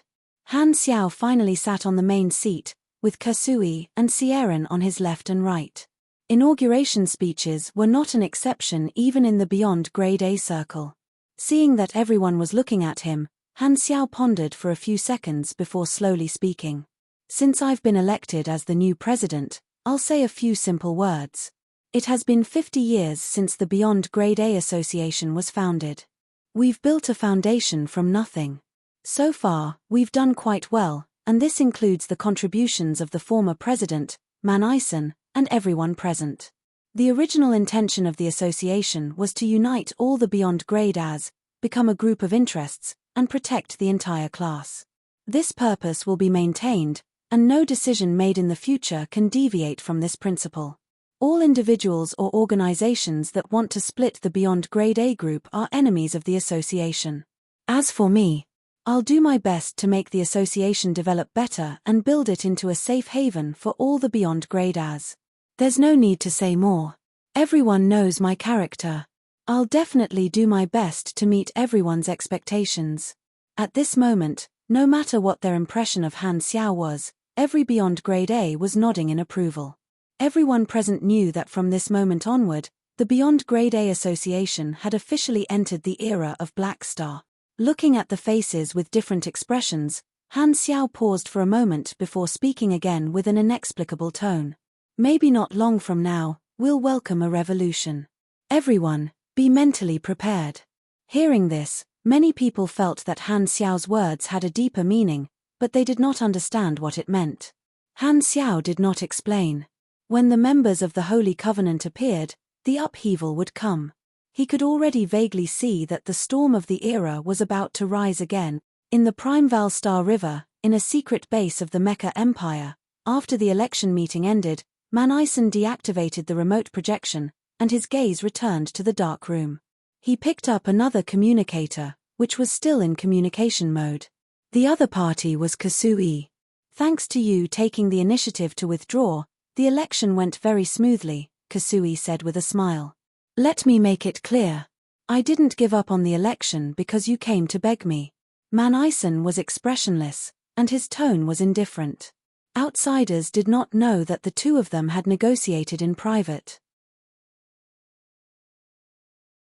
Kasui had secretly come to find Man Ison and asked him to give up on the idea of re-election. They had secretly reached an agreement. Kasui smiled. No matter what, you've helped me. Humph, it was a good election, but you made it seem like Black Star had the final say. Man Ison snorted coldly, his tone filled with dissatisfaction. That's called everyone's wish. Kasui laughed. I really don't know what benefits Black Star gave you to help him like this. If I were to participate, even if I might not be re-elected, I would at least be the vice president. Man Ison frowned. Kasui shook his head. He didn't give me any benefits. I did it willingly. Ever since you went to the secondary dimension with him a few decades ago, you have always been on his side. Could it be that Black Star used his charisma to convince you? Humph, anyway, it's none of my business. Just don't forget that you owe me a favor. Man Ison snorted softly. I'll remember, old friend. Kasui smiled, and his figure disappeared from the screen. Man Ison hung up the communication, and his eyes narrowed slightly. Kasui's request was a very small factor in him giving up on causing trouble in the election. He had just done him a favor. In fact, Man Ison had long planned to do this. The first reason was that he knew his own limits. He knew that it was impossible for him to win against Black Star, so he did not want to embarrass himself. The second was to lay low and let Black Star stand at the center of the storm while he kept a low profile, secretly looking for an opportunity to make a comeback in the future election. The third reason was the main reason Man Ison made such a decision. After 40 years of fermenting, the Beyond Grade A Association had become more and more independent, causing the three universal civilizations to not receive any new allies. He saw the brewing crisis and believed that the three universal civilizations would soon take further action. Retreating now was to avoid the pressure and let Black Star take the blame. On the other hand, Man Ison also understood that Black Star was the best candidate to lead the association at this time. If he spoke to the three universal civilizations, He would be able to relieve the pressure on the three universal civilizations to a certain extent. There was a greater possibility that he would lead the association through this crisis and prevent the Great Purge. He had a personal grudge with Black Star, but protecting the safety of the Beyond Grade A group was more important to him. For this reason, he chose to step aside and not cause trouble for Han Xiao's succession. Man Ison lowered his eyes. The three universal civilizations won't sit by and watch us grow endlessly. After more than 40 years of cultivation, it's time for them to make a move. Black Star, I wonder if your method can handle the new tragedy of the pinnacles? Your philosophy is wrong. Peaceful development can't be exchanged for compromise. If we don't make overlords like the three universal civilizations feel afraid, how can they allow us to grow freely? If you can't handle it, don't blame me for releasing the imitation intelligent mutiny virus. The news of Black Star replacing the Mecha Empire as the president of the Beyond Grade A Association spread like wildfire, quickly spreading throughout the galactic society that had been paying attention to this matter. A large number of reports appeared on the internet, announcing the arrival of Black Star's era. All of a sudden, Black Star, who had kept a low profile for 40 years, once again stood on the cusp of public opinion. His fame and reputation soared, and his legendary deeds were once again dug up by various media outlets, attracting a lot of attention. Even the Germinal Financial Group's stock price rose a lot because of this. Overall, the Galactic Society had a good attitude toward this change. Black Star was the universal hero who solved the intelligent plague, the winner of the Stewart Peace Prize, the winner of the Galaxy Medal, the co-consultant of the three universal civilizations. This series of reputations was much better than the Mecha empires. Most people believed that the Beyond Grade A Association would develop harmoniously under the leadership of Han Xiao. While the outside world expressed all kinds of opinions about the change of the Beyond Grade A Association, Han Xiao had already secretly used the king to teleport to the ancient Star Desert and found the Holy Covenant organization. Not only did he go there to discuss the primordial ones coming out of seclusion, but he also went there for another important matter. The keys to open the third sanctum were gathered once again.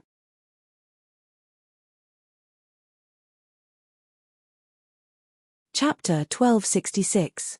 The spaceship drove into the spaceport of one of the Holy Covenant's secret bases. The hatch slid open, and Han Xiao walked out. He immediately saw Oathkeeper waiting at the dock. Watermark advertisement test yo. It's been a while. You're still dressed like this. Don't you need to wash your clothes? Han Xiao laughed. No. Oathkeeper's mouth twitched. I've been waiting for you for a long time. Let's talk inside. Then, Oathkeeper led the way, and Han Xiao followed him all the way down the corridor of the base. The two of them chatted as they walked. Han Xiao scratched his chin and asked curiously, "It's only been a few decades, and you've already gathered all the keys to the third sanctum again? That's too efficient." "That's nothing. There are only 0 or countless times to enter the sanctum. With experience, it's much easier to do it again. Some keys are not disposable, and we still have some in stock. For example, the primal Esper ability entities. I was stuck at this stage in the past, but I gathered all of them last time. Now, I can just take them out and continue using them. As for the other types of keys, with your wealth and channels, it's much easier to collect them," Oathkeeper explained. Hearing that, Han Xiao nodded. Just like in the second cycle, he had inherited the key items and did not need to collect them again. The time span in his previous life was not particularly long. The scale of the Holy Covenant organization was far larger than it was now, which meant that Oathkeeper must have entered the sanctum several times. It was not surprising that he had such efficiency now. This time, Han Xiao entered the sanctum alone, partly to complete the third round of the Relay Across Iterations mission, and partly out of curiosity. The two of them chatted casually all the way to the seniors' activity room. As soon as Han Xiao walked in, he was stared at by dozens of eyes. Dozens of awakened primordial ones were waiting there. As soon as they saw Han Xiao, they surrounded him. "Black Star, congratulations on being elected as the association president. The agreed time has come. Can we leave the mountain now?" Everyone was talking at once, and it was extremely noisy. Han Xiao raised his hand and gestured for everyone to calm down. He slowly said, it's about time. But in my opinion, it's better to stay for another year or two. Another year or two? Everyone's expression changed slightly. You made us cultivate in seclusion for 3 years after 3 years. Now, it has been almost 50 years. Big brother, if this continues, we really won't be able to hold it in any longer. Everyone, don't be anxious. I have 3 reasons. Han Xiao raised his finger and explained. First of all, I've just been elected as the president, so it's best for me to take some time to prepare. Second of all, in the past 40 years, the 3 universal civilizations haven't gotten a single ally, so they probably won't be happy about it. Let's wait and see what they do first. As for the last reason, I have to enter the sanctum, and I don't know how long it will take. According to Oathkeeper, the flow of time in the sanctums was different. He did not feel like he had spent a long time in there, but when he came out, he realized that a few years had passed in the main universe. Therefore, this time, Han Xiao had to be prepared. Hearing this, many of the primordial ones had conflicted expressions. They wanted to leave immediately, but if Han Xiao entered the sanctum, he might disappear for a few years. Without President Blackstar's support during this period, many things would not be easy. This time, Pangan coldly said, "It doesn't matter. I wasn't going to join the association in the first place. I've already decided to leave soon." Han Xiao glanced at him, nodded, and did not say anything. The goals of this batch of revived primordial ones were mainly divided into 3 types. The first was to enjoy the rights of a beyond grade A in this peaceful era, so they wished to join the association, such as Beja and Meiji. The second was to continue hiding in the Holy Covenant and help Oathkeeper manage the organization. They did not plan to leave, so of course, they had no objections. The last type was the debt collectors from the exploration era, who wanted to take revenge on the advanced civilizations. There were fewer of them, and the representative was Pangan. He planned to be a lone wolf from the start and did not want to join the association. Han Xiaoshan did not want this group of people to join either. After all, revenge would greatly intensify the conflict between the 3 universal civilizations and the beyond grade As. If he joined the association, should he help them or not? Most of the association members would definitely oppose it, so he felt that it was better to let Pangan and his group be lone wolves and not drag the association down. In his previous life, the revenge of this group of people was one of the important fuses of the calamity of the Super's version. As for whether Pangan and his group stayed or left, Han Xiao did not care. On the other hand, Han Xiao also knew what Pangan was thinking. Pangan did not expect the association to help him, and he also knew the significance of the Beyond Grade A association, so he did not plan to drag the association down. Thus, he took on the responsibility of revenge alone. In his previous life, Pangan did not reveal the existence of the Holy Covenant, so although he was stubborn, he was still loyal. Han Xiao looked away and looked at Beja and the others. "What about you guys? Are you willing to wait for me?" Beja thought for a while and nodded. "Although we can't hold it in anymore, we still have to look at the big picture. Although we're not from the same era as the current Beyond Grade As, we all represent the same class and have the same interests. After we appear, the entire Beyond Grade A class will definitely be shaken. Don't worry, we won't destroy the big picture because of our selfish desires." Hearing this, Han Xiao smiled with satisfaction. After more than 40 years of communication, most of the primordial ones had already integrated into the era. Some of them no longer only thought about themselves but were tricked by him into joining the Beyond Grade A association.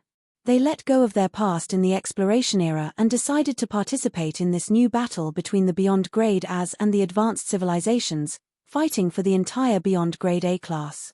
The way these people saw it, when the upheaval came, it would not do to be without Blackstar, who was the key figure.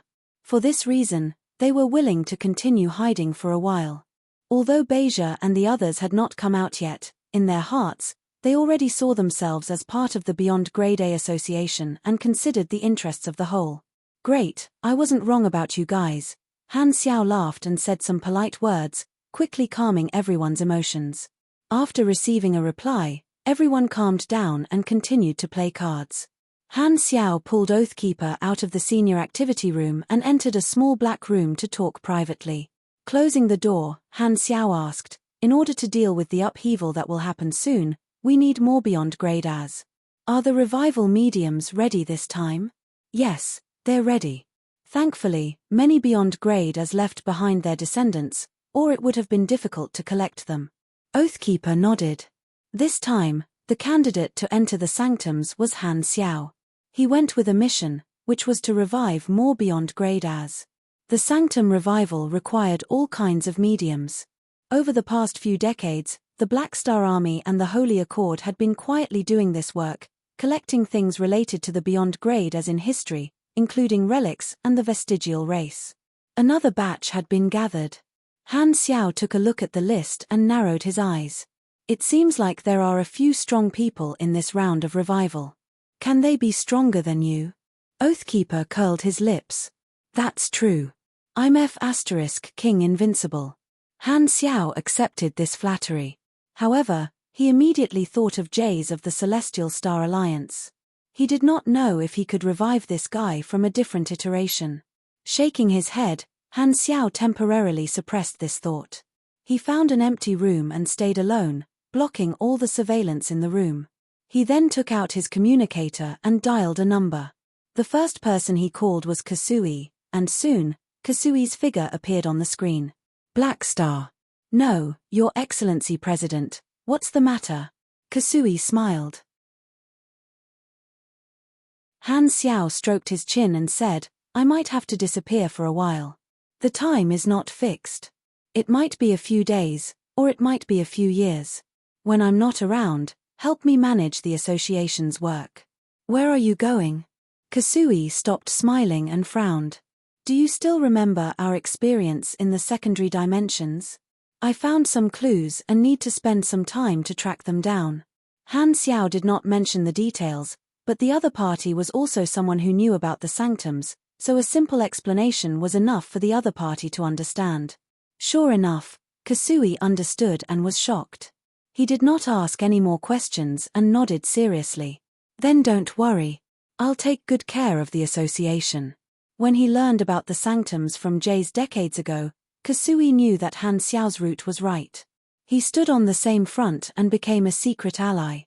Kasui was not interested in power. He came out to run for vice president not because he wanted to be promoted but because he had received instructions from Han Xiao to help Han Xiao stabilize his position. Anyway, it was not a bad thing, so he did not mind helping Han Xiao. "Then I'll leave it to you." Han Xiao nodded, gave some instructions, and hung up the call.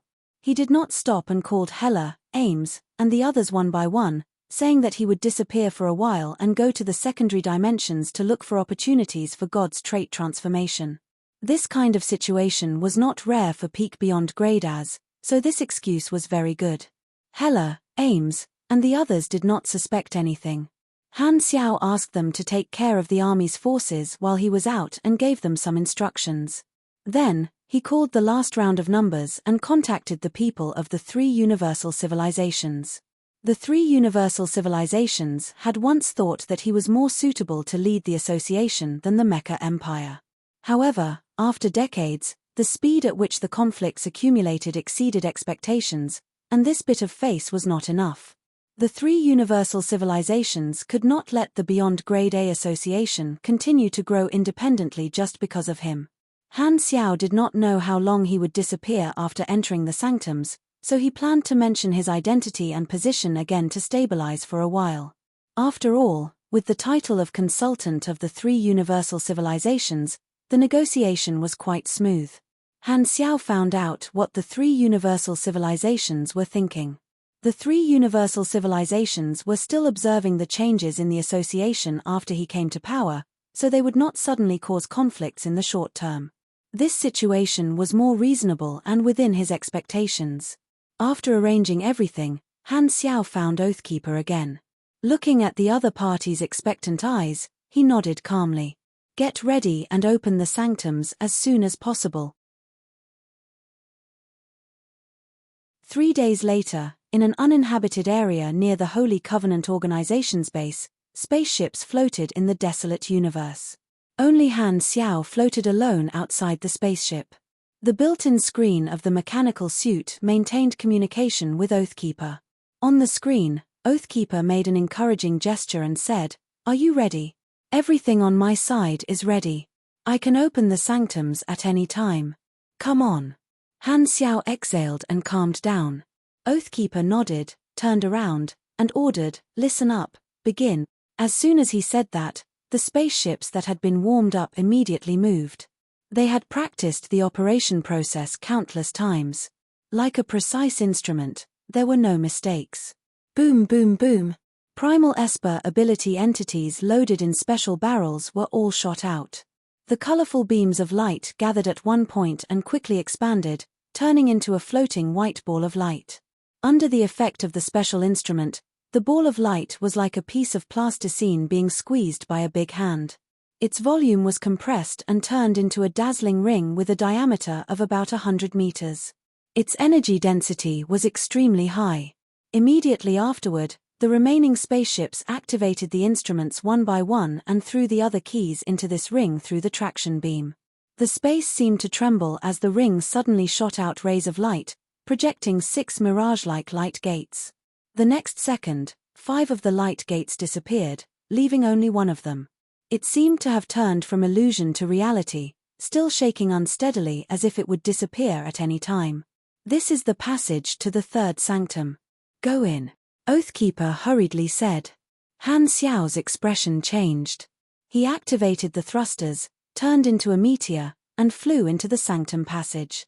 At this moment, the light in front of him instantly expanded, and only an endless white was left in his vision. The moment he passed through the door, Han Xiao felt his body become lighter, as if he had passed through some kind of barrier. He felt like he was floating in the air, and for some reason, he did not feel like he existed in this world. "I'm finally in."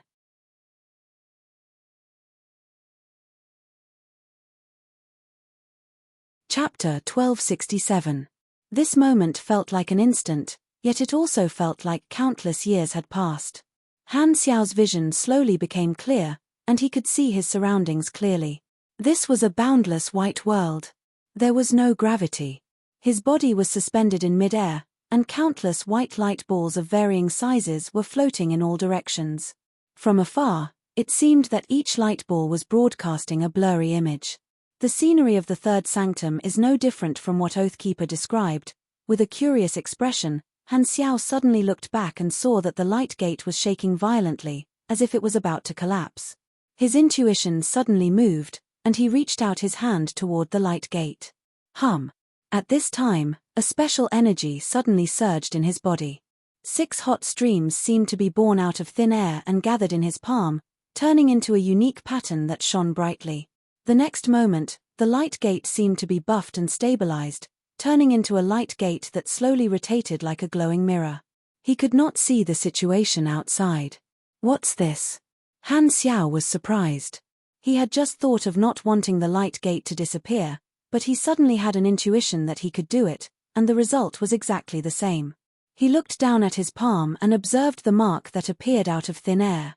It looked like it was pieced together by 6 patterns, and the pattern did not seem complete. Strange, when did I have this in my body? Han Xiao was about to open the interface to check his status, but he was stunned to find that the interface could not be opened. This was the first time the interface had not responded. Han Xiao frowned, clenched his fists, and tried to mobilize the energy in his body. Bright golden mechanical force shot out.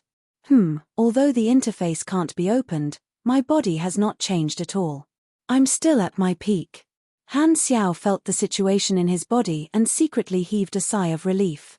Although the interface could not be opened for the time being, it did not affect his abilities. From the beginning, he felt everything in his body, and all his abilities became skills that he could master easily. If it were an ordinary player, they would not even be able to use their skills without the interface. It was like building machines. He needed to complete all the processes himself, but ordinary players only needed to do the channeling. There was a huge difference between the two. It was also Han Xiao's first time entering the sanctum, so he could only slowly explore the situation. He tested out his various skills and found that he could use most of them. However, he was unable to establish any form of communication with the outside world. He could not use the quantum communication or the dimension factory. Even the king's teleportation had failed for the first time. Although the passage to the sanctum was somehow maintained, all external means of communication failed, and the call with the Holy Covenant was also cut off. Interesting. The existence of the sanctums is special. Not only is the king useless, but I can't even summon the interface. Han Xiao narrowed his eyes. His mind raced as he stared at the mark on his palm. Suddenly, he had a flash of inspiration. 6 patterns. 6. If I remember correctly, this is about the same number of fragments of the third sanctum that I have, right? Han Xiao's eyes lit up. Although he couldn't see the interface, he still remembered the information. Originally, he only had 2, the third sanctum, skill fragments. One came from the Primal Esper Ability Collector, milestone, and the other was the reward for beating up the old man from the Holy Covenant. The third round of the Relay Across Iterations mission required him to enter any sanctum and be rewarded with 3 corresponding sanctum fragments. Although he couldn't see the interface now, Han Xiao felt that the interface might still be running and had issued the mission reward without him seeing the notification. This way, he would have 5, the third sanctum, skill fragments in his hands. As for the extra piece, Han Xiao had a few guesses. According to Oathkeeper's experience, the biggest possibility was that entering any sanctum would automatically give him a corresponding fragment. If this line of thought was correct, the number would match, and it would be enough to explain the current situation. It proved that the mark did not appear out of thin air but had long been sleeping in his body. The activation condition was to enter the corresponding sanctum. I've never known what the sanctum fragments are used for, but I just stabilized the passage to the sanctum. Can it be understood that the sanctum fragments are related to my authority in the sanctum?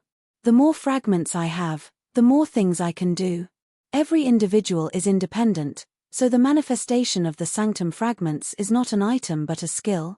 Speaking of which, Oathkeeper said that he felt like he was dreaming in the sanctum and was not fully conscious, but I was only a little distracted. It's not as exaggerated as he said. Could this be the effect of the sanctum fragments? Han Xiao could not help but fall into deep thought. Suddenly, he came back to his senses and shook his head hard. I can only guess at this point. I can't waste too much time on this. After I go out, I should be able to find out what happened by looking at the interface. The most important thing now is to observe the sanctums. Han Xiao calmed himself down and controlled his body to fly to the nearest light sphere. He opened his eyes wide, wanting to see the illusion inside clearly, but it was still very blurry. He hesitated for a moment before reaching out his palm with the sanctum mark and carefully touching the light sphere. Whoosh! The moment he touched it, a huge stream of information poured into his mind like a raging wave. In a trance, an illusion appeared in front of Han Xiao's eyes. It was as if he saw the entire process of a race from germination to extinction, creating a glorious civilization, giving birth to generations of great people, continuously improving technology, and finally being destroyed in a disaster. Han Xiao was stunned for a while before retracting his hand. He realized that he could only remember a part of the illusion's content, and a part of knowledge appeared in his mind out of thin air. It seemed to be some technology created during the development of this civilization. This knowledge is mainly in the field of biology and genetics. It's not all the technology of this civilization, only a part of it. Han Xiao savored this sudden gain and turned to touch more light spheres. After many tests, he gradually had a good idea of the sanctum's mechanism. He guessed and concluded a few rules. First, every light sphere was an aggregate of information form, recording the information of different things. Among them, civilizations were the main ones. Generally, one light sphere represented one civilization, which did not exist in the current history and should have existed in the past iterations. Second, he could read the information inside by touching the light sphere, but he could only remember a part of it. The amount of content was likely related to the authority represented by the number of sanctum fragments. At the same time, there was a limit to the amount of content he could remember. After reaching a certain level, if he tried to read a new light sphere, he would forget a part of the information in the previous light sphere.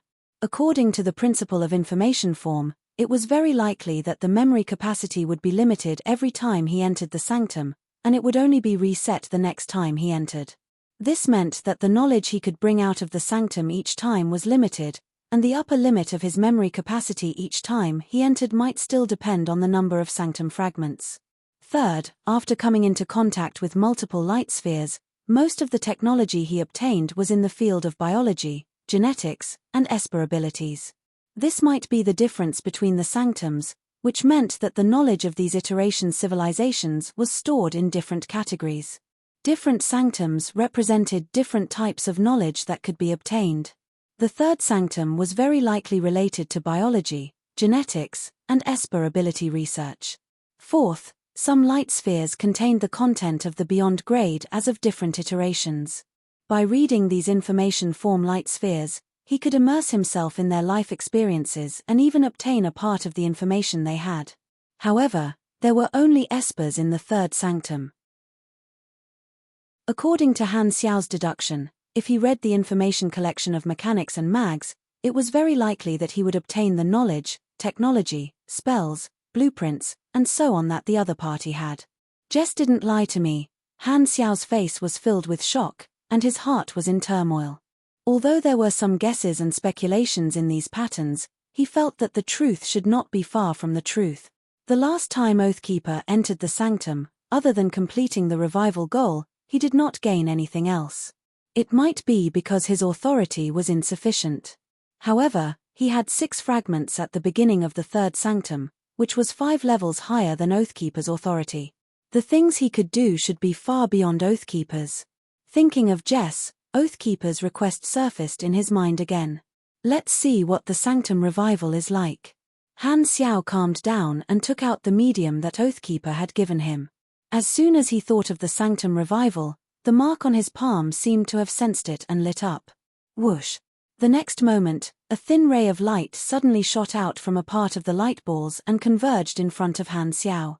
Then, a strong light flashed, and a glowing mark floated in midair. Han Xiao sized it up and was overjoyed. This style. Yes, it's the sanctum revival mark that Oathkeeper drew. Han Xiao immediately reached out his other hand and touched the mark. The mark turned into a stream of light and imprinted on the back of his hand. At the same time, a stream of information flowed into his mind. It recorded the usage of the sanctum revival mark and all the targets of this mark to be revived. However, Jess was not among them. Looks like it failed. Realizing this, Han Xiao sighed.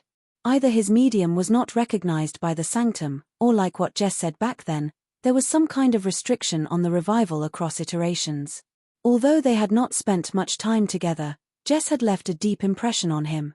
The revival attempt had failed, and he did not have the chance to meet Jess again. Han Xiao had mixed feelings.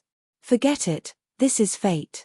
Han Xiao shook his head and sorted out his emotions. His thoughts could not help but jump from Jess to the Celestial Star Alliance. The information form collection of the Celestial Star Alliance iteration should also be stored in the sanctum, right? As soon as this thought appeared, the sanctum imprint reacted and lit up, pointing in a direction. Seeing this, Han Xiao was not prepared and was stunned for a moment. Then, he followed the guidance of the imprint and flew over, finally stopping beside a batch of light balls. Could these be the information form light balls of the Celestial Star Alliance iteration? Han Xiao read the contents of one of the light balls and immediately confirmed his guess. It was indeed the information of a civilization in the Celestial Star Alliance iteration. Coming back to his senses, Han Xiao looked at the imprint on his hand in surprise. Looks like I guessed right. The sanctum fragment is the authority. I didn't expect it to have an index function. But it makes sense. There are so many information form data stored in the sanctum. Finding specific information is like finding a needle in a haystack. As soon as this thought appeared, Han Xiao's body paused, and he suddenly had a bold idea. Since there is an index function, if I search the iteration data of the galaxy and find the target, Does that mean we've already, Buzz? Before he could finish, the sanctum imprint pointed in the direction again. There's really something? Han Xiao's breathing stopped, and his heart sank. He pursed his lips, followed the guidance silently, and came to the side of a light ball. He stood there for a while before mentally preparing himself. He took a deep breath and slowly touched the light ball. However, the next moment, Han Xiao was stunned. There was no content in this light ball at all. It was empty. Why is there nothing?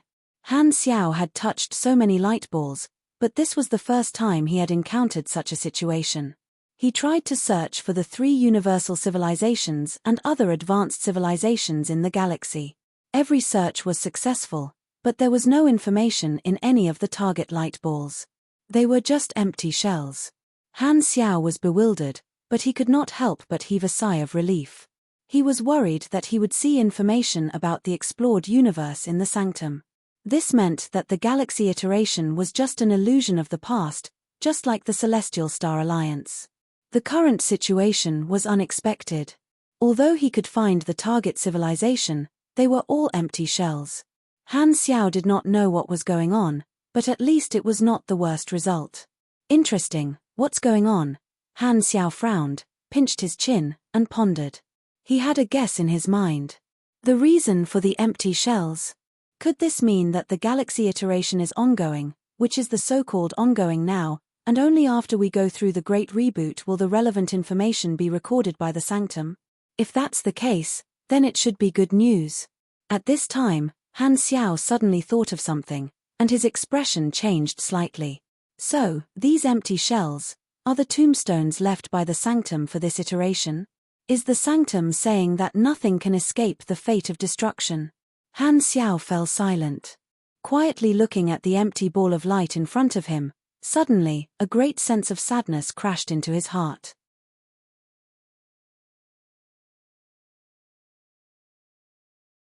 Chapter 1268. Also, there has been quite a storm recently. No matter what the outcome is, I have spent 3 years on this book, so naturally, I will finish what I started. You don't have to worry about me being affected by the recent events and quickly finishing it. I will definitely finish it as per normal. P.S. By the way, Witchcraft Lord, the author kills 5 birds with 1 stone.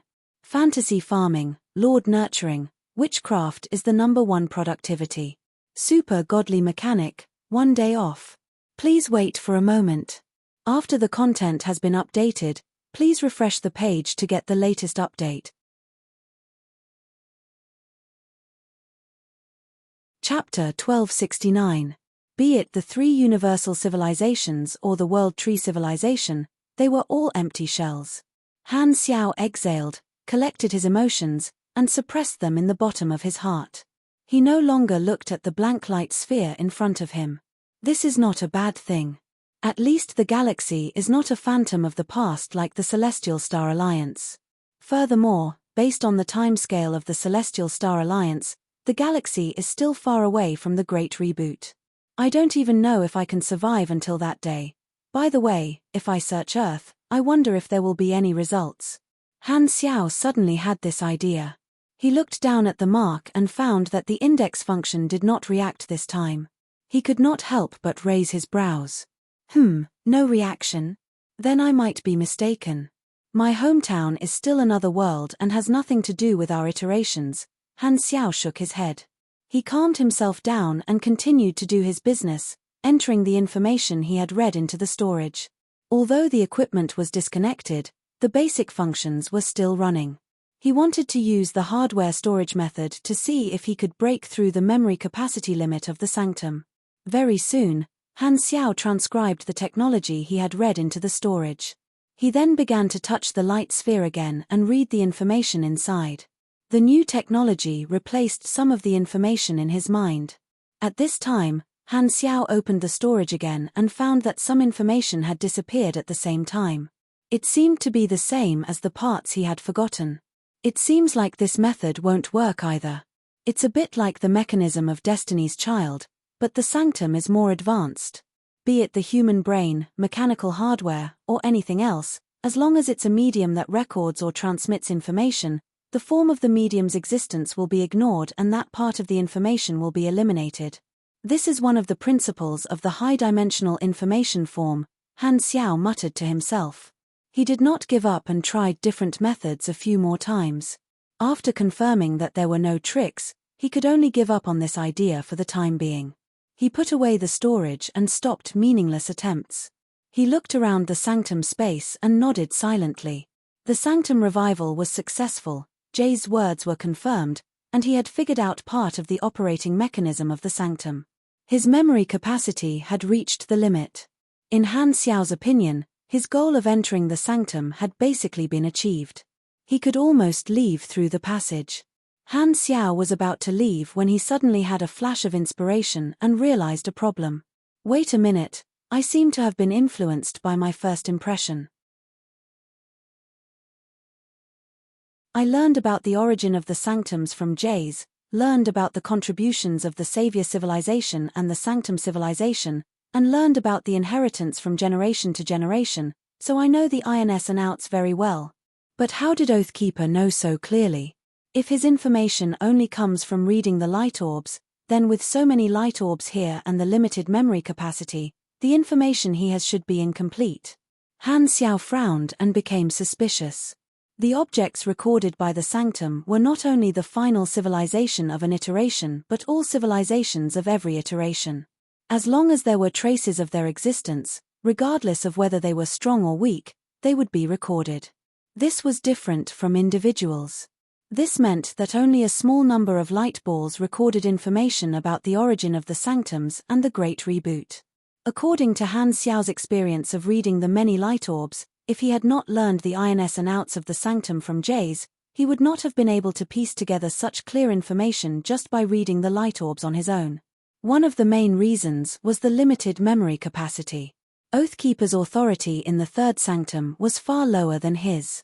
If he had not been lucky enough to touch an ultimate civilization, it was basically impossible for him to know the ins and outs of the sanctum clearly.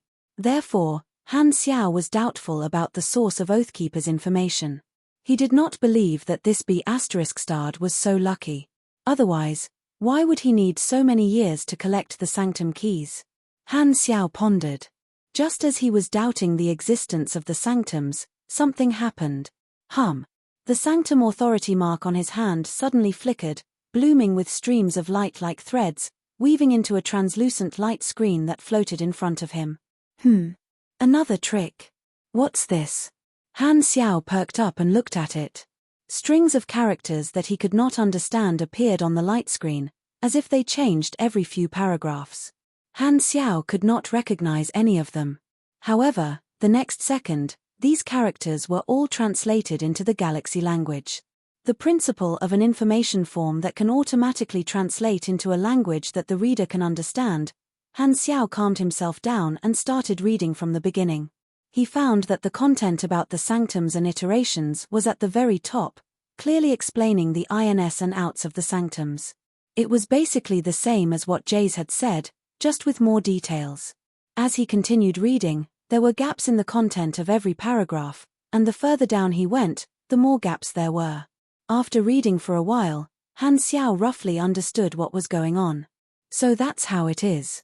This light screen records the messages of the ultimate civilizations of every iteration. This thing is probably a special message board, passing down the important experiences of the ultimate civilizations from generation to generation. These messages should be ordered by time. The content at the top is the earliest, the most important basic information about the origin of the sanctums and iterations. It's most likely the source of Oathkeeper's information. The further down, the closer it is to the current iteration, the more random gaps there are. It's probably related to the authority. Only with high authority can there be fewer gaps. Han Xiao suddenly understood the meaning of the message board's existence. It was to record the order of the iterations and let the future generations quickly understand the origin of the sanctums and the Great Reboot. There was no need to randomly read light balls to piece together the truth. It also allowed the future generations to learn from the experiences of their predecessors and avoid taking the wrong path. This message board should be the main platform for the ultimate civilizations of the various iterations to relay information. Han Xiao was secretly surprised. He pinched his chin and murmured, "I feel that this message board function is not something that comes with the sanctums but a mutation brought about by the subsequent iterations." Jays had once said that because of the indestructible characteristic of the sanctums, many ultimate civilizations used the sanctums as a breakthrough point and carried out various plans. This caused the sanctums to mutate again and again with new functions. The sanctum revival might have been a mutation because the class of the revival target was not restricted by the sanctum classification. This message board was most likely one of the mutated functions. Through the reading earlier, he realized that there were indeed many civilizations' plans that revolved around the sanctums. The first person who left the message indicated that it was the first to discover the message board function, and there were light balls from earlier iterations before it. The first person who left the message also briefly introduced the basic mechanism and various functions of the sanctums, such as the requirements for the keys of the other sanctums. Furthermore, as Han Xiao expected, the sanctum fragments were the authority. Even the occasional revelation about the sanctums that Beyond Grade A supers received was also a mutated new function. It was to allow the people of the iteration to come into contact with the sanctums earlier and have more time to develop. At the same time, the ultimate civilizations of the subsequent iterations continued the work of explaining the new functions of the sanctums on the message board. However, most of the content was empty and could not be seen. The overlords of every iteration are paving the way for the future generations. Han Xiao's eyes changed, and he glanced at the light screen again with different emotions. Messages came into view one after another. Tomorrow is the day to implement the Nirvana plan. I hope everything goes well. Can the Nirvana plan really succeed? Actually, we're not confident. The principle of the Nirvana plan is Nirvana. According to our calculations, our success rate is about 1.44%. Maybe our research is not deep enough to survive the Great Reboot, but the technology of the Nirvana plan will be recorded by the sanctums. I hope that the future generations can continue to research on our foundation. Our civilization's name is Nirvana. Please search for it. We are the Nirvana civilization. The Great Reboot has already begun. All of this is not a scam. We are taking advantage of the last moment to leave a message. Our plan is about to fail, proving that the Nirvana plan technology will not work. I hope that the future generations will not follow our path. This is a dead end. Remember, on the light screen, there were messages full of hope, messages without confidence, and messages seriously analyzing their own thoughts. Looking at these messages, Han Xiao seemed to be able to feel the emotions of these civilizations when they left these messages, suppressing their anxiety, despair, and panic, forcing themselves to calm down and leaving behind a concise and comprehensive legacy for the future generations. This is the true meaning of the relay across iterations. What a great cause! At this moment, Han Xiao finally had a deeper understanding of the name of this mission. He felt complicated and respectful. Maybe one day in the future, the three universal civilizations will also leave a message here. Maybe it's the world tree? Han Xiao sighed softly, calmed himself down, thought about it, and started to look for messages related to the Celestial Star Alliance. Because the message boards were arranged in chronological order, he could see the order of the iterations. He wanted to find out the order of the Celestial Star Alliance and see how many iterations they were separated from the galaxy. He looked at the messages one by one. Suddenly, on the fifth last message, he saw the relevant information. Because the time was very close, the messages below were mostly empty. However, he saw the familiar term Civilization Reboot Plan, which was the Celestial Star Alliance's plan to survive the Great Reboot. The fifth last message, huh? This means that the Celestial Star Alliance is at most 4 iterations away from us, or at least 1 iteration before us. Han Xiao nodded. Because the same iteration could leave multiple messages, he did not know who the messages in between were from. It could be from other iterations, or it could be from the Celestial Star Alliance itself. Originally, he could use language as a standard to judge. The same words were left behind by the same iteration, so he could clearly distinguish them. However, All the messages on the message boards were translated into the Galaxy lingua franca. Han Xiao tried, but he could not convert back to the original version. He did not know whether it was because it did not have this function or because he did not have enough authority. The last few paragraphs were mostly blank. The only valuable information was the last paragraph in the middle of the last paragraph, which had no head or tail. Transforming information form into reality, this is the correct path. Han Xiao scratched his head, not knowing what to say. Information form transformation. The Intelligent Plague and the Sanctum Revival are probably all based on the same principle. However, this message actually said that this path is the correct one. If it really succeeded, how did you guys die? Han Xiao sighed helplessly. After sighing for a while, he tried to leave a message on the light screen but found that there was no response. Speaking of which, this light screen is filled with messages from civilizations. There are no individuals. I wonder if my authority is not enough to leave a message, or if the messages of individuals are not recorded by the message board. Unable to understand this problem, Han Xiao could only put it aside for the time being and close the message board. The goal of this trip was basically completed. In his opinion, the biggest gain was that he had completely recorded the activation methods of the other sanctums through his authority that far exceeded Oathkeeper's. Because of the limited memory capacity of the information form, if he wanted to gain more, he would probably have to wait until the next time he entered and empty the information inside step by step. I hope I can go to the other sanctums next time. It's best if it's the first sanctum. My initial authority there is not low either. Han Xiao mumbled to himself and returned to the stable sanctum passage.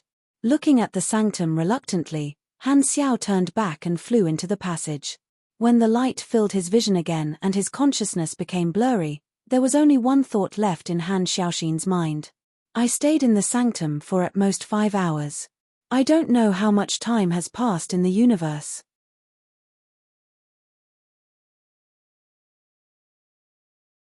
Chapter 1270. In the vast starry sky, the sanctum's door of light suddenly appeared and spat out Han Xiao. Then, the door of light disappeared without a trace. Han Xiao was stunned for more than 10 seconds. His blurry consciousness seemed to be pulled by gravity, and he suddenly came back to his senses. I'm already out. Han Xiao shivered subconsciously, but the feeling of leaving was the exact opposite of when he entered the sanctum. It was as if he had passed through a thin film and turned from illusion to reality. His body sank slightly, as if he had entered water from air. Thinking back to his experience in the sanctum, his memories became blurry and hazy, as if there was a layer of screen separating him. However, it was much better than Oathkeeper's dream, probably because of his higher authority. The techniques and knowledge that he had memorized were very clear. Han Xiao looked down at his palm. The Sanctum Authority mark had disappeared, leaving only the Sanctum Revival mark. I wonder how the interface is now. Can I open it now? Han Xiao tried to call the interface, and the next moment, a notification popped up. You have successfully entered the third sanctum. You have received 1 third sanctum fragment. The third round of relay across iterations has been completed. You have received 2 billion EXP, 2 random rewards, and 3 third sanctum fragments. Detected that you have entered the sanctum. Third sanctum, fragment synthesis complete. You have received third sanctum authority level 6. As expected, fragments are authority. Although I can't open the interface in the sanctum, the interface is still running. Han Xiao's eyes lit up. He opened the skill introduction of third sanctum authority level 6 and took a look. It was basically the same as the introduction on the sanctum's message board, but the interface was a little more detailed. It also explained that the flow of time in the sanctum was also related to authority. Han Xiao took out his communicator, looked at the date, and heaved a sigh of relief. Fortunately, it's only been less than 4 months, which is much shorter than I expected. That unlucky bastard Oathkeeper took several years, so the higher the authority, the closer the time ratio should be to 1:1. He felt a lot more relaxed. Originally, he had prepared in years, but now it was less than 4 months, which was a pleasant surprise. He turned on his communicator and glanced at it. As he had already informed them before entering the sanctum, the affairs of the army and the association were operating normally. The past few months had been peaceful, and nothing major had happened. Pangan's group of Avengers did not seem to have appeared yet. This is the best situation. The initiative is still in my hands. Han Xiao nodded. He put down the communicator and looked at the interface again. The fourth round of the Relay Across Generations mission popped up. Fourth round activated. Fourth round mission requirements, optional 1. Reveal relevant information about the sanctums, the Great Reboot, and universe iterations to the current advanced civilizations, at least at the supercluster level. Prove the existence of the sanctums to the advanced civilizations and help them open the sanctums. 3. Take advantage of your authority and become the leader of the advanced civilizations into the sanctums. Note: you can choose to complete any one or more of the mission requirements. The more missions you complete, the higher the mission rating. Basic reward, 2,500,000,000 EXP, 1 sanctum fragment. Additional reward depends on the mission rating. Han Xiaoxin's heart skipped a beat. The fourth round is actually like this. It requires the people who enter the sanctums to share this precious information with the advanced civilizations. That's right, this is the meaning of a relay. This mission looks at the problem from a higher level. The civilization is the protagonist of the universe's development. The sooner they know about the sanctums, the more time they have to prepare. The final goal of this mission is to help the civilization get through the Great Reboot as much as possible. However, although he understood this, Han Xiao had no intention of doing so. From the perspective of the mission itself, helping the civilization gain control of the sanctums as soon as possible was the top priority. However, this would have an unpredictable impact on his plan. This was no longer a personal matter. Han Xiao had to consider it from the perspective of the entire Beyond Grade A group. In the future, in order to deal with the Great Reboot, he might have to cooperate with the 3 universal civilizations to develop the sanctums together. However, as an insider, it was impossible for him to rush to reveal the precious sanctums to the advanced civilizations. That would be a betrayal to the Beyond Grade As. Only after the association had a stable grasp of the sanctums could they cooperate with the 3 universal civilizations. Otherwise, the Beyond Grade A system under the Celestial Star Alliance's rule would be a good example. There's no choice in this world. Han Xiao sighed softly, temporarily extinguishing the thought of completing the mission. At this time, a few spaceships suddenly removed their disguises and appeared, cautiously asking in the wide area channel. "Is this Your Excellency Black Star?" "Yes, it's me." Han Xiao looked up and was not surprised. He had already noticed these invisible Holy Covenant spaceships earlier and knew that they were the sentries that Oathkeeper had been waiting for him here. After a pause, Han Xiao took out his communicator, dialed Oathkeeper's number, and was quickly connected. Oathkeeper's figure appeared on the screen with a look of surprise. "Black Star? Didn't you say it would take a few years? Why are you back so soon?" "Maybe it's because I'm lucky." Han Xiao shrugged. "Really? I don't believe it." Oathkeeper expressed his strong doubts and immediately felt sour. "Why do I have to go for a few years every time I go, but you only go for a few months every time? Is there a difference in treatment? It's not fair. By the way, let me ask you, why didn't you tell me about the message board in advance? Little rascal, are you deliberately hiding it from me?" Han Xiao narrowed his eyes. If not for the fact that he felt something was wrong, he might have left without seeing the message board. Furthermore, Oathkeeper did not explain the Sanctum's authority beforehand, so he could not help but have doubts about Oathkeeper's intentions. "What message board? What's that?" Oathkeeper sounded confused. "You don't know?" Han Xiao raised his brows and observed Oathkeeper's expression, but he could not see anything. It was possible that Oathkeeper could not remember because of the authority, or he could be deliberately hiding it. No matter what Oathkeeper's intentions were, this small matter was over, and Han Xiao could not be bothered to pursue it. "Forget it, let's get down to business. I've already obtained the Sanctum Revival Mark. Quickly bring the fleet over." "Okay, I'll be right there. Oathkeeper's spirits were lifted, and he immediately agreed. Han Xiao nodded, thought about it, and added, by the way, it's best to bring those primordial ones. The targets of the revival this time are not acquaintances, so there might be some trouble. We have to suppress them. Understood. Oathkeeper nodded. The targets of the first revival were the old members of the Holy Covenant organization, all of whom were acquaintances of Oathkeeper and had some understanding of the Sanctum revival, so they were easily appeased. However, this batch of revivals were outsiders, and they basically did not know of the existence of the Holy Covenant. Once they were revived, it would be difficult for them to accept reality. Just put yourself in their shoes.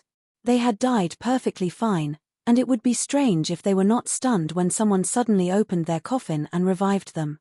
The targets of the revival this time were all selected, and they were basically all beyond grade as who had died an unnatural death.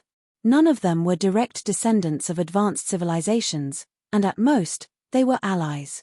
Among them, there were many who had died in the tragedy of the Pinnacles. Because the tragedy of the Pinnacles was the largest collective death of beyond grade as in the exploration era, it was very difficult to avoid the victims of the tragedy of the Pinnacles when looking for suitable revival targets. Han Xiao could not guarantee that there would not be any troublemakers among this group of people. In his previous life, the Holy Covenant had revived several batches of beyond grade and there were many outsiders in the organization, but they still took the initiative to appear only during the World Tree War version.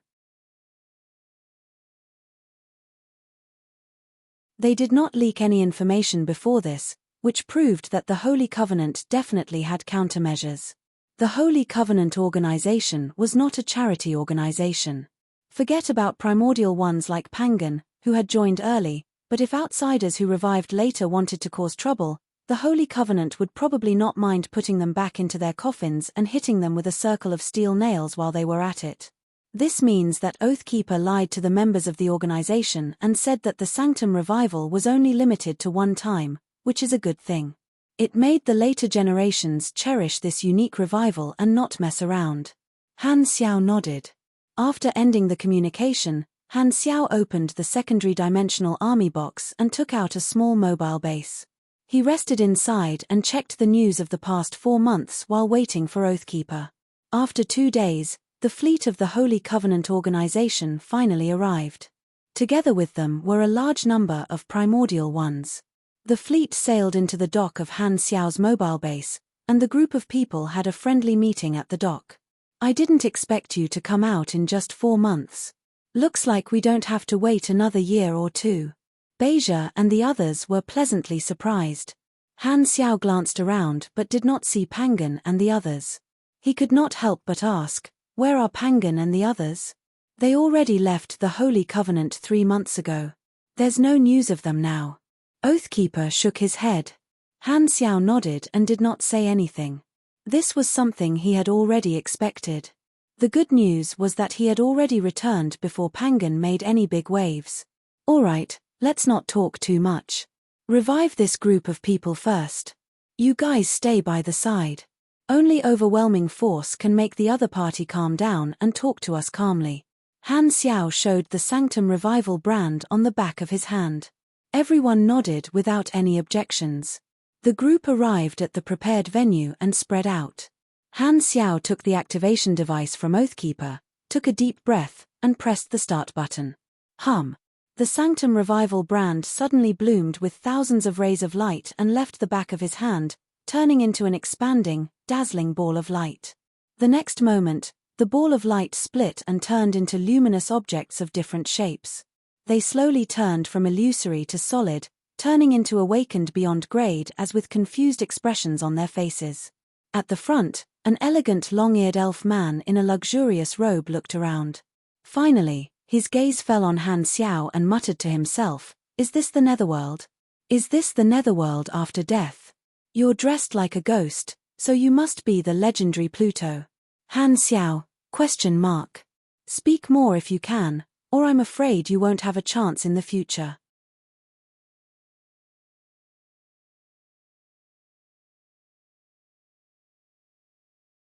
Chapter 1271. Before Han Xiao could respond to this male elf, The other revivers were already in an uproar. They all distanced themselves and looked at the Holy Covenant members warily. "Didn't I die? How did I come back to life? What did you do to me? Where is this? Who are you? What's going on? Is this the enemy's trap?" Shock and panic quickly spread through the crowd. All kinds of shouts and angry shouts rang out one after another, creating a chaotic scene. Even with the temperament of a Beyond Grade A, the sudden reality of being revived was a huge blow to their hearts. Seeing that the commotion was getting bigger and bigger, Han Xiao took a deep breath. Then, his face tightened, and his pressure suddenly erupted. "Everyone, quiet down." Boom. Like a thunderstorm, Han Xiao's energy fluctuation suddenly swept through the entire place, and golden arcs of electricity flickered in the air. A huge pressure suddenly descended on every reviver present. It was as if the stop button had been pressed, and all the noise disappeared. Everyone shut their mouths, and all kinds of shocked, and fearful gazes focused on Han Xiao. This feeling was like being at the center of a primordial psionic energy explosion. The pressure came from the outside, stimulating their extremely strong sense of danger. They were like prey targeted by a hunter, and their bodies could not help but tense up. There were also peak Beyond Grade as in this batch of revivers. They were originally watching the situation with cold eyes, but at this moment, their expressions suddenly changed, and they looked at Han Xiao in shock. This powerful energy seemed to be stronger than anyone they had ever seen before. This guy in black in front of them most likely had the ability to take away their lives. This time, before this batch of revivers could react, the other Holy Covenant members stood with their arms crossed, coldly staring at everyone present, and also burst out with auras. Bang bang bang bang.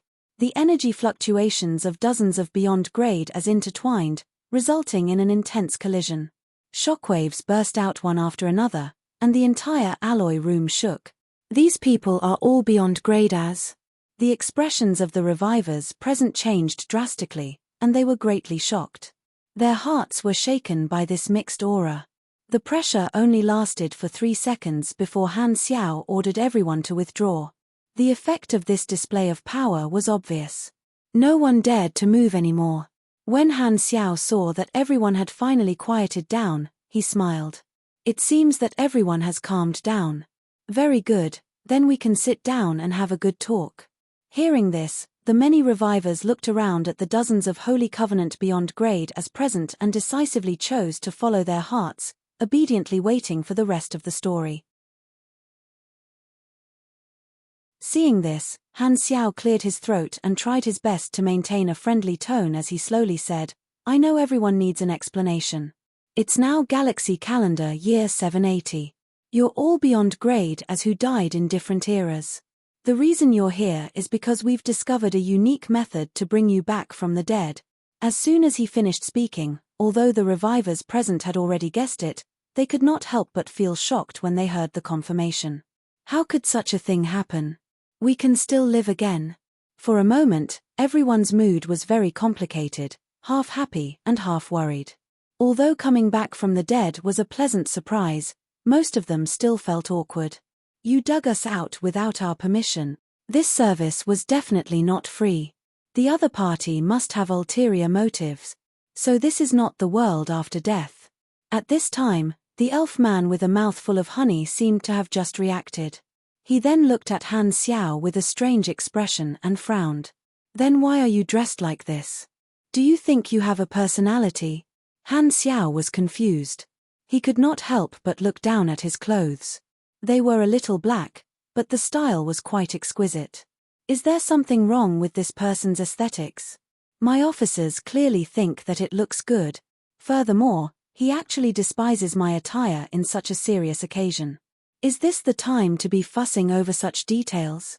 Han Xiao sized him up, flipped through his memory palace, and quickly found the life history of this elf man. Elf King Dylan, a peak Beyond Grade A mage. This was a fierce person who was active from the end of the exploration era to the early galaxy era. His status back then was roughly equivalent to the current Dark Emperor, Void Overlord, and Mecha Empire. He was also one of the representatives of the Beyond Grade as of this era. The elves were like the galactic humans, a large race in the universe with a large number of branches. At that time, Dylan displayed his appeal and gathered the scattered branch races one after another, establishing a huge force that belonged to the elves.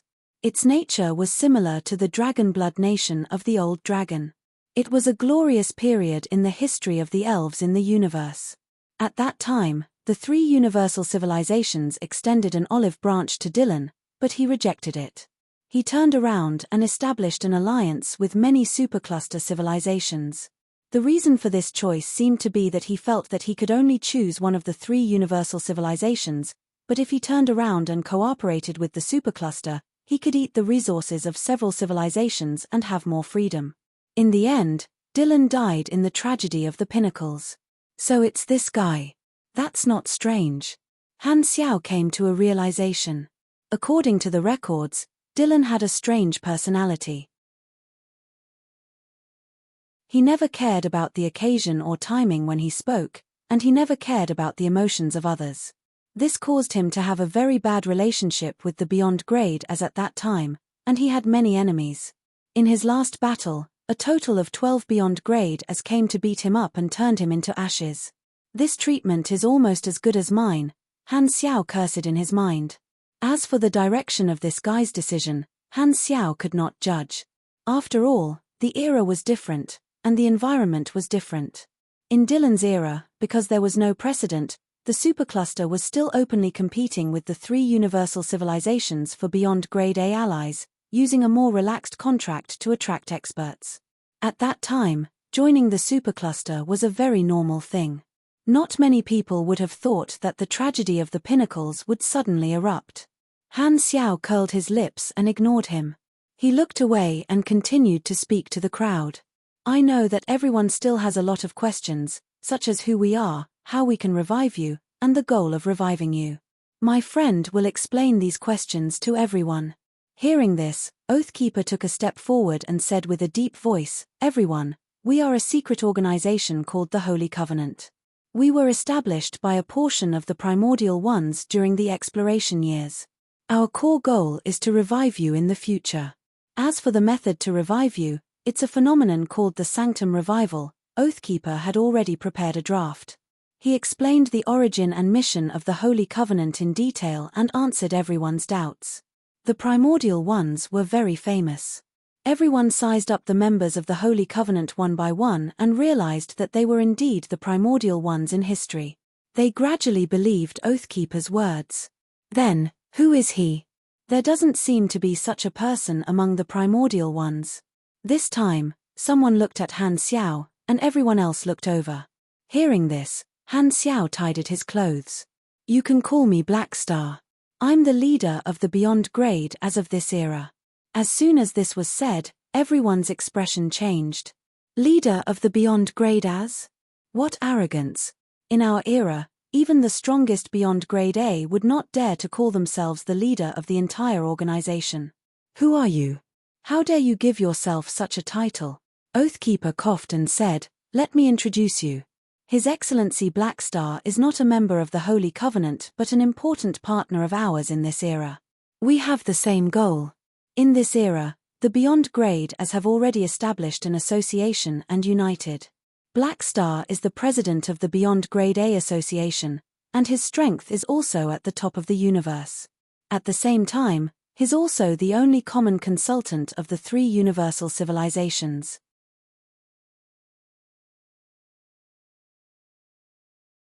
His position is extraordinary." After hearing this explanation, everyone was surprised and could not help but size Han Xiao up again. President of the Beyond Grade A Association, common consultant of the three universal civilizations. These titles did not exist in the past. Although they were not clear about the details, just from the title alone, they could already vaguely feel Han Xiao's influence. Thinking back to the energy rank that Han Xiao had just displayed, most of them put away their thoughts of disdain and deeply remembered Black Star in their hearts. They did not expect such an outstanding junior to appear in the future. Maybe this guy called Black Star was the best Beyond Grade A in history. This time, another peak Beyond Grade A on the revival list spoke up and said calmly, "Whether you're strong or not is your business. I just want to know, you didn't revive us just to play Wayne cards with us, right? Or are you trying to use us to help you achieve some goals, such as dominating the universe? Han Xiao shook his head and chuckled. You must be joking. The Holy Covenant organization and I disturbed your sleep not because of personal ambitions but because the entire Beyond Grade A class has reached a critical moment and needs to borrow the strength of seniors like you. As soon as this was said, many people present felt their faces light up and were immediately interested. Tell me in detail, why are the Beyond Grade as in a critical moment? Another person asked curiously. This is related to the 3 universal civilizations. Han Xiao explained the key issues such as the unity of the Beyond Grade A Association, the attitude of the 3 universal civilizations, the significance of the Sanctum revival to both parties, and so on. He tried his best to analyze the current situation of the Beyond Grade as in simple terms. Seeing that everyone had fallen into deep thought, Han Xiao added another sentence. If this problem is not dealt with properly, it can be foreseen that the Beyond Grade A group will welcome a second tragedy of the pinnacles. As soon as this was said, many people present trembled. Many people were victims of the tragedy of the pinnacles, and this term hit their sensitive spot. Seeing this, Han Xiao struck while the iron was hot. He softened his tone and said earnestly, this matter is closely related to all of you. It's not just a matter of our era. Even if you don't want to participate, you have to consider your own interests. It wasn't easy for you to come back from the dead, so you definitely want to continue enjoying life. However, if you don't solve this problem, you won't be able to guarantee your own safety. You have to know that there's only one chance for the Sanctum revival. If you don't unite and cause the second tragedy of the pinnacles to erupt, you'll also be in danger. If you're killed, your lives will truly end. Han Xiao deliberately hid the secret of the unlimited Sanctum revival like Oathkeeper, misleading them that there was only one chance for revival. This way, his persuasiveness was shocking. Hearing this, everyone understood the relationship between them, and their expressions became serious. Dylan pinched his chin and pondered. In that case, there are only 2 paths in front of us. We can either join the Beyond Grade A Association or stay in the Holy Accord. We have to choose one of the 2. There's no other choice. Can't we leave alone? Someone asked with a frown. Dylan glanced at him disdainfully and snorted. Use your few brain cells to think. The information about the Sanctum revival is so important. Would they let someone who knows about it move freely? How stupid. No wonder you were beaten to death. This person's expression froze, and he said indignantly, what's there to be smug about? Aren't you the same? What do you know? That's called a strategic death. Dylan snorted. Everyone immediately raised their eyebrows. This saying was King fresh. However, although Dylan was a weirdo, everyone admitted that what he said made sense. There were only 2 choices in front of them. If they wanted to obtain freedom as soon as possible, they had to put their names in the Beyond Grade A Association and let the Galactic Society, especially the 3 universal civilizations, know of their existence. If they chose to stay in the Holy Covenant, they would be hiding in the dark. No one would know of their existence, and even if the purge happened, they would not be blamed, so they would not have to take the risk. They could either choose safety or a certain degree of freedom. There was no third path. If they planned to sneak away and hide their names, they would most likely end up lying back in their coffins. Everyone was conflicted.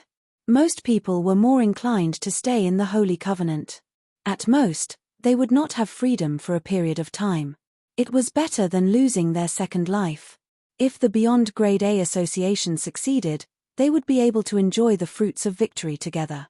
If the association failed, they would still be able to protect themselves.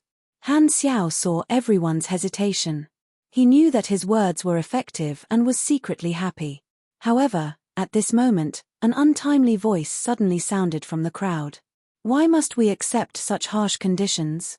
Everyone, they have a lot of people, and we have a lot of people too. Why don't we join forces for the time being and charge out in one wave? They won't be able to stop all of us. That way, everyone will be able to obtain freedom. As soon as these words were said, the expressions of many of the revivers present changed, and they were tempted. Han Xiao's face darkened, and he looked in the direction of the voice.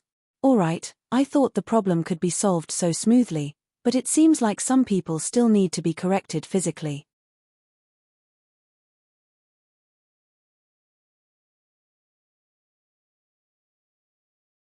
Chapter 1272. Everyone looked in the direction of the voice and saw that the person who spoke was a tall and muscular male creature. His skin was dark, and he had long hair that was as wild as a lion's mane. He was standing with his arms crossed, looking straight at Han Xiao with a cold expression. Oh, is that what you think? Han Xiao narrowed his eyes and looked at him. This person's background appeared in his mind. Extreme Fist Bagneter, an extremely powerful pugilist. His pugilist style was explosive, fierce, and destructive. He was the founder of many powerful pugilist schools, especially the Extreme Path style. Although he was not the founder of this school, he was recognized as the most proficient in the Extreme Path style in history. This guy was not someone from the Tragedy of the Pinnacles but a beyond grade A from an earlier period. He was from the neutral faction, and his cause of death was unknown.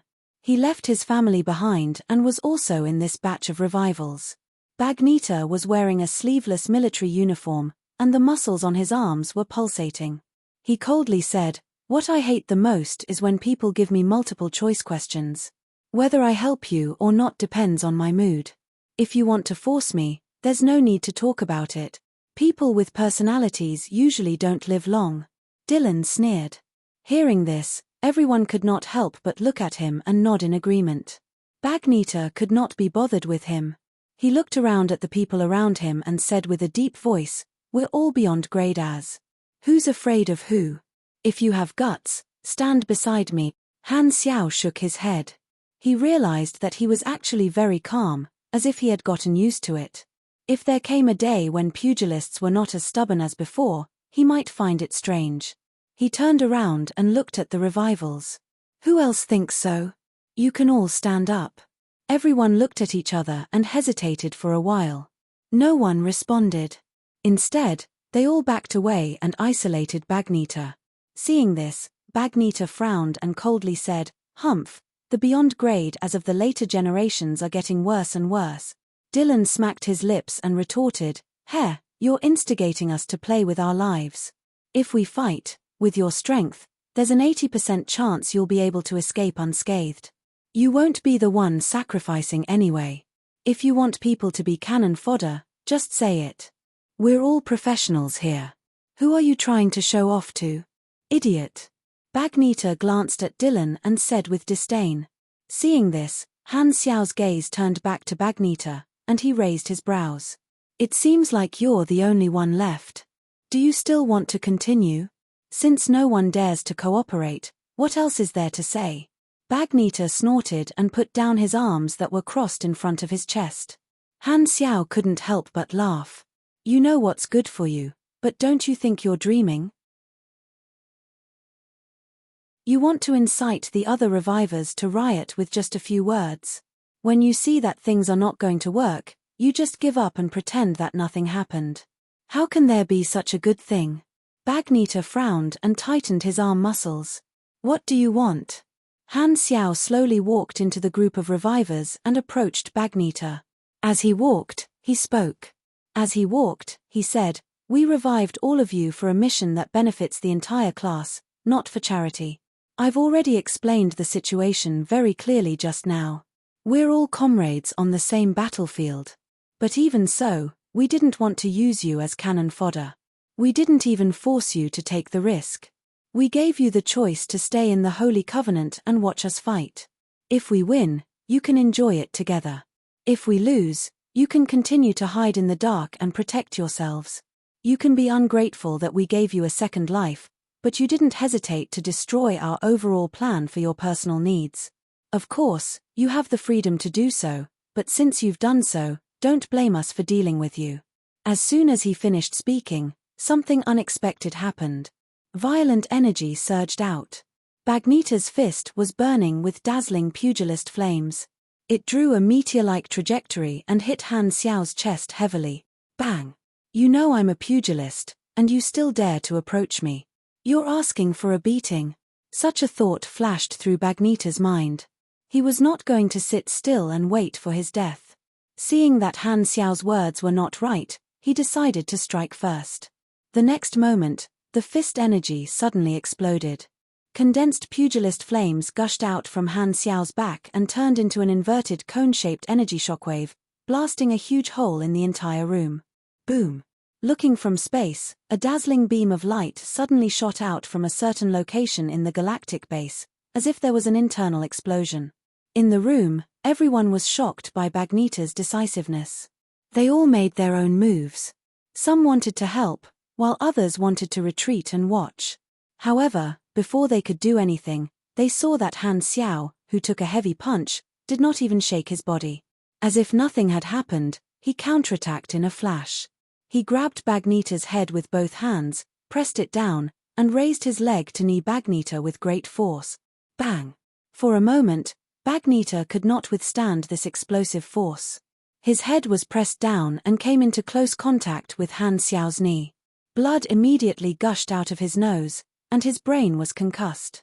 Before he could recover from the moment of dizziness, Han Xiao grabbed Bagnita's head with one hand and used his other hand to strike Bagnita's arched back. Crack! The sound of a spine cracking was clearly heard by everyone present. Bagnita's back was clearly bent. Hiss! Many people took a deep breath, and the way they looked at Han Xiao changed again. After taking the first hit, he did not hesitate to exchange injury for injury and heavily injure his opponent. If someone said he was not a pugilist, they would not believe it. At this moment, Bagnita was freed from the temporary debuff. He let out an angry roar, and the aura around him exploded again. His muscles bulged, and a thick blood aura spread out. His attributes suddenly increased by a large margin. Then, Bagnita hugged Han Xiao's waist and kicked his legs. With a burst of strength, he pushed Han Xiao through the metal walls and flew out like a meteor, falling into the universe. This is extreme channel style. Everyone was knowledgeable, so they immediately understood Bagnita's change. Relying on the special explosive power of ultimate Daoryu, a martial artist's combat power could usually surpass a small level.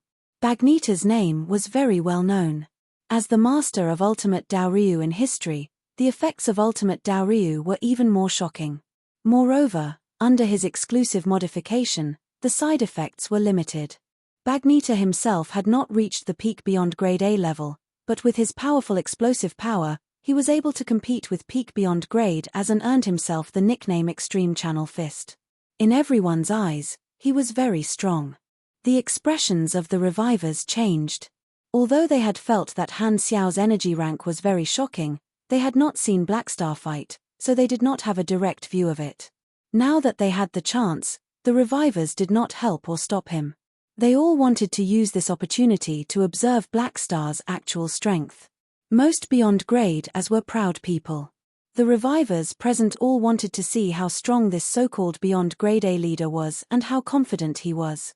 Many of the revivers had originally thought that they would be able to see a fierce battle, but the change in the situation in the next second was beyond their expectations. Han Xiao also locked onto Bagnita. Then, mechanical force burst out of his body. At the same time, countless mechanical soldiers swarmed out of the galactic base, covering the sky. Without saying a word, they attacked the two of them fiercely. Rumble, the expanding energy ball, was like a newborn star, instantly lighting up the entire galaxy.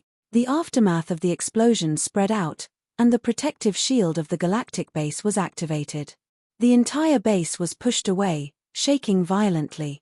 The sudden burst of light made everyone squint their eyes subconsciously, their faces filled with astonishment. Don't tell me the two of them died together. That's too brutal. Aren't they afraid of losing? Speaking of which, Blackstar is actually a mechanic. His physique is definitely that of a pugilist no matter how you look at it. Everyone could not help but worry. They looked around, only to realize that every member of the Holy Covenant had a calm look on their faces, as though they were not worried at all. Aren't you worried about the safety of your partner? Someone could not help but ask. Beja turned around to look at these people, curled his lips, smiled, and said, I'm afraid there's nothing that can kill Blackstar. At this time, The light gradually shrunk. Two figures that were stuck close to each other flew out from the center of the explosion, quickly approached the base, and flew back into the room through the gap. Plop! The sound of someone falling to the ground could be heard. Bagnita laid on the ground like a dead dog. There was not a single piece of flesh on his body that was unharmed. He was heavily injured and on the verge of death. Everyone was shocked. They looked up and saw that although Han Xiao was also injured, he was recovering at an unbelievable speed. In the blink of an eye, he had returned to his original state.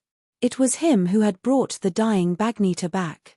Han Xiao looked calm and pointed at Oathkeeper with his lips. Treat his injuries. Don't let him die. The members of the Holy Covenant were not surprised. A few of them walked forward, turned Bagnita's body around, and sprayed him with healing spray. It looked like they were brushing sauce on a barbecue.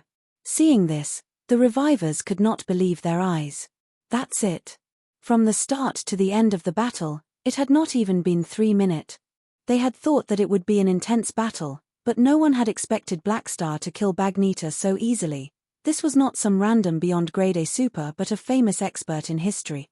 From the start, everyone knew that Blackstar might be very strong, but they did not expect him to be this strong. This had completely exceeded their judgment. No wonder he dares to call himself the leader of the Beyond Grade As. He does have the right to do so. Many people were shocked. Han Xiao stretched his neck and moved his muscles that were a little sore from the bombardment earlier. When he turned around and saw the fear in everyone's eyes, he nodded and was quite satisfied with the effect of this battle. He was actually not angry. Scolding Bagnita was just an excuse to establish his dominance. He knew that there were definitely many people who had similar thoughts. It was just that they did not dare respond because of the situation. To make these people give up on their thoughts, it was not enough to rely on the number of beyond grade as to make them hesitate. He also had to let them feel the huge difference in individual strength. As the saying went, seeing is believing. Only by directly attacking would he be able to give them the most direct impression. And the best way to establish his dominance was to kill Bagnita instantly. Therefore, Han Xiao purposely acted as if he wanted to attack while taking the initiative to approach him. This was to let Bagnita engage in close combat with him so that he could use same life as heaven and earth.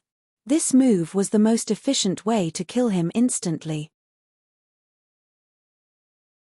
His biggest advantage was the disparity in intelligence. As long as someone knew his background, no one would dare approach him. However, these revivers did not know this. Therefore, Bagnita followed his old experience and did not let go of this opportunity. The first move was close combat, and he completely fell into Han Xiao's trap. The moment Bagnita chose to fight, the result of this battle was already decided. Facing an opponent who did not know anything, same life as heaven and earth was almost the best tactic. The result of killing Bagnita within seconds was what Han Xiao had expected. It was a huge blow to the young minds of these people. There was only one last step left. Seeing that Bagnita's body was slowly recovering, Han Xiao took out the spacetime amber and wrapped Bagnita up. He said calmly, "I won't kill him, but to avoid any unstable factors, I'll lock him up and let him calm down." The next moment, the spacetime amber was formed, and Bagnita's body was frozen in the amber. What's this? Everyone was confused, and the Holy Covenant members beside them began to explain. Very soon, everyone present knew the function of the spacetime amber, and their expressions changed. They were shocked and afraid. This thing was the nemesis of almost all Beyond Grade As. This time, Han Xiao turned to look at everyone and smiled kindly. The person who raised the problem has been dealt with. So, everyone, have you made your choice? Everyone had different expressions. Some smiled bitterly, while others swallowed their saliva. Under the intense fear, there was no suspense in their choice. I'm willing to stay in the Holy Covenant. Me too. Since someone had started, the others followed suit. Between the two paths, almost everyone chose to stay in the Holy Covenant organization. At least before they understood the situation, they did not want to appear in the outside world to avoid taking the risk. Very soon, Dylan was the only one who did not express his opinion. Han Xiao looked over. What about you? Are you staying in the Holy Covenant or joining the association? Dylan stroked his smooth, fair chin and snorted. I don't want to miss such an interesting thing. I'm joining the association. If we fight with the 3 universal civilizations, count me in. I'm going to settle the score with them. As he spoke, Dylan did not seem to feel satisfied. He glanced at the other revivers present and said sarcastically, the books are indeed correct. Sure enough, the books are right. Mediocre people who are afraid of everything always make up the majority. Hearing this, Han Xiao could not help but take another look at Dylan. You deserve to be crushed to death. Even I want to beat you to death.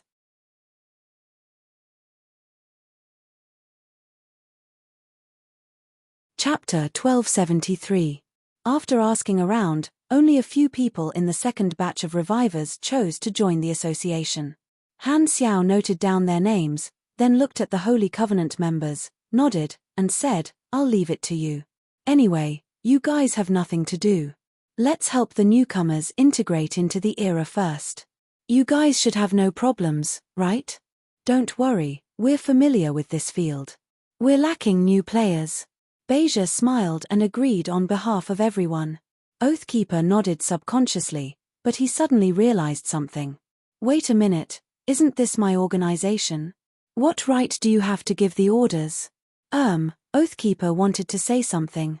However, just as he started, Han Xiao clapped his hands and interrupted him with a smile. I'm glad we've reached a consensus. Everyone, you can leave first. Familiarize yourself with the situation of this era. As soon as he said that, the atmosphere in the room eased up a lot. The Holy Covenant members led everyone out of the room, chatting as they walked, their voices getting further and further away.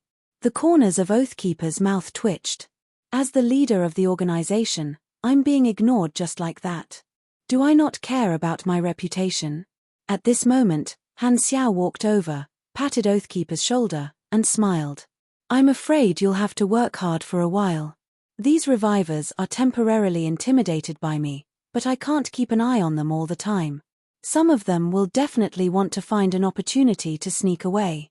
You have to keep an eye on them, but don't be too obvious, lest they feel disgusted. Understood. Cough, I know what to do. I don't need you to teach me. Oathkeeper coughed dryly. Han Xiao smiled, summoned the virtual screen, and quickly wrote a list. This is the list of the keys to the other sanctums. You guys are professionals in this aspect, so it's best to collect them without limit. The more keys we accumulate, the more confident we will be. You found this in the third sanctum? Oathkeeper looked surprised. Why didn't I see it when I went there? Maybe your authority is too low. Han Xiao shook his head and explained casually. As for whether Oathkeeper was deliberately hiding it, now was not the time to care about such details. All right, this will make it easier for us to open the sanctums in the future. Oathkeeper was happy. Although the information recorded in each sanctum was different, the sanctum revival was universal. Mastering the activation method of the other sanctums meant that the efficiency of replenishing the number of revivals would increase by several times, greatly reducing the time needed to collect the sanctum keys. Keeping the list, Oathkeeper paused for a moment before changing the topic. Have you considered the timing of the birth of the first batch of revivers? Probably within the next few months. Han Xiao nodded.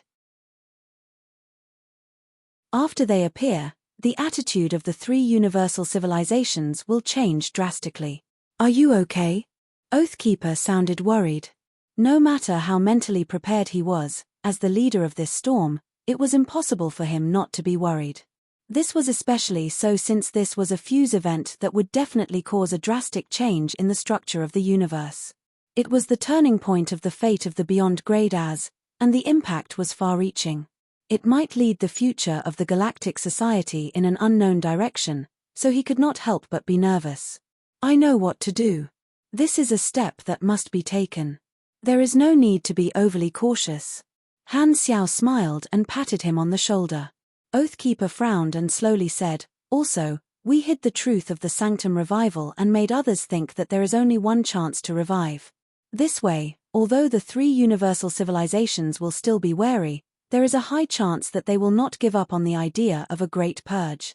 So, are we really not going to reveal the truth of the Sanctum revival? Hearing this, Han Xiao shook his head.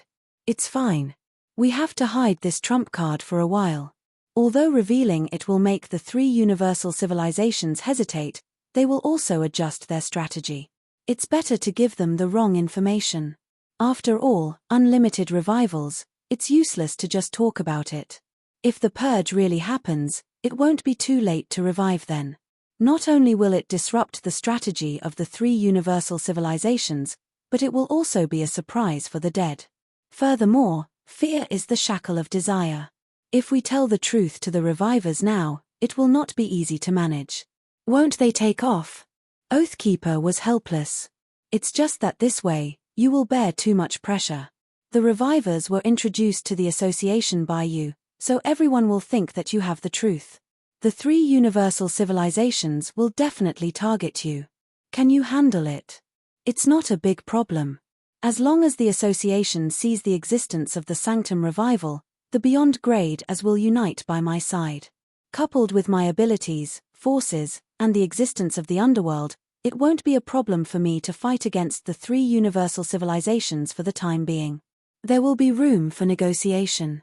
Han Xiao smiled and gave Oathkeeper some reassurance. Oathkeeper nodded and said solemnly, "You have a plan. It's good that you have a plan. In short, whether we can walk freely under the sun in the future depends on you." The next day, Han Xiao took over the association again, and Kasui stepped down as his deputy. He contacted Han Xiao more than once in private, wanting to ask about the results of Han Xiao's trip, but Han Xiao brushed him off. After disappearing for about 4 months, Han Xiao finally reappeared in front of the public and did not attract much attention. It was too common for Beyond Grade as to go out, so the various organizations did not think much about Han Xiao's short-term disappearance. After waiting patiently for more than half a month, the three universal civilizations finally made a move and sent out an invitation for a private meeting. After watching for so long, you finally can't sit still. In the room, when Han Xiao saw the invitation notification on his communicator, he immediately sat up straight in his seat. He opened the network link of the invitation, and his remote projection entered the online conference room. The next second, his vision blurred, and he came to a secret conference room. The remote projections of the three leaders of Radiance, Dynasty, and Ethereal were already in the room. "Blackstar, you're here." The Empire head of state, Ma Bruce, revealed a stiff smile. Han Xiao glanced around and put on his signature smile. "Your Excellencies, what's the matter? We haven't officially congratulated you on becoming the president of the Beyond Grade A Association." "Congratulations on becoming the president." Ma Bruce nodded. "Thank you." Han Xiao smiled. "This is all thanks to the members. We have high hopes for you. You're more suitable to lead the Beyond Grade A Association than Man Ison. We all think that under your leadership, the Beyond Grade A Association will walk further and further on the right path of win-win cooperation." The few of them praised each other as usual before getting to the main topic. Federation President Louis stroked his mustache and said, "We called you here today mainly because we need your help with a problem. The chaos of the Beyond Grade A Association members privately imparting the ultimate knowledges of the various supersystems has been going on for too long. Man Ison deliberately allowed it when he was in power and did not care about it. Now that you're the association president, we hope you can help us deal with this problem." Han Xiao raised his brows. "I'll try, but I can't guarantee it'll work. After all, I can't restrict the private lives of every member." As if hearing Han Xiao's perfunctory words, the ethereal Pope coughed, emphasized, and slowly said, "Blackstar, we take this problem very seriously.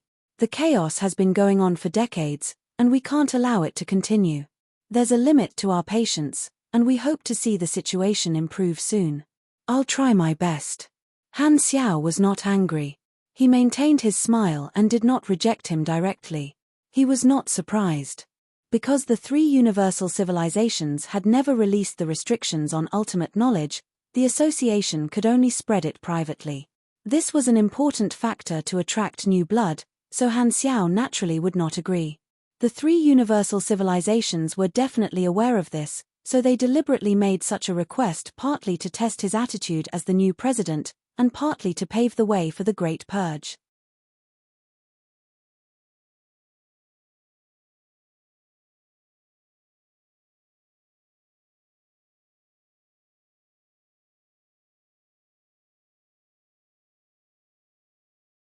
Hearing this, everyone looked at each other and revealed a subtle smile. Suddenly, their bodies trembled. Boom! The aura of a beyond grade A erupted and was immediately retracted. Mail was shocked and froze on the spot, completely dumbfounded. This room full of strangers is actually all beyond grade as? You guys. Mail's eyes widened, and his brain seemed to have short-circuited. He could not even speak properly. Beja said with a playful tone, "Don't be so nervous. We're the same as you, newcomers to the association." Impossible. How could dozens of new beyond grade as appear in the universe without a sound? Who are you people? Mail suddenly stood up, completely forgetting himself. Wasn't today's welcome ceremony just to welcome him alone? Beja smiled and waved his hands. We're not strangers. Take a good look. Do you recognize us? Hearing this, Mail hurriedly scanned the crowd, and his expression suddenly changed. I've seen your information. You're all primordial ones. Haha, I knew you knew us. Don't look at us like that. We've only been revived. What's there to be surprised about? Beja smiled and patted Mail's shoulder. Mail sat on the sofa as if his bones had been pulled out. His eyes were lifeless as if he had lost his soul. He looked like he had been played to the point of being broken. At this moment, his mind was completely blank, and he only had one thought left in his mind: when did I fall asleep? P.S. Book Detective of the Movie World, written by Sonia Icefield. She was reborn in America and became a detective in the police world. I've read a part of it before, and it's quite interesting. If you're interested, go take a look. Thank you for the 13,000 reward. End of chapter. You're tuning in to the Celestial War YouTube channel. Don't forget to subscribe and join us on this journey to catch the most captivating stories.